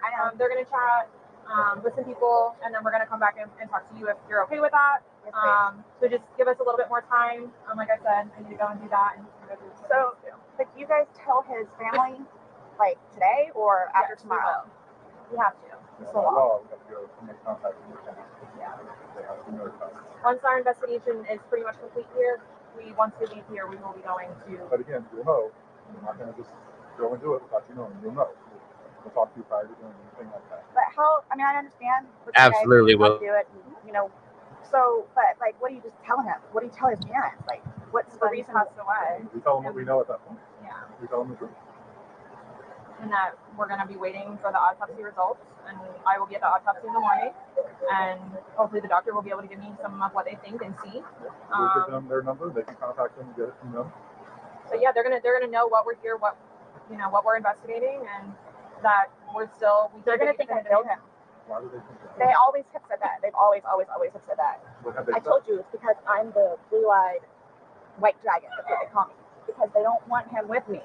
So he's basically just not really been around his family because he chooses me over them. Even after I've encouraged him numerous times to go over there and see his family.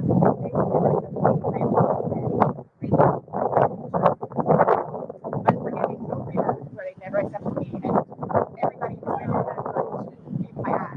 So especially his sister. He had to pull her off me one time. Do you have somewhere safe that you can go tonight? Both my parents are deceased, my grandparents are deceased, my aunt and uncle are deceased. I got nobody. I have a brother that's in the Marines, and then I've got another one that's in jail.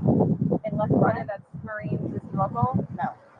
Well, he's in Altamont, but I think he's doing whatever Marine thing he's doing. But the only way... Your phone's inside, correct? Yes. Does he have a phone? No. He doesn't have a phone. He used my phone. He uses your phone. Yeah, we did it together. So the only place I could go is over to Brian's house. So I don't think I'll have a problem with it. So... Well, like I said, we're not going to leave here. If you do not feel safe, you're not going to leave here with you not feeling safe. Because then we're liable. And then his ex-wife in Philadelphia. Well, she's in Philadelphia, yes. There's going to be a funeral. Right. That you're talking like days and no, I'm talking right here, right now. So let me do my investigation.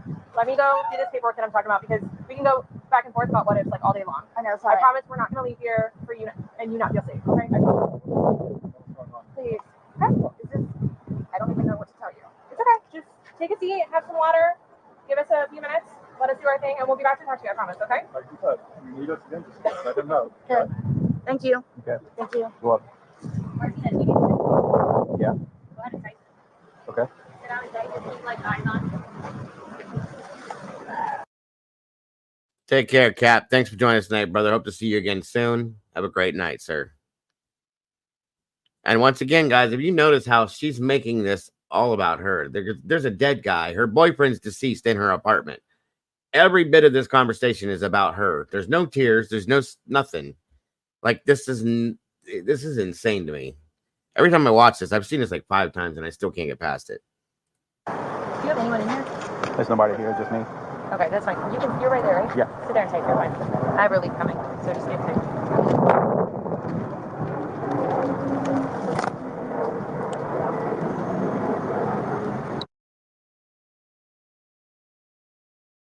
I just kind of like froze and was like, is this for real? Is this really happening?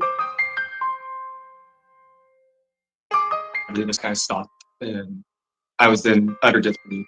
That's when everything kind of went downhill for us.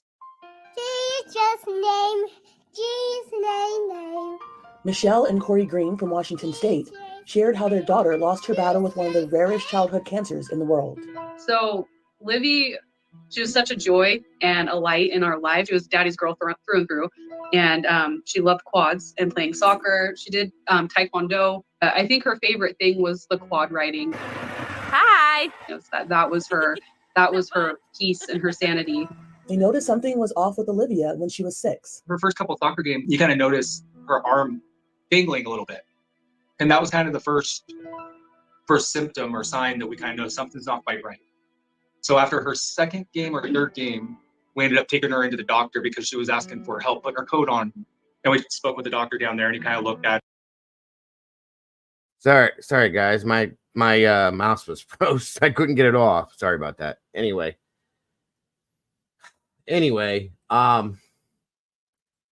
so that was the initial like 911 situation. Then they did an interrogation I think it was the next day. Maybe it was 2 days later. Okay. Then they interrogated her. Do you guys want to see that too? Before I finish the court, do you want to see any of the interrogation at all, or do you just want to skip that? It's up to you guys. I have no problem showing it to you guys. Because there's a lot of you guys that don't seem to know about this.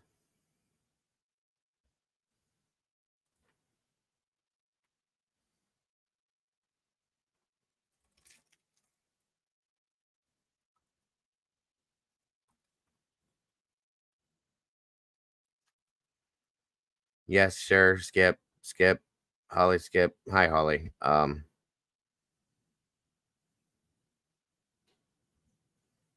Okay. I guess I got more yays than nays. Hi, Terry.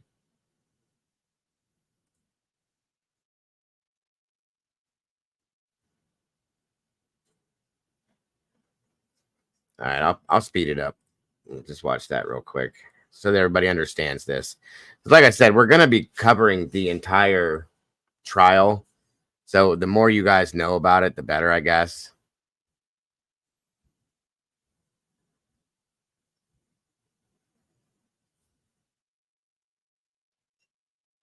About the incident, we just have to do it, just like we did yesterday.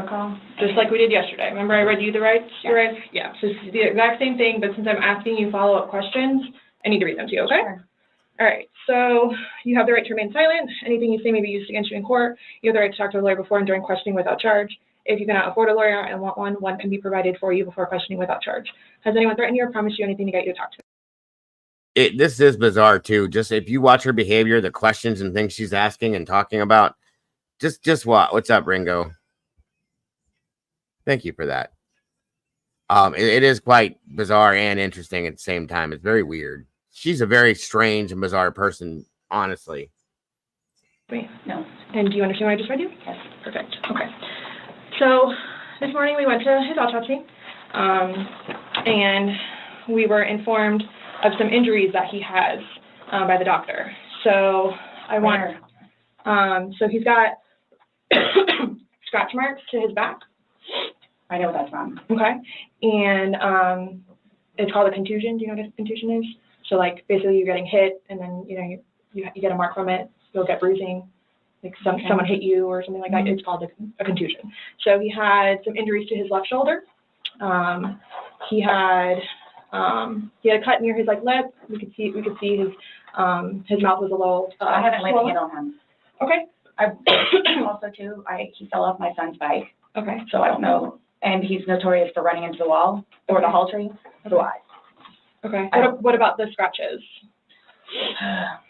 Because there's also sex. Yes.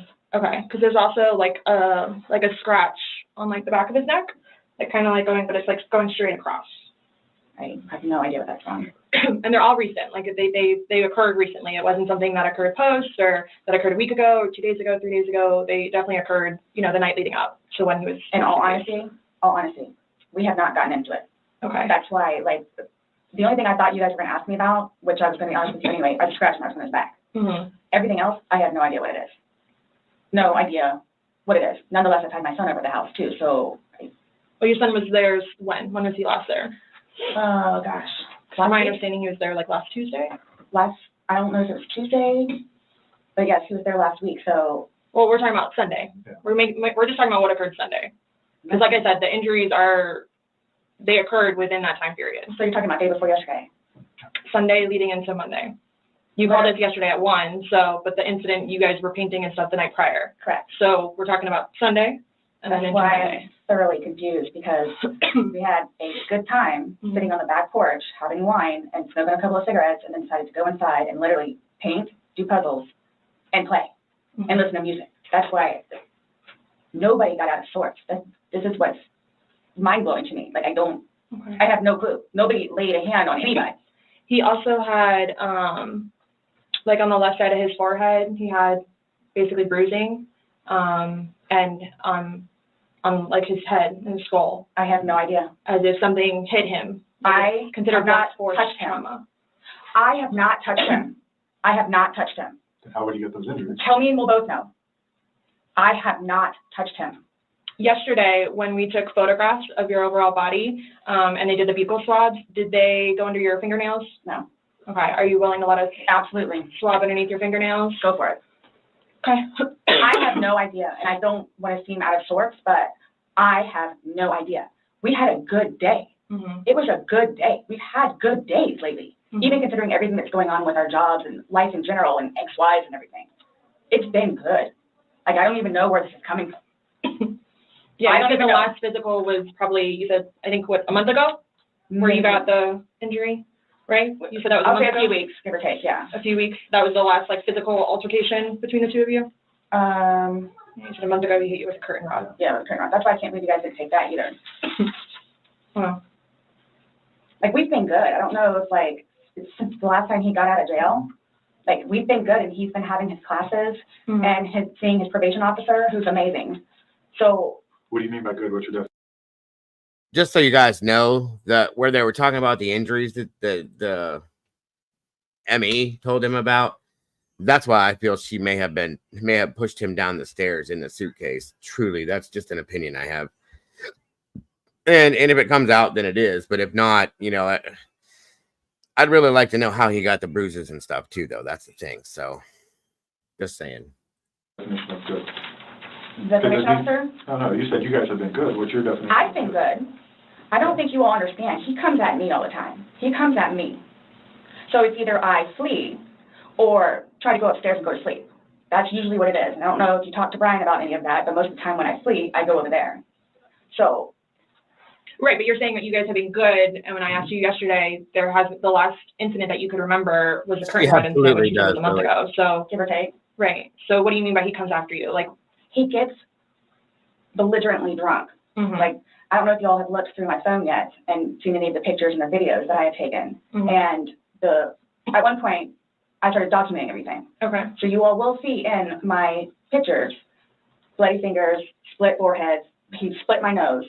I've got this. Right. I don't know if Brian told you about it, where I had to have I had one really bad surgery, but then it got really, really, really, really bad, where I had to go like 4 or 5 more times afterwards for them to tend to it. And then poking me in the back of the leg. Right. So it's. Then why are you still with him? Everybody asks me that. When I tell you guys this, I really love him. Like, I do. And I feel like I can help him. Like, I feel like I could help him, which I did, because he came a really long way from where he was in Philadelphia to moving back to here and to dealing with everything else that he's been dealing with. I've really helped him. I bailed him out of jail, 3 times. I've gone to every single hearing and every single arraignment, everything that I did for him. gone to see all his public defenders, go to the state. I've gone to the state. I did everything for him because I'm trying to help him. Because I, me, I, me. See? It's all her. I had a bad hope in him. And he was trying. He was really trying. And then he starts to think about things, and I think he gets overwhelmed. This woman is a complete narcissist, in my opinion. Sorry. And these are not real tears at all. And then it's like, the next thing I know, he's drinking. So it's like, oh man, I know where this is going to go. So I'm going to go upstairs and read a book. Or I'm going to go for a bike ride, or I'm going to do something else. Or I don't want to drink. I don't want to drink. The occasional wine, whatever, or if it's a weekend, that's when you have a good time. You don't have to wake up the next day. I have to wake up the next day and do things. I have to tend to Lucas. I have to take him to school. I have all this stuff to do. He doesn't know how to, I guess, maintain himself, where I can do 50 things at once and still know the 50 things more prior that I need to get done. He can't process like that. He didn't process like that. So he would literally, not literally, but have smoke coming out of his ears. So the next thing you know, he doesn't want to deal with it. I'm going to go get something to drink. So the majority of the time I would hang out outside or do something else because She's probably the reason why he drank, to be honest with you. If you're going to call a reason for it, if you're going to place blame on something like that, it was probably to deal with her, to be honest with you. Watching how she is just at this point, come on now. Oh, Granny Annie is Hey, Granny Annie. Welcome, hon. I don't want to drink. And every time, his job broke his heart. And it made me sad because he had so much pride in his job. And the store that he took care of so much totally went downhill. Mm-hmm. And that broke his heart because he had put so much work and effort into fixing it up. And his manager was awful and basically gave up on all of the employees. So I think that had a huge bearing on why he would drink so much. His ex-wife is bonkers. Mm-hmm. She was all over him all the time. Send me money, send me money, send me money. How can I send you money when I don't have a job?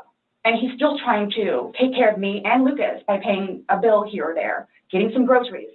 So he always had something on his mind, which is why, again, I got the puzzles and the bank to try to get him off of it so we don't have a drink, or he doesn't have a drink.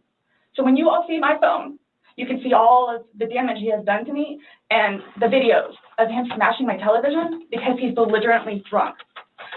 Where most of the time, I just don't want to be there. And I try to help him. I try to calm him down. Eventually, he just passes out. Well, yesterday it made it sound like you guys were just drinking like a glass or two. Like, yeah, you obviously had the bottle, but you told me on recording like that you were not drunk. He was not drunk. You guys were having a good time. I can't get drunk. Number one, I do not want to get drunk. I don't like being non-complimentous, having my wits about myself. I don't like feeling out of control. Mm-hmm. So I'm just saying you're making it sound like he's a raging alcoholic today, and yesterday I was kind of asking you those questions and you're like a little defensive, like, no, we're not alcoholics. I'm not. We are not, but you guys were both sober on Sunday, to your knowledge, because when I said you went and passed out, you were like, no, I didn't pass out. I just fell asleep. So now it's kind of like, what is it? Were you guys drinking and it got out of hand and it got physical? No. Or is it? Sunday was one of the better days that we have had in quite some time. He's dancing with my dog. You can see that too on the pictures, him loving the dog. He loves the dog and dancing around, having a good time and just being happy kind of thing.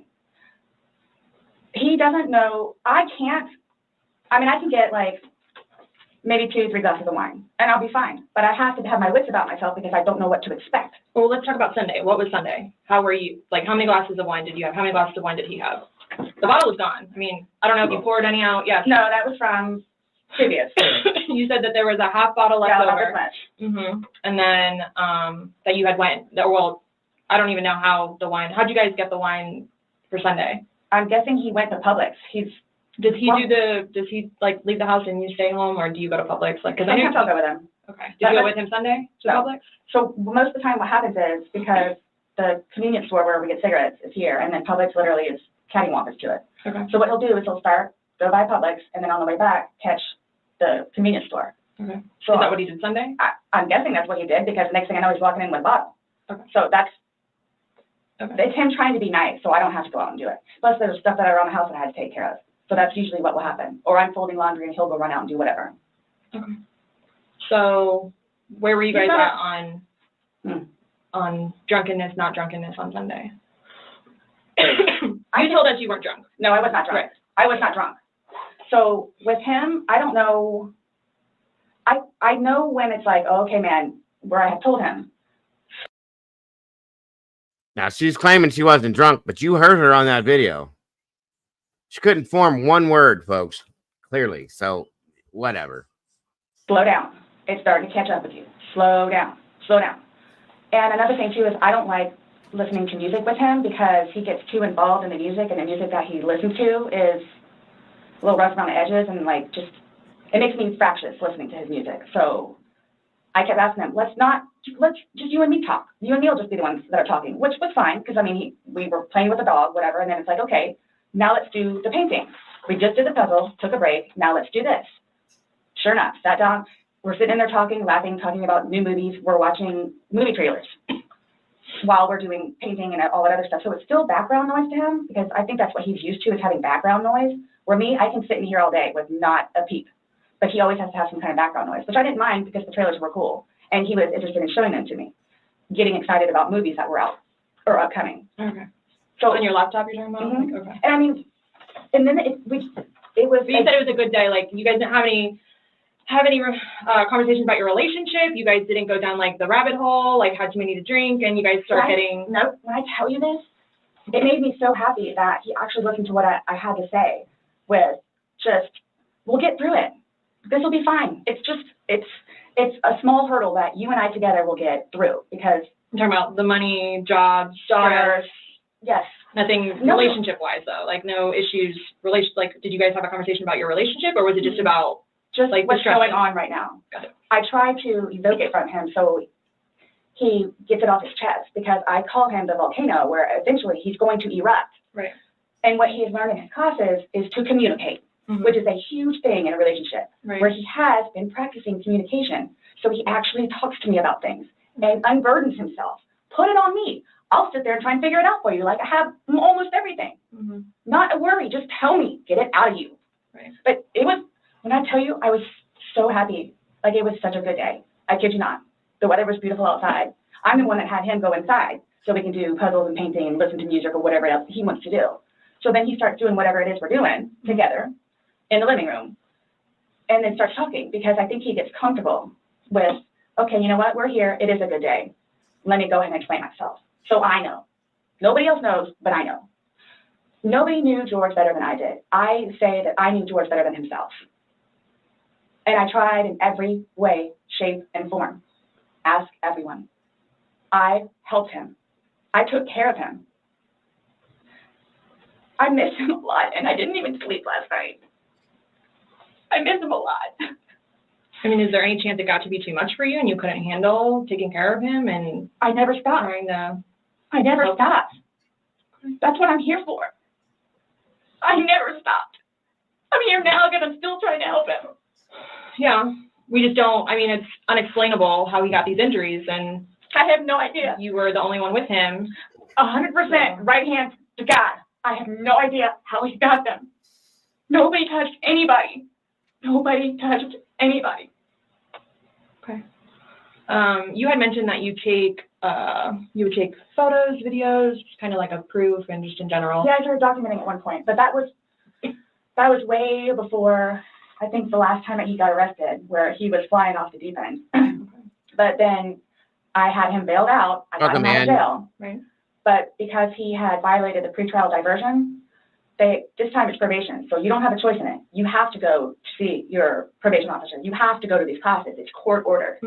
Where it took him a while to get used to it and understand, they're not messing around. I even went down and met his probation officer, which I say, she's wonderful. That's one of my questions to him to talk to you about. Hugged me and said how much she knows that I take care of him. She called me personally one time when George was at work, when he was working. 42-minute phone call. She and I just saying how grateful she is that George has me. And she knows how hard I'm working to help him, just as she is, and just as the class as well. So once he started actually going on a regular basis to the probation officer, and then to his substance abuse class and his, I don't know what VIP stands for, Adverse Intervention Program, and actually listening to what it is everyone had to say, he changed. Like I could see a change in him, where before lashing out, he would think about it. And would always come home and show me his papers, and we would look over his papers together. Where it's like, wow, you actually are learning this in class? And some of the stuff that they would show them, like videos, he would come home and be like, Sarah, I'm so sorry for what I've done to you. Because for a video that he watches to make him feel that way, where it's like, oh man, I have done her wrong. But he's changed. He changed. And that's why you're still with him, even though he's done all these things to you. And when I tell you I love him, I love him. Boone, when you love somebody, you have limits. everybody tells me that. All my neighbors told tell me that. The office, property manager. At some point, somebody gets enough, then they have to do something to defend themselves. I would just flee. And I don't know if you would like to see on my phone, or I think it's actually on a laptop. I actually, because, and you have to understand too, I have, like, prior to classes in PO, kicked him out. How many times? I had him arrested. How many times? But we also went down and bailed him I out know. the next day. I know. What's on your laptop? What was I going to tell you? Oh, previously, I actually looked up how to file a restraining order. Okay. Because I would take him out, his parents. What I had a hard time understanding is how these two sat here knowing they were going to arrest her after the basis of answering two specific questions and listened to all she was saying. And all she's doing is making herself worse in the situation. You know what I mean? And at least in my opinion. I think she believed she was still... Yeah. No, I got you. This is a crazy thing. Because of them constantly having to take him back in, his bags of clothes, all his stuff. The last time, the father came out and irate and just not even, I don't even know if he knew Lucas was in the car. Just opened the back of my car and just started throwing all his crap and just throwing it. Like the car would jostle, he was throwing all his stuff. At that point, because I continually did it, not continually, I think I maybe did it 3 times, and he has nowhere else to go, they got fed up and said, nope, either you're staying there or you're staying here. But if you're staying here at their place, it's permanent. You're not going back over there anymore. So what happens is he pursues me. So I don't know if you all know where Katie Way Trail is. Okay, so it's literally right there from our apartment. Would ride his bike to work, but before he would leave extra early and come up to the wall, stand on top of his bike. Oh, we're covering it, Willie. Definitely covering this trial. Having my morning cigarette and cup of coffee. And I would also know too what time he would get off of work, where I would know, come getting off of work, you can do the same thing. So it's not like I ever got like a break from him, where I told you all yesterday or whenever it was. I started to feel that it was too much togetherness. And when you have too much togetherness, friction happens. So I'm going to go ride my bike. I'm going to go upstairs and read a book. But every waking moment, he wants to be with me. So, and mind you, our townhome is either upstairs or downstairs. So it's like, if you would like to sit downstairs and watch a movie or play on the laptop, look at some jobs, you're more than welcome to. I'm just going to be upstairs, maybe watching one of my shows or maybe reading a book. So, and then when that would happen, we really needed that. So what's for dinner? And then we would cook together and eat dinner and then crawl in the bed and watch a movie. You're talking about this is like recent? I don't, you kind of like lost me. Like when, what are you? It was a little while ago. But now you're talking about tension building up and that you need space. So have you been feeling that way lately or? No. Okay. No. Okay, my thing is too, so you all know, I hate that you can't talk to her, but Dee, his ex-wife, when I say a monster, she's a monster. Like she withholds their children from speaking to him. So he gets upset about that, and then she like completely berates him about money, about the father that he is, what he did to her, all this other stuff. It doesn't matter. I mean, mind you, this is not like been recent, but which is why he doesn't even bother calling anymore, because he knows that she's going to answer and he's going to have to talk to her, so therefore he can't talk to his daughter. The other time he talked to her, made her talk to Cookie. That's on my cell phone too, so you can see it. Okay. It doesn't matter. Like, it doesn't matter. What does she have to do though with anything about what happened Sunday and into Monday? Like, no, I'm just saying like previously why the incidents, what happened is she plays a big part in it. Okay. On top of jobs and money and groceries and all that. Okay. And nothing she's talking about, absolutely nothing she's talking about has anything to do with what happened to George. All she's trying to do is talk herself out of this at this point, you guys. This is my opinion, of course. But see, I think she thinks if she glorifies herself and she tells about all the things he did to her and all their life, that these two are going to look at her and go, oh, well, you know, it's sad that it happened, but you can go home now. It's okay. Take care, Sarah. I'm sorry you went through all this with George, Sarah. You got off. You're lucky. Good luck. Bye-bye. That's what I think she thinks is going to happen here, okay? And she's so delusional. It's ridiculous, you guys. I just can't get past it. Sunday, when I tell you this, I have no idea. I have no idea. Is there anybody else at the house? Nope, it's just me and him. Since talking yesterday, do you remember any like timelines better? Like what time you guys were playing? What time he was zipped up in the luggage? What time you went upstairs? We started because we cleaned the house a little bit, did some laundry.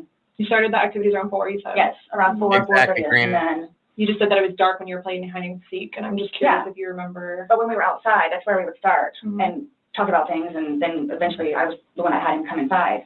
So we. About what time? Do you remember what time that was? Is what she's asking. Exactly, Willie. And you said you went up to bed around midnight, fell asleep around 12:30-ish.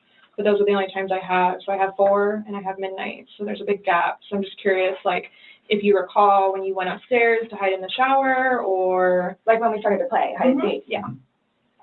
Well, we went inside probably about, if I had to guess, we weren't out there too long. Maybe about 6-ish. Then you're talking about from hanging out outside and like. Okay. Well, we have 2 beach chairs that are out there. Right. Just enjoy the weather. Gotcha. Plus it started to get dark and gnats and mosquitoes. Yeah. So let's go inside. I don't want to be out here anymore. Okay. All right, let's go. So we're doing whatever. We did it for a while because that puzzle, I don't know if they took it or they saw it. Worked on the puzzle again, finished it. Started to paint. Well, started listening to music for a little bit. Started to paint. Can we turn the music off? No problem. Started at the top, paint, whatever. Maybe, gosh, that puzzle, we worked on that for probably a good hour and a half. So 8 o'clock-ish? Is when you went to hide upstairs originally? No, that's when we were like painting. So then it's like, okay, well, I don't want to paint anymore. Let's just, come on. Okay, you want to play hide and seek? What he does is, okay, tag, you're it. Which it's like, okay, we know. Okay, take off. That's what we did. And then you went upstairs, and then he didn't come up, and you came down, and the suitcase was there originally because you guys were planning to do donations, so it was already there. Have you guys ever played you said you played hide and seek like probably 3 times in your relationship. When you have played, have you ever zipped him up in a suitcase prior? No. Okay. So it was just kind of like that prop was there, and it was there, and it was in play because. Why do you say it like that, though? I would never do that. You would never zip them up in a suitcase?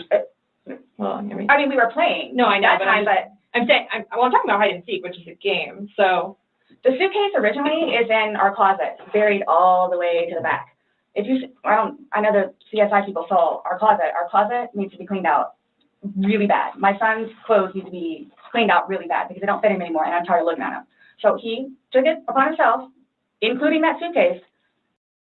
You guys see how she keeps changing story to story, moving away from what they're trying to get to? She knows what she's doing. Okay? She knows exactly what she's doing. That's why I said she's a narcissist. She's purposely moving the questioning away from something that they're trying to get at to avoid it, period. That's my opinion again, at least. Again, that's how I feel and what I'm seeing here.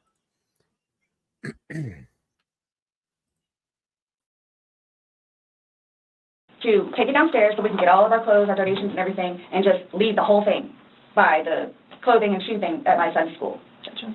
No, I'm just asking in the past, like, have you ever zipped him up in anything, jokingly or not? But obviously, no. I understand, you're claiming that Sunday it was a joking matter. You were laughing, he was laughing. But what I'm just asking is in the past, like, is it something that you guys normally do? Absolutely not. Okay. We were actually this last game running out of places to hide because we have a townhome where it's upstairs or downstairs. So. Okay, so do you remember making any videos or maybe having any any there we photos, go. videos that you remember doing on your phone on Sunday? No. No. I think I took a picture of a dog and his battery intervention. Yeah, This is where I believe she's playing dumb, because I truly believe she knows what that video is on there. Scary to ask. So, other than this, so initially, what was the cause of death? She is still pending because she wants to hold the body for an additional day. You see how she completely deflected away from that? Is what I'm talking about, you guys. Watch her do that again. It's so interesting to see that. Other than this. Right here. As soon as I asked that about the video Sunday. No, but it's because of the nice lady that she is, and I'll Would like to call her, you can. Are you saying because he's still on probation? No, but it's because of the nice lady that she is and all that she's done for him. I thought I didn't know how it was. Legally, we just have to tell his parents, and we don't go telling. We don't. Everybody else? I didn't even know who his probation officer was, so no, I wouldn't go tell. So the same thing for classes. I need to do that too. Classes. To do what? Substance abuse class and his. And what she's doing there is she's trying to separate herself from them. Meaning, I need to talk to his probation officer, and I need to talk to his classes, his teachers, because I'm not going to be in jail. That's what that is right there. It's so ridiculous. She's like a middle schooler. It's crazy. That or intervention. Yeah, something else I was just going to ask. So, other than this, so initially, what was the cause of death? She is still pending because she wants to hold the body for an additional day to see if more of those bruises turn into something bigger. And she's doing some other tests that she's got to do. So she's pending it for now. So, and that couldn't have been because of him being in the suitcase? Or y'all are saying that I physically did it? That's what she's determining. So the ones on the head, I asked her, could that have been from the suitcase? And she said she didn't think so. I didn't touch him, nor did he touch me. I'm leaving it at that. Okay. So I don't know if you all know how to do this because so that's what I was going to ask you. So are you all updating his parents today or when you get final, whatever? What does it matter? Why? What we tell his parents, we mean? Because we're gonna talk with them. Yeah. Okay, I have to. But it's going to come down to me. What do you mean? Right. So it's being put on me. Who said that? But I'm not. So what does it tell them?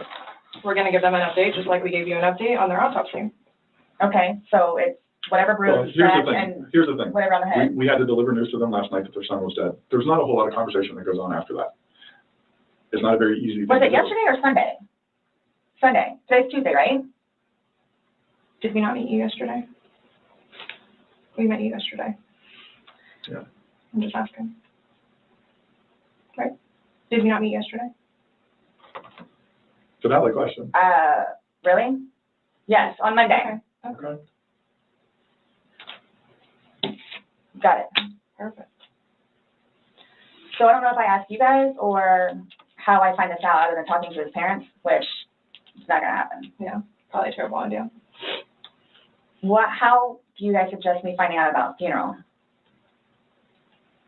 Yeah. That's not even something that's been probably talked about between the family. That's not something we ask. We have no way of. I didn't know, that's why I'm asking. It'll So, be up to them to make the arrangements of what they want to do. Like she just told you, just being told last night, I'll pretty much be willing to wager that they have not even considered what they're going to do. My body can't even be released, so. I've been there with parents, grandparents, and uncles. So I don't know if I have the right to or not, but like I was going to call his former employees whom he really cared for and let them know. You can call whoever you want. I just don't want to do something that I'm not supposed to. How do I go about getting his wedding ring, engagement ring? It's at the medical examiner's office. It'll come to us eventually, and then It'll be released to to the next of kin. Yeah. Okay. I bought it for him. That is a civil issue. It was on his finger. It goes to them. They're the ones that are going to release it. We don't have any say in that. So I won't get that back. So for all of this, like, how do I find out what's what and how many, like, what's been found? What do you mean? She's asking all of these questions to avoid what the inevitable is going to be, is her getting arrested. Because I think she knows this, guys. That's why she won't shut up. Because she knows if she shuts up and stops talking, that they're going to come and say, guess what, Sarah? We know what you did. You're going to jail. Let's go. You know what I mean? That's what this is all about right here. And it's so crazy. It's so, like, common sense people can just look at this and go, oh, wow, okay. Pillow with stain, swab with stain from pillow, suitcase. That will all be exactly. Well, FDLE, Florida Department of Law Enforcement, they do their testing. So, and then like whatever white can with blood and necktie with blood was from the suitcase. Correct. Why would you guys, oh, you'll see it in there, the baseball bat for Lucas and the feet. And this is just his phone, my phone, and then the laptop. Yeah, when anything can be released, we will release it, but we are very early in this. And the funny thing about that is the day before, yeah, absolutely, JC. The day before, they asked if George had a phone. She said, no, he uses mine. So, which I thought was strange. What guy doesn't have a phone? You know, it just, everything is, this whole thing is not. Investigation, and it's not an overnight process, unfortunately. So, what's next? They're going to come and swab your fingers. No, I'm talking about like in the long run. Like, what do I need to like? Do I need to be doing something or like? I can't tell you like what to do. I mean, like, so like for, like, I don't understand. Like, I don't know if you guys. That's again her prying to see about is she gonna get it? Is she getting arrested or what? That's this whole thing is so stupid, and they just play right along with it. It's hilarious. Are just gonna like, because it makes it sound like to me like I'm being accused of something that was not intentional. I'm being accused of it, and a handful of other things that I'm being accused of. Okay. So I don't want to be at home with Lucas and you guys show up. Okay. I understand that. So it's we're still investigating. I don't know what you want me to tell you.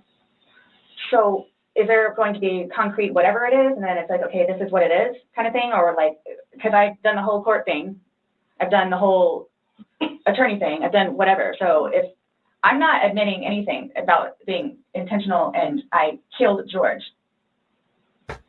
Okay. That's not the situation, but it's trying to be pinned on me. Okay. That was not my intent, but it's trying to be pinned on me. So however, or whatever it is I need to do in order for that to be proven, then I need to do so, which is why I'm trying to get my ducks in a row. Okay.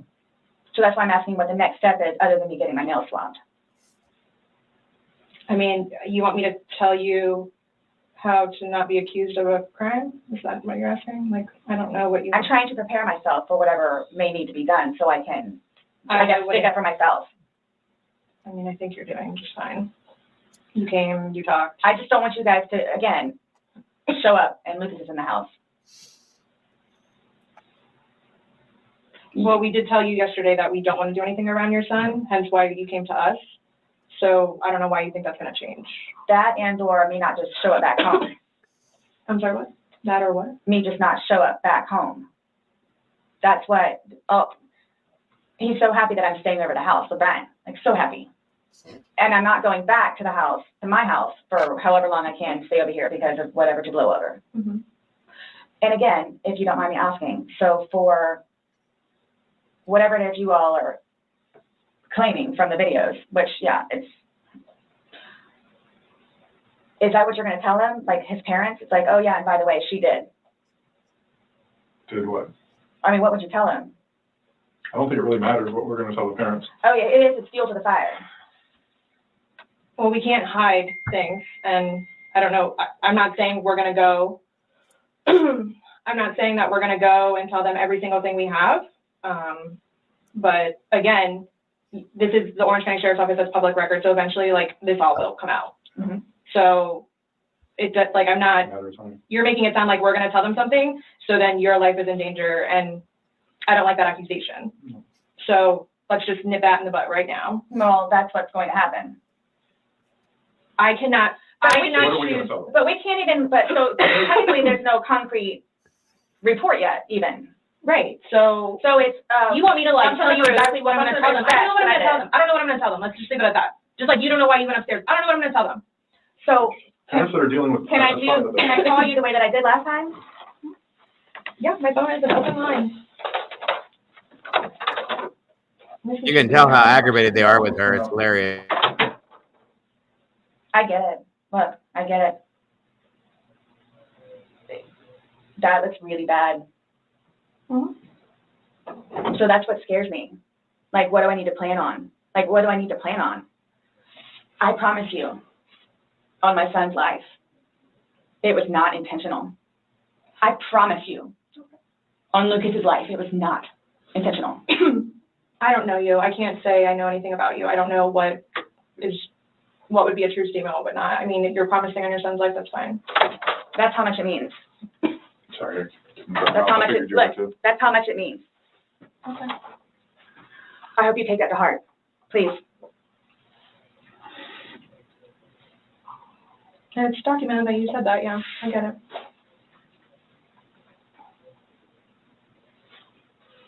Do you have any idea when I can get my phone back? No telling. What'd you say? I said no telling. I mean, our digital forensics unit is got a lot of cases on their plate. I mean. Well, and that's not technically my laptop, it's Lucas's laptop. Okay. But he plays, you'll see all the games that he has on there. As soon as we can get that back to Lucas, we will. As soon as we can release your phone, we will. But we have no way of being able to tell you because we don't have control over their caseload and how they arrange what they do. So I don't know. And at this point, I think, honestly, with everything else that's going on, that should probably be at the bottom of your list of worries. I'm trying to make Lucas happy so he can have his laptop back. Okay. Did Brian not have a laptop for him? He has his laptop that he has to do for work, that he doesn't want him using it or breaking or dropping.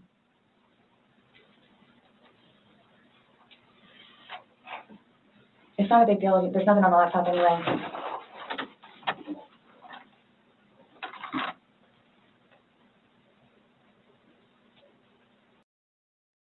See, I wondered when she said that too.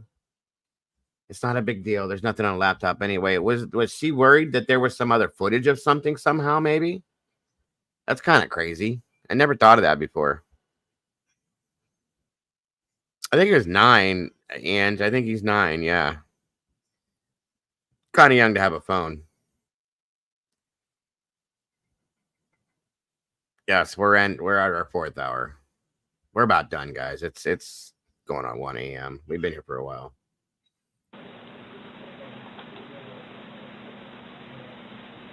So you will keep me posted, like updated. Mm-hmm.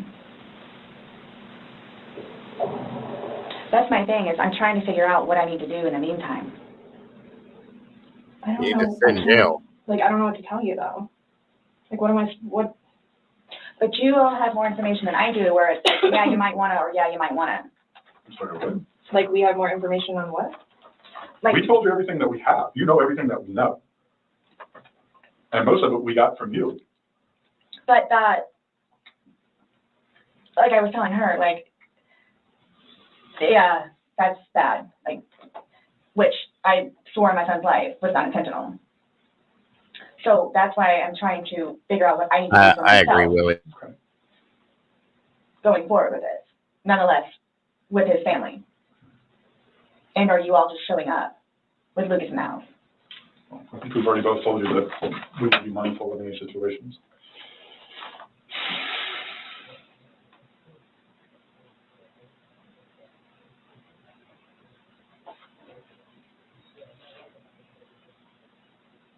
So you guys, I guess you're going to call me tomorrow?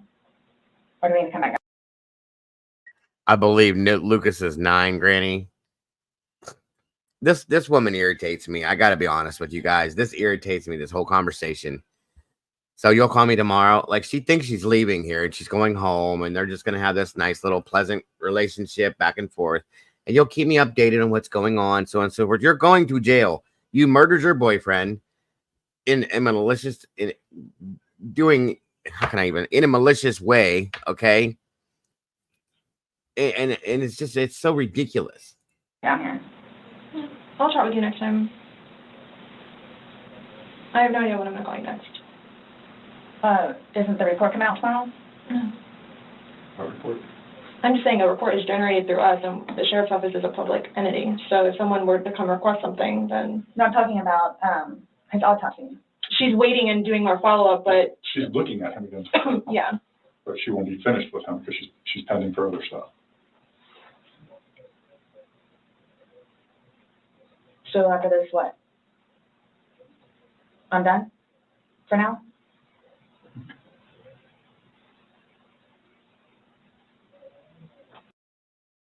He's probably 14 or 15 now, I think, truly. And he was 9 when this first happened, yeah. So going on 15, I would think.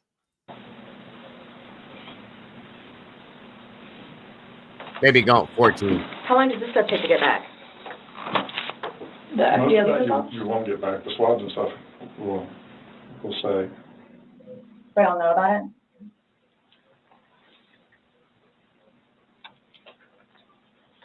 Sorry, our dispatch center keeps calling my phone. I keep having to have other people call them and see what they need.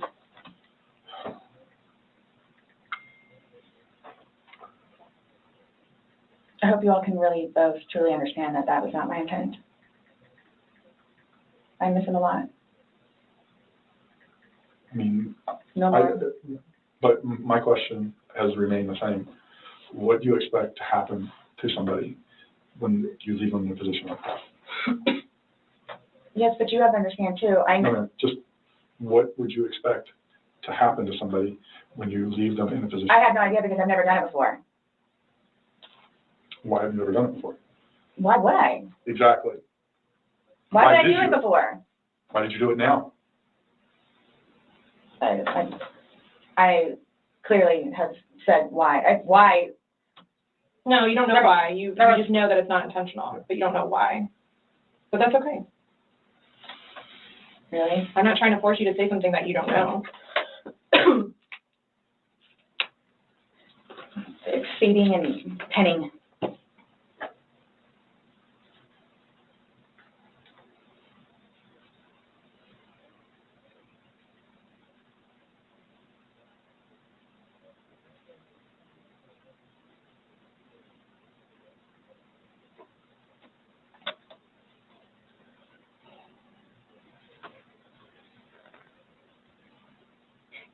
The fact that you guys would assume that I'm that kind of person.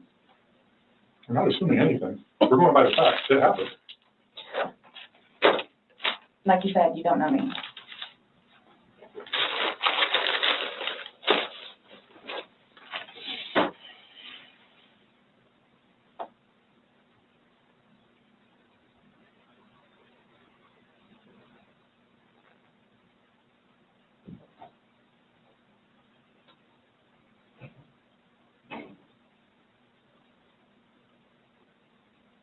What time is it, please?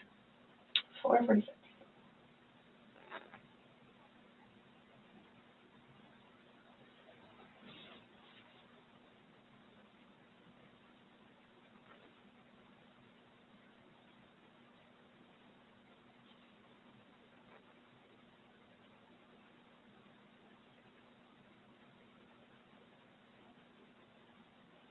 In itself, for me to have to live with getting him out and doing what I did is punishment enough.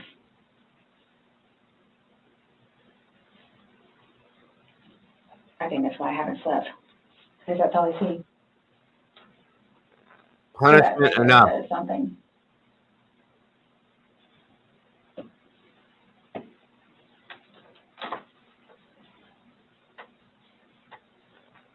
Not my intention. This is I'm just looking at the texture.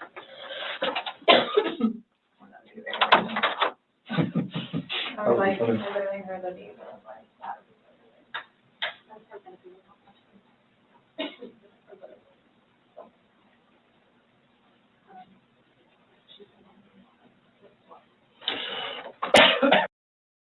This is pretty much it, Vicky. Honestly, I showed the rest of it earlier until there was just a motion hearing today that I was showing. And then I'm going to be covering the entire trial when that starts, which should be here in a couple months. But yeah, this is really it. This was the whole thing. Thank you, Sherry. This is one of the most immature adults I've ever seen in my life. The way she's acting about all this. There it is. Thank you, Mystery. October 7th, 2024. Make sure you're here for that, because I will be showing. As long as there's cameras for the trial, I'll definitely be streaming that live. because this is not a. It's going to be a very, very interesting trial, in my opinion. What they're doing right now, you guys, is they're waiting for the. They're waiting to have her nails swabbed to see if whatever comes back under her fingers, and then once that happens, you know the end. I think they already showed her that video somewhere in here, didn't they? Or is it not in this one? Right here. Yeah, right here. Hold on. For those of you that didn't see it. I don't know how much I can take. I don't know how to find her. There's something. Do the facial recognition. Okay, so he doesn't know the password and he doesn't have the facial recognition. No, he is the only other person that would use your phone, I'm Yes. assuming, other Well, than Lucas. Right. But Lucas wasn't there Sunday. Right. So, to your recollection, no videos on Sunday? Not that I'm aware of. Okay. I mean, I maybe took a picture of them, the two of Tess and the dogs, and George and them dancing, but I mean, it's just Tess. Mm-hmm. Okay. So I have something that I want to show you that we found, and it was from your phone. Mm-hmm. Can you see it? If you need to move it around, go ahead.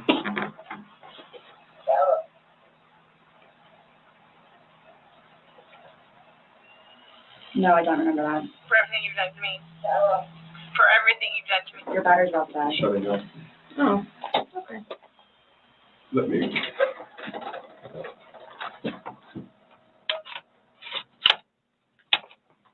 The battery doesn't last very long. It used to last a lot longer than that. I don't know what happened. Okay. Let me just grab something. All right.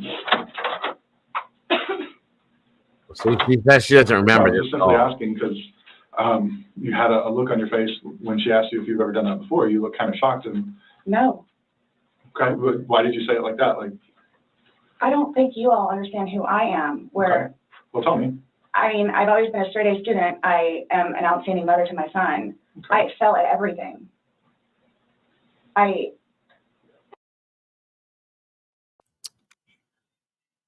She's always been a straight A student. That means a whole lot. She excels at everything, including murder. The only thing you don't excel at is hiding it. I would not do that. You wouldn't lock something? Is it somebody in a suitcase? Well, I didn't completely lock it. I mean, I opened it with one finger. I left enough in there for him to get out. Okay. And I wasn't planning on going upstairs and going to sleep. Okay.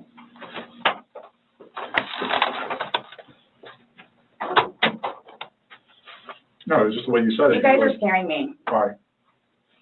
Well, we just want you to watch this. This came from your phone. Don't you want to know what's on it? Yes, please.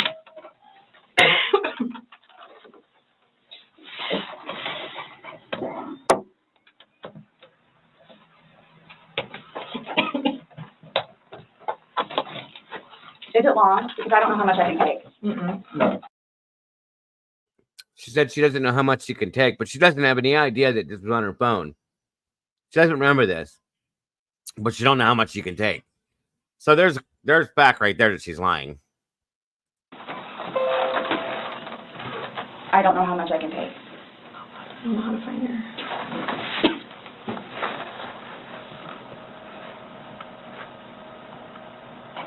Do I have to watch this? I continuously throw up. I don't sleep. I don't want to see it. That's okay. Well, it's on your phone, and you can either explain it or we take it for what it is. Yeah. We're just trying to give you the opportunity to tell us what's going on. That's it. It's that long? 2 minutes. For everything you've done to me. For everything you've done to me. Fuck you. Fuck you. That's you, your voice. Stupid. Sarah. That's my name. Don't wear it up. I can't want to breathe it. Really? Yeah, that's when you do it. You trust me. Sarah. I don't want to watch it, please. Last time we talked to you, you said that you put him in the suitcase. You had two fingers hanging out. I flipped him over. I flipped him over, and that's where it was. There's two different videos and a still picture where, yeah, it shows you flipping him in different positions and him saying that he can't breathe and you saying fuck So you. this is upside down. So in order for him to have gotten into it, It was flipped up. right, it was flipped up normal, Yes. like as if you're packing something. So this is upside down. Guys, this is killing me right now. So this image is upside down, and then this small video that occurred 11 minutes later, it's flipped over the other way, closer to your dining room table. Okay. Now he's obviously still in there. So he didn't, how did it go from the back to the front? I flipped it. Okay. My plan was not to go upstairs and go to sleep, Well, that's what you did. Yeah. but not intentional. No, you told me you went upstairs because What? you were Stop getting here. ready for bed. Stopped here. Okay, but Where's here? show me where you can see any fingers coming out, because there's the end. And his head's right here. Mm-hmm. So going like this, rather than going all the way up, it's like this. But why is he saying I can't breathe, and why is he pushing on it as if he can't get out? And it doesn't show a hole. There's no hole. There's no fingers. I don't see his fingers. There's no hole. I don't know what you want me to tell Yes, you. Like, I don't know he did. like, what you want me to tell you. I'm just showing you. I'm just telling you what we see and what we've heard from the I other video. understand. I understand. He's begging for you to let him out.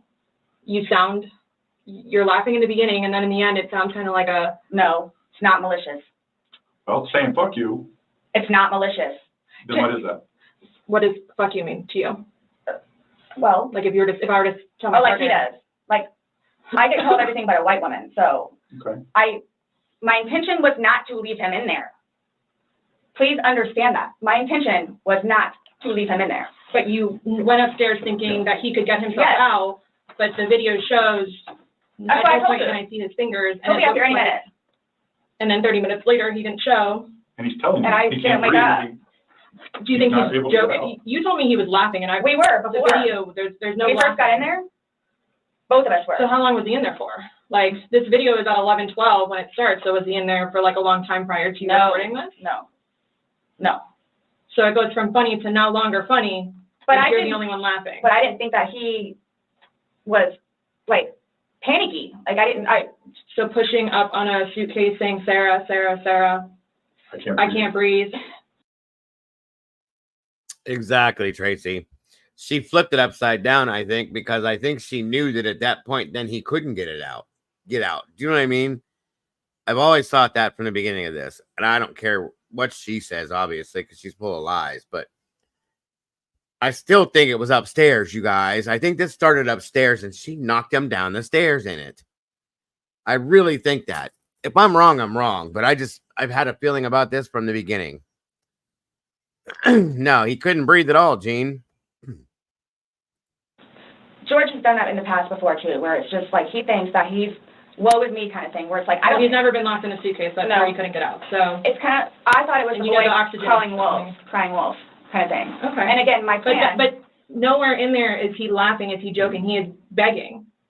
And you're the only one laughing. Okay. And you're the only one saying derogatory comments, like you're mad. No.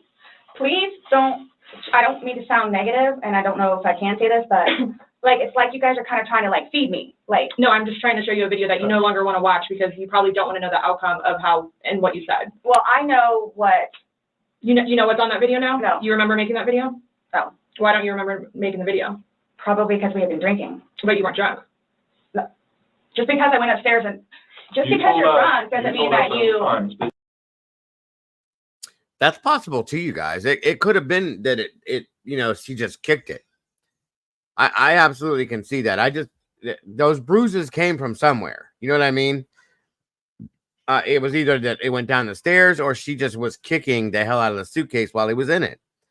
Or stepping on it for that matter, jumping on it. Who knows? And that's the thing. Yeah, it was in 3 separate places. That's why I thought maybe it came down the stairs and kind of rolled. Or maybe she did both. That's very true, Glitter. Who knows? Yeah, caught her at her own words where she said she was not drunk, then claimed drunk. Right. That's exactly the point, Mystery. Thank you. He could have unzipped it until she flipped it upside down.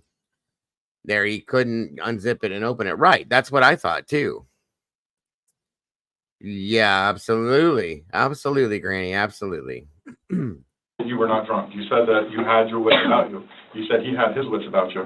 You said that you don't like not having your wits.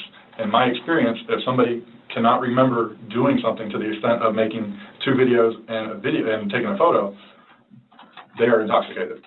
Okay, I understand where you all are coming from. Well, we're just trying to make sense of it. We're trying to figure out what We're trying to you're saying. figure out this You video. explain it to us. We're listening. I did, like, we were playing, and then, like, I thought it was, my plan was not to go upstairs and go to sleep. My plan was not to, he'll be up here any minute. But you willingly went upstairs and went to sleep. No one forced you to go upstairs and My plan wasn't also to leave him in the suitcase. So why didn't you take him out? Because I went upstairs, and then I fell asleep. But why didn't you consciously think, he's asking to come out? I didn't do it intentionally. What do you think is going to happen if you leave somebody in a confined space like that? Well, I thought by not giving it up all the way, it would be okay. My plan was not to leave him in the And what was suitcase. your plan?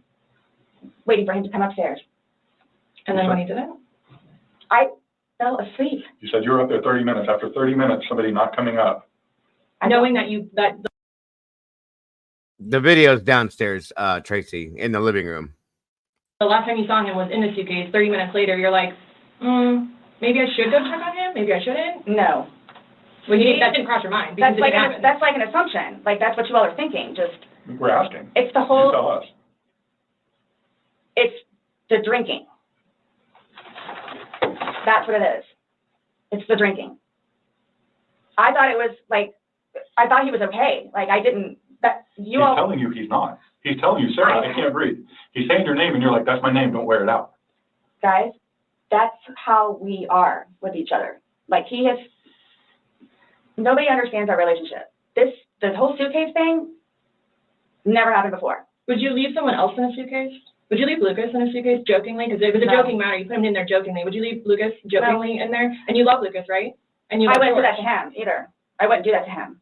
So I just. Well, it's not like, again, I don't think you all understand. Like, it's, I mean, it's not that was not my intention. Well, Y'all don't have any idea what by I've your done for acts, him. But by your acts, and that's exactly right. You get to the point where you've done so much for somebody and they don't show No. you any appreciation. He did. Not by your words in the video. I don't get that. He did. Because you bring up the fact that when he's choking you, you can't breathe. That's how you felt when he cheated on you. You couldn't breathe. And you verbally several times told him, just fuck you. Well, you said it in the video, but you won't let us play the rest of it. 'Cause you don't And want to. When I say cheating, it's on his phone. Okay. Cheating is cheating. I And think if so you- too. Exactly. It's your definition of cheating, though. So I mean, Yeah. that's what the word cheat means. And that's what you told him in the video. That I couldn't breathe when you cheated on me. No. That's how I felt when he said, Sarah, I can't breathe. And you told him, I don't fuck know what you. you, this is, What would like you say making if somebody told you that they had done this? done what? You said somebody in a suitcase and went up and went to bed. Do you all not think, so you all think that it's like, oh, good, I got him in there, now I'm gonna go to sleep? Is that what you guys are trying to assume? Or trying to, like, The video is very portraying of the opposite of what you told us. No. It is not leading up, it is not matching what statement you gave us in the car. So, and that's why we want to know. and I the don't remember injuries- doing those. The injuries are not consistent with what you told us. So we have a lot of inconsistencies, and this video explains itself. It really, truly does. You don't think that? If this woman wouldn't have been stupid enough to film this, she may have gotten away with this, you guys. Do you realize that? If she would have not been drunk and dumb enough to film what she filmed, and there was no video of this, she very likely could have gotten away with this in some form or fashion with a decent attorney. Then again, she keeps firing him, so who knows? But like I said, I'm just saying, I think she could have got away with this if the video didn't exist. That's instant karma as far as I'm concerned.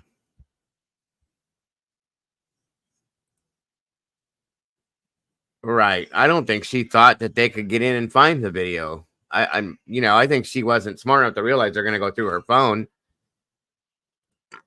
Right. Exactly. And she would have completely gotten away with this, in my opinion. With her narcissistic personality. Come on now. Instant karma. Thank you for that. That I have thought about that? Thought about the video or thought about? But no, again, if you don't mind, please. So you all are assuming that it's like, oh, good, I got him in there, now I'm gonna go to sleep? Is that what you all are assuming? Well, it's not an assumption when that's what you told us that happened. That's what happened. And the video, Yeah. I mean, I'm not gonna say. you thought he could get out on his Yes. but the video shows that he cannot get out on his own. But when I unzipped it with one finger. From the outside. But it had the hole in it. And you're claiming that it had a paper clip, so that's what assisted you in doing it. No. Is what you told us. When I had my sweatshirt, I said I thought it had a paper clip on it. It's got. But the zipper part is broken. That Yes, which is why we were gonna send it. Yeah. I just. You were able to unzip it from the outside very easily, because that's the way they're designed. But you could on the inside too. I don't know how. So why wouldn't he have gotten himself out if he could? I don't know. Like, I don't know if you saw like where the hole was. I don't know. I didn't see a hole. No, I didn't see no fingers You're the sticking only out. one that's what I'm saying. Like, he's in one position, and where his head would be, we should be able to see fingers.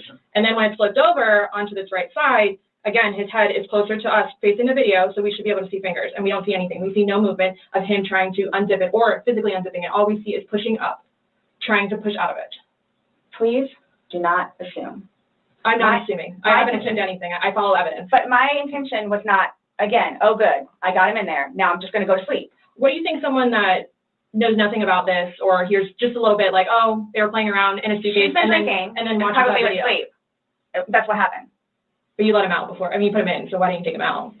Because I was upstairs and I fell asleep. No, before you went upstairs. You like consciously had to walk upstairs. You obviously remember going to bed because you were able to give me a time frame on that. And you specifically told me that you went upstairs. My intention is not for this to happen. I am sick about it. I've never done anything like this before in the past. I'm sick. Especially with that. I thought I couldn't sleep last night. I don't know. Well, here's the thing. You tell us the last night, you vividly remember this when you told us last night, that he was laughing, you were laughing, you put him in the suitcase, he has two fingers sticking out, and you go to bed. Now we see something totally different. And it actually shows you upset and, again, using derogatory terms to him when he's begging for his life to get out of that suitcase. So but my thing is, we're assuming, we're not assuming. But the fingers, so it just happened to be that whenever I was videotaping or doing whatever else it was, just happened to not have that in it. Okay. And you also in the video, you can't see any hole. Exactly, There's JC. nowhere in that where the zipper separates and you can see a hole. If there's a hole, he's pushing on it, begging you to get out. We should probably see that hole. That He you're essentially talking would have about. been able to get out. Alcohol. Based off what you're telling us, he should have been able to get out. But the video shows him attempting to get out, begging to get out, and he can't. So that's just what we're trying to figure out. I don't know if maybe you had too much to drink, you zipped it up all the way, and then, I did not zip it up all the way. Okay, well. I did not zip it up all the way. This is horrific, okay? Horrific. It is terrible. Yeah, horrific. I don't think I'll ever be right because of this. Ever be right. Dealing with You're not right. You never were right. What do you mean you'll ever be right? You would never have been right, in my opinion. If you could do this kind of thing, if you're like this now, you never have been right, sweetie. Sorry. Exactly, Tammy. Exactly, glitter. That's what I'm saying. I don't know, Holly. I don't know. everything else that I have in my life, personally, and then this, whom I loved, it was not intentional. I will put my hand on the Bible. It was not intentional. I would not do that to him nor anyone else. But you did. Not intentional. You intentionally went up to bed. I didn't intentionally go to bed because I'm thinking, okay, good, he can get out. How did you not intentionally go to bed? You said you went upstairs and got into bed. That's intentionally going to bed. Waiting for him. And he doesn't come, but you don't go down to check on him. So I happen to go to sleep. When I say go to sleep, and what do you normally do when you go to bed? do? What do you normally do when you go to bed? What do you mean? What is a bed for? Going to sleep. Right. So you go to but bed to obviously do you what? can tell too that, like, I've You been go to drinking bed to do also. what? Okay. You kept telling us, hey, I wasn't intoxicated. I wasn't this. I wasn't that. Being drunk and intoxicated, which, yes, you can tell that I had been drinking, but. Okay. So if you weren't intoxicated, then why would you ever leave somebody in a suitcase that's begging to get out, that's telling you they can't breathe? If I hadn't been drinking, you still think it would be the same thing? Where it's like, hop in. Welcome, Kim. Is that what you all are trying to do? To I'm portray not me trying as? to do anything. I'm simply asking you to explain to me what happened.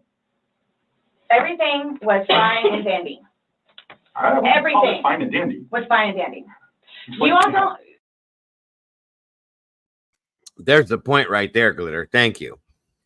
If we want to base this on what has been notated on this, he was dead at 11. She said she didn't go to bed till 12:30. So what did she do for that hour that he laid in that suitcase deceased already? And then she just goes to bed? What the hell did she do? Did she realize he was dead? I think she was just too drunk.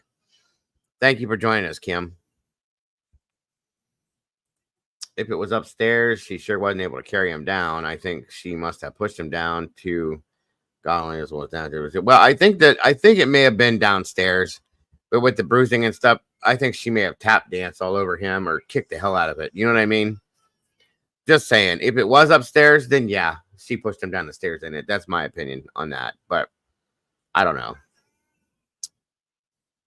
Because she's a narcissistic psychopath, Glitter.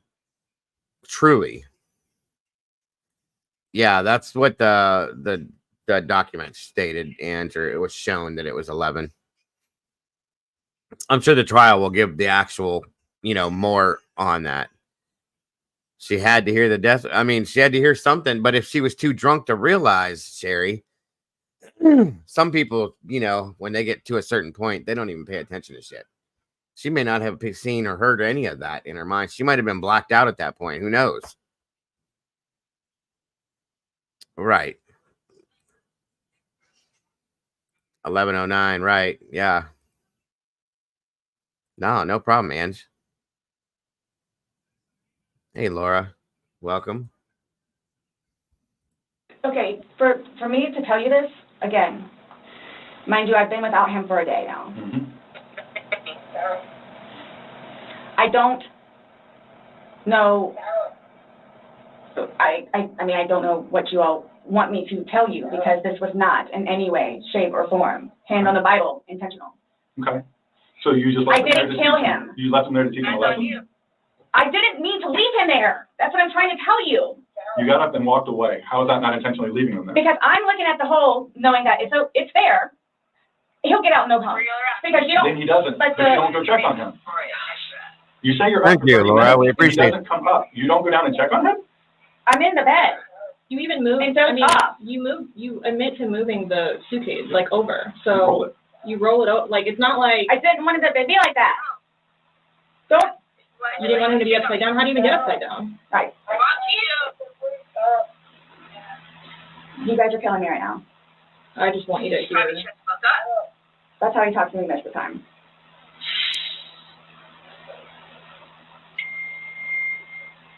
I don't know how you want me to say it.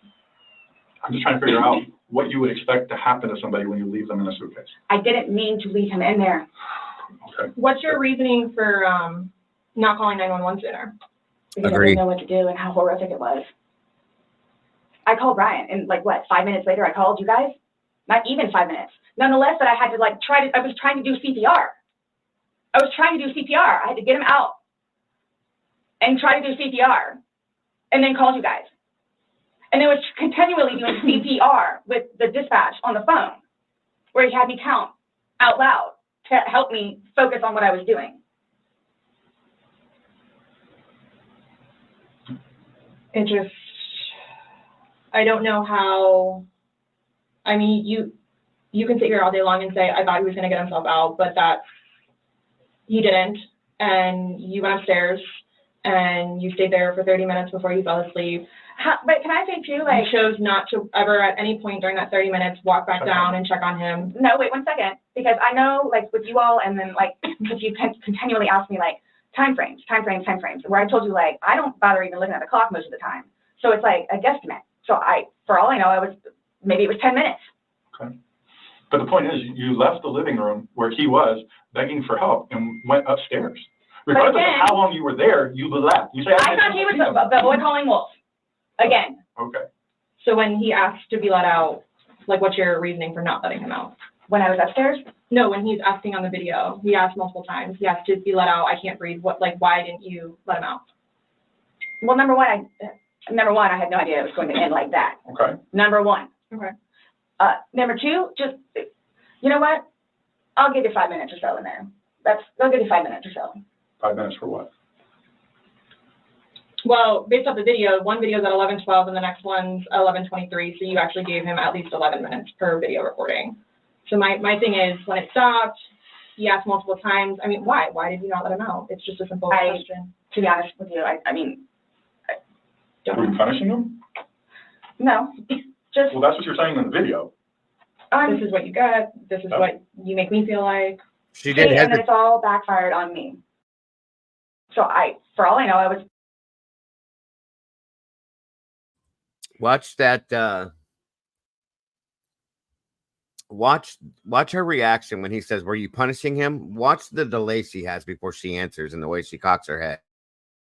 Maybe it was 10 minutes. Okay. But the point is, you left the living room where he was begging for help and went upstairs. Regardless of how long you were there, you left. I thought he was the boy calling wolf. Again. Okay. So when he asked to be let out, like, what's your reasoning for not letting him out? When I was upstairs? No, when he's asking on the video, he asked multiple times. He asked to be let out. I can't breathe. What, like, why didn't you let him out? Well, number one, I had no idea it was going to end like that. Okay. Number one. Okay. Number two, just, you know what? I'll give you 5 minutes or so in there. I'll give you 5 minutes or so. 5 minutes for what? Well, based off the video, one video is at 11:12 and the next one's 11:23. So you actually gave him at least 11 minutes per video recording. So my thing is, when it stopped, he asked multiple times. I mean, why? Why did you not let him out? It's just a simple question. To be honest with you, I mean. Were you punishing him? No. Because that's all I see. So that right there says something.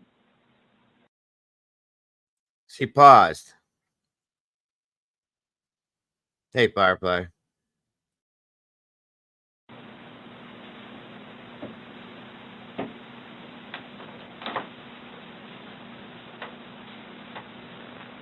Not my intention. This is my first ever texture.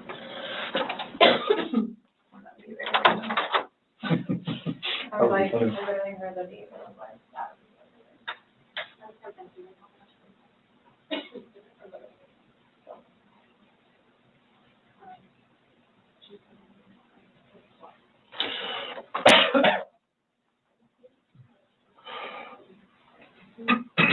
Nonetheless, I have to live without him now. Yeah. Nonetheless. Yeah. Punishment in itself. Yeah.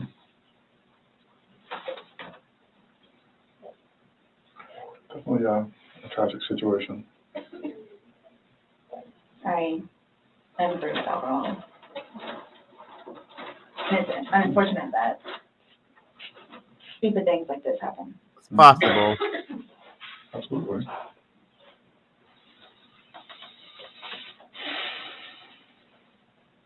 Nonetheless, I have to live without him now. Mm-hmm.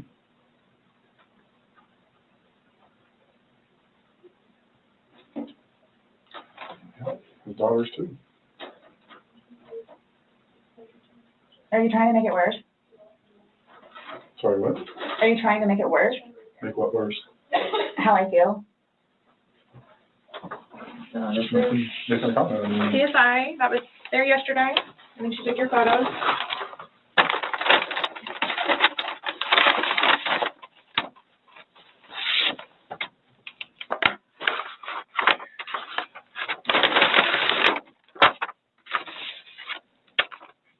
Good point.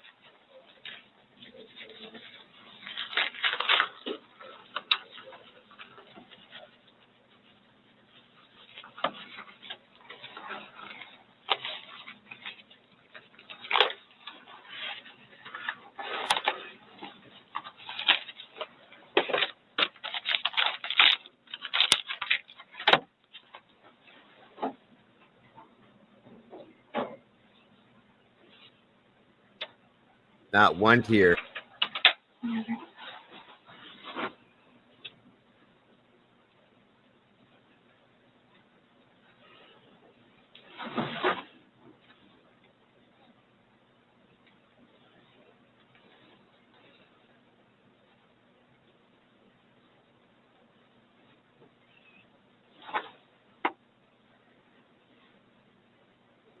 I want to talk about me. I want to talk about my. Exactly.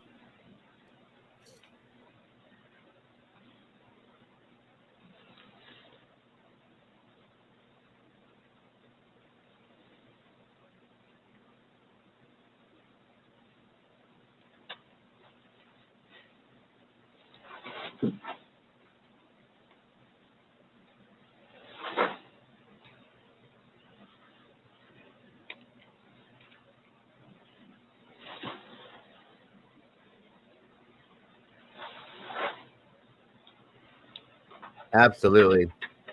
I love Toby Keith. He was a lot of fun. Great musician, too.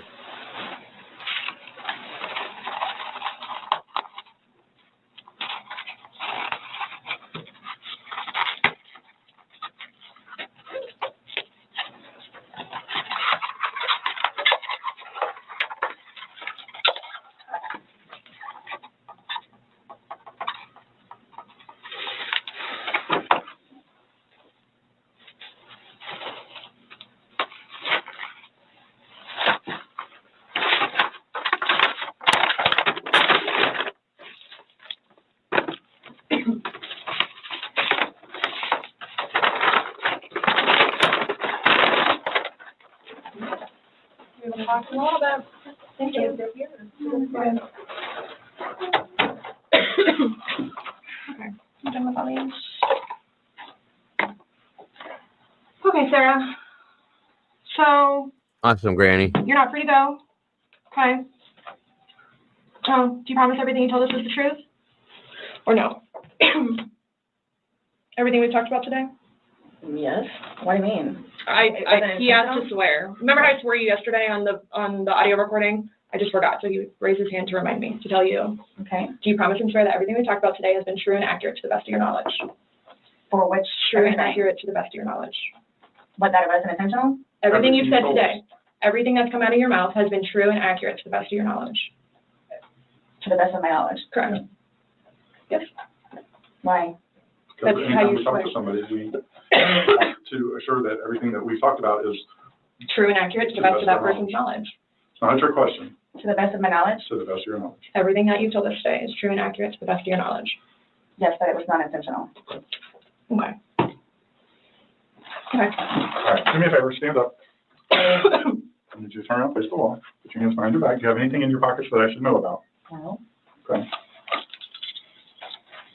Why is this happening? because George is dead. Not intentionally. We understand that. He's still dead. Well, we don't. Someone really needs to call Ryan, please. Okay. Or can I not make a phone call? You'll be able to make a phone call when we get you down to the jail. So why is You'll this be afforded- happening? So this was a trick. No, it's not No, a trick. not How a was it a trick. trick? I'm even here to ask you to explain a few things to us. Uh-huh. And You were right, you're right. your response to everything was basically, I didn't do it. Intentionally. Doesn't matter. He's still there. Do me a favor. Have a seat.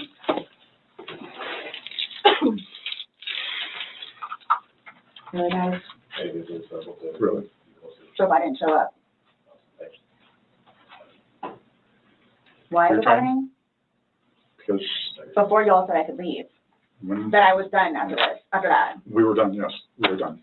Absolutely. So now, so that's what it is, We are done. right? Not intentional. Okay. So what am I supposed to do now? You will, Someone needs to call Ryan. Okay. Lucas is waiting for mom to come home. This was not my intention. I thought I was waiting for you all to come and figure out what's what and how many. that's what we're trying to do. And I was going to be able to go home and see Lucas. Now he's just not gonna have me come home. So there's nothing that I can do. All right, no, There's nothing that I can do in order to go home and see Lucas and prepare. not right now, no. You'll be afforded a time in court. You'll be afforded an attorney. You'll be afforded a chance to talk to a judge, and all that stuff will be worked out. But what's the time frame for that, though? I have no way of being able to tell you. You should make first appearance probably like tomorrow morning, if not tonight, depending how things are busy, how quickly you get down there. I had a don't sneaky work in there. suspicion this was going to happen. And I need water, like, really badly.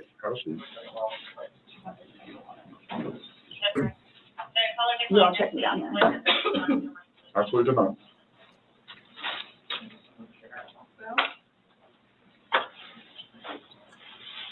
I just got those. Okay. They are not allowed in the jail. So I can't even smoke cigarettes as I go. What?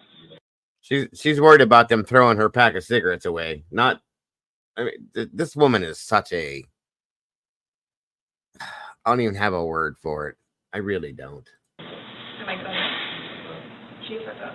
And what am I supposed to do with my car? You'll be fine where it is. When you get down there, you'll have 3 phones. You'll be able to call. What, as soon as possible? Yeah, once you get down there and get booked in, you'll be able to use a phone in the waiting Well, how area. long will that take? Because I need to talk to Brian.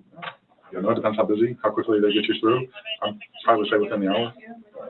It's a free phone call in the lobby. It's a free phone All call. I'm doing is bring you there, so I can see for you. She has no clue. So can I ask you, or whoever it is, those holding cells, the holding cells, am I going to be put in one of those? I don't know. Last time I had a panic attack. Let them know that. Yeah. I don't know. Well, you're familiar with the big bay. As long as you go in and you act civil to them, they'll set you in the big bay. And you'll be left there for Can a you while. request that while I'm there? No, that's not up to us. We don't work at the jail. As long as like he's saying, is you don't If act you go up. in and act like this, you'll go in and they'll put you in the big bay. If you go in there screaming and kicking and yelling and How would cursing I do people, that? I don't know. I'm just letting you know that's what happens. That's how they weed people out. If you go in acting like this, So I ask for the big day? they'll put you there as long as you're acting like this. Yes, Thank you, last Miss time I had Terry. a major panic attack in the building. Hey, change the coach. I have not. So what am I going to do with my purse? Oh, sorry. The first is gonna come, but the cigarettes and stuff can't, so. I put the lock up too. My bad. Oh, that's all good. Mine are the opposite, so. What made you all decide to do this? You made us decide to do this. Uh-huh. George is dead. You guys, I knew this was going to happen. You did? Okay. So I came down here willingly. Yes, absolutely. We were trying to figure out what's going on. We're still trying to figure out what's going on. Unintentionally. Well, intentional or not, George is dead. You act like when you say unintentionally, that absolves you from everything. I need to get, I have my, I don't know if it's able to be or not. I apologize. I have things in my car that I need to put your, What kind of stuff do you have in your car that you're worried about? well, I have my medication. Okay, they have a pharmacy there, so if there's something that you have to have right away, you'll be seeing a nurse. It's panic attack stuff. Well, again, when you get checked in, you're going to be seeing a nurse, and that they have a pharmacy there, so they'll be able to take care of any kind of that stuff. That protocol is out of my realm. I don't work down there, so I don't know, but I do know they do have a pharmacy, and that you will be afforded to see somebody. Okay? Hold on. Yes, ma'am. I put that in. My bad. No.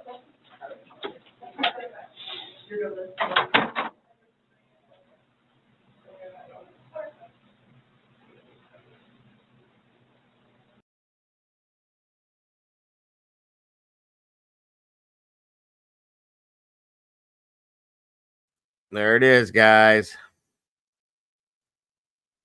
Not intentional. It's not intentional. I didn't realize it was going to go this long, you guys. I didn't realize we were going to end up talking about Sarah, but I mean, for that long, I thought most everybody knew about her case. So my apologies, but that's why I hate showing you guys something that you have no idea about. That's why we ended up in all that. Let me see here. But at least you guys know, because we will be covering the case, streaming the whole thing. For sure. Let me see something here.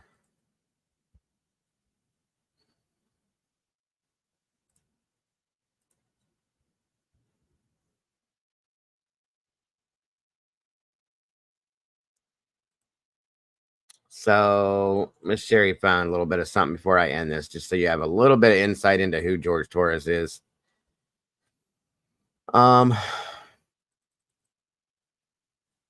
It shows here the killing of George Torres. It's Wikipedia. It was a 42-year-old American man suffocated to death February 24th, 2020 in Winter Park after being zipped into a suitcase. His girlfriend, then 42-year-old Sarah Boone, was arrested the following day for second-degree murder after agreeing to a police interview. Prior to his death, Torres had been arrested multiple times for alleged instances of domestic violence against Boone. She had been arrested one time for alleged instance of domestic violence against Torres. Yeah, definitely. Okay.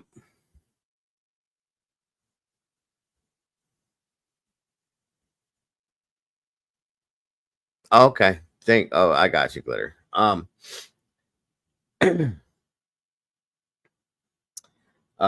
In July 2018, when both Boone and Torres were arrested, however, her charges were dismissed. Torres had been arrested 4 times for alleged battery against Boone. Boone bailed Torres out of jail each time. On the 25th of February 2020, Sarah called 911, told them that her boyfriend George Torres was dead. Boone claimed that she and Torres had a single bottle of wine and then decided to play hide and seek. She claimed that they thought it would be funny to put him in a suitcase, and they were both laughing. She stated that she then went upstairs, accidentally fell asleep, leaving Torres in the suitcase. Torres' death was ruled a homicide. Blah, blah, blah, blah. We were way wild. Oh, yeah. The following day, Boone was asked to go to the police station for an interview. During the interview, forensic investigators asked for her phone. She willingly gave her phone to them, and it was searched. The search found 2 videos that Boone had taken the night before. The videos allegedly showed Boone laughing as Torres pled for help inside the suitcase, stating, that's what you do when you choke me. That's what I feel like when you cheat on me. Boone stated that she did not remember recording the videos. She was subsequently charged with second-degree murder for killing Torres, held in Orange County Jail without bail. She has written letters to the trial judge stating that she has not been represented fairly. 8 different attorneys appointed to represent her have withdrawn. After the withdrawal of the 8th lawyer, Boone has been deemed to have forfeited her right to court-appointed counsel and must now represent herself in court. She's expected to use the battered woman defense at her trial. A date's been set for August 7th of 2024. I'll be honest with you, I never will challenge a woman that has been abused physically. But I gotta wonder if it was like, if she abused him and he defended himself sometimes. Seeing what she reminds me of a Black Widow killer. Okay, she does. She definitely gives me that creepy ass feeling. Everything about this is wrong. Yes, Glitter. He probably was, Glitter. That's horrible too to think of that. The claustrophobic side of it, all of it. This case could take up weeks just because her letters. Yeah, very true, Sherry. Very true. She's known what she's been doing with this the whole time. She's delayed this for 5 years, you guys. She was arrested in 2020. We're going on 5 years that she's been sitting incarcerated. 8 attorneys. All the bullshit. Every bit of this. Okay, she knows what she's doing. Yeah, I believe she battered him too. There's a reason why his family didn't like her. I'm just saying.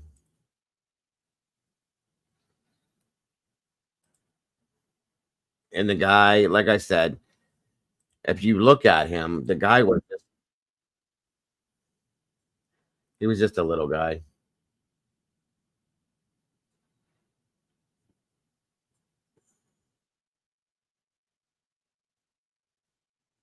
Let me see here.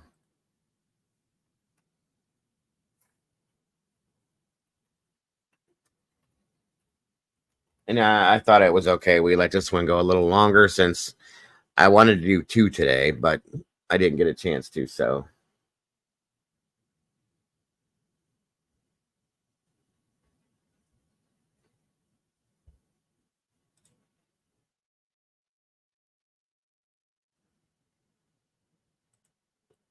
This is an interview that George's mom did last year with Banfield. News Nation, I'm sorry. Winter Park, Florida. George Torres was zipped into his suitcase by his girlfriend. Why Sarah Boone did that? She says it was a game of hide and seek, but she's going to have to tell that to a jury. Because she whipped out her phone afterwards and videotaped him begging for his life as he slowly suffocated. Up until now, his parents have not spoken, his family has not spoken, but tonight they are. I'm joined by the reporter who got that interview for us, News Nation national correspondent Alex Capriello. He joins me live. That trial is coming up July 4th, and you are hearing exclusively from the parents. What did they tell you about what they know about the case? Yeah, it really dawned on me, Ashley, that there's been so much attention on Sarah Boone, so much focus on the bizarreness of this trial that perhaps no one has ever really taken time to speak to the Torres family. And it turns out my suspicions were correct. Within the 3 years since Sarah was arrested, they haven't spoken to any national or local media outlets, had the chance to say their side of the story. So we sat down at their kitchen table and they really just opened up to me all about who George was, what he meant to their family, and also, of course, his relationship with Sarah, which, by the way, they never approved of. But interestingly, Ashley, George's mother tells me that she has a great deal of sympathy for Sarah because if she is convicted, she'll never have the opportunity to raise her son like she did with her many children. Take a listen. He was a good son. He wasn't perfect, but he was a good son. And every time they come here, every time, he just stand in that wall and he said, Mom, I love you. Mom, I love you. I said, I know you love me. And they come and give me a hug. And then he look at his father and he said, Pop, you're my hero. You're my hero. He was a father. He was my son. He was an uncle. He was a cousin. And he was a friend. I was a nephew. She don't kill only my son. I feel sad for her. I don't feel sorry. I feel sad. And I don't hate her. Really, I don't. I don't have that in my heart. I never hate nobody.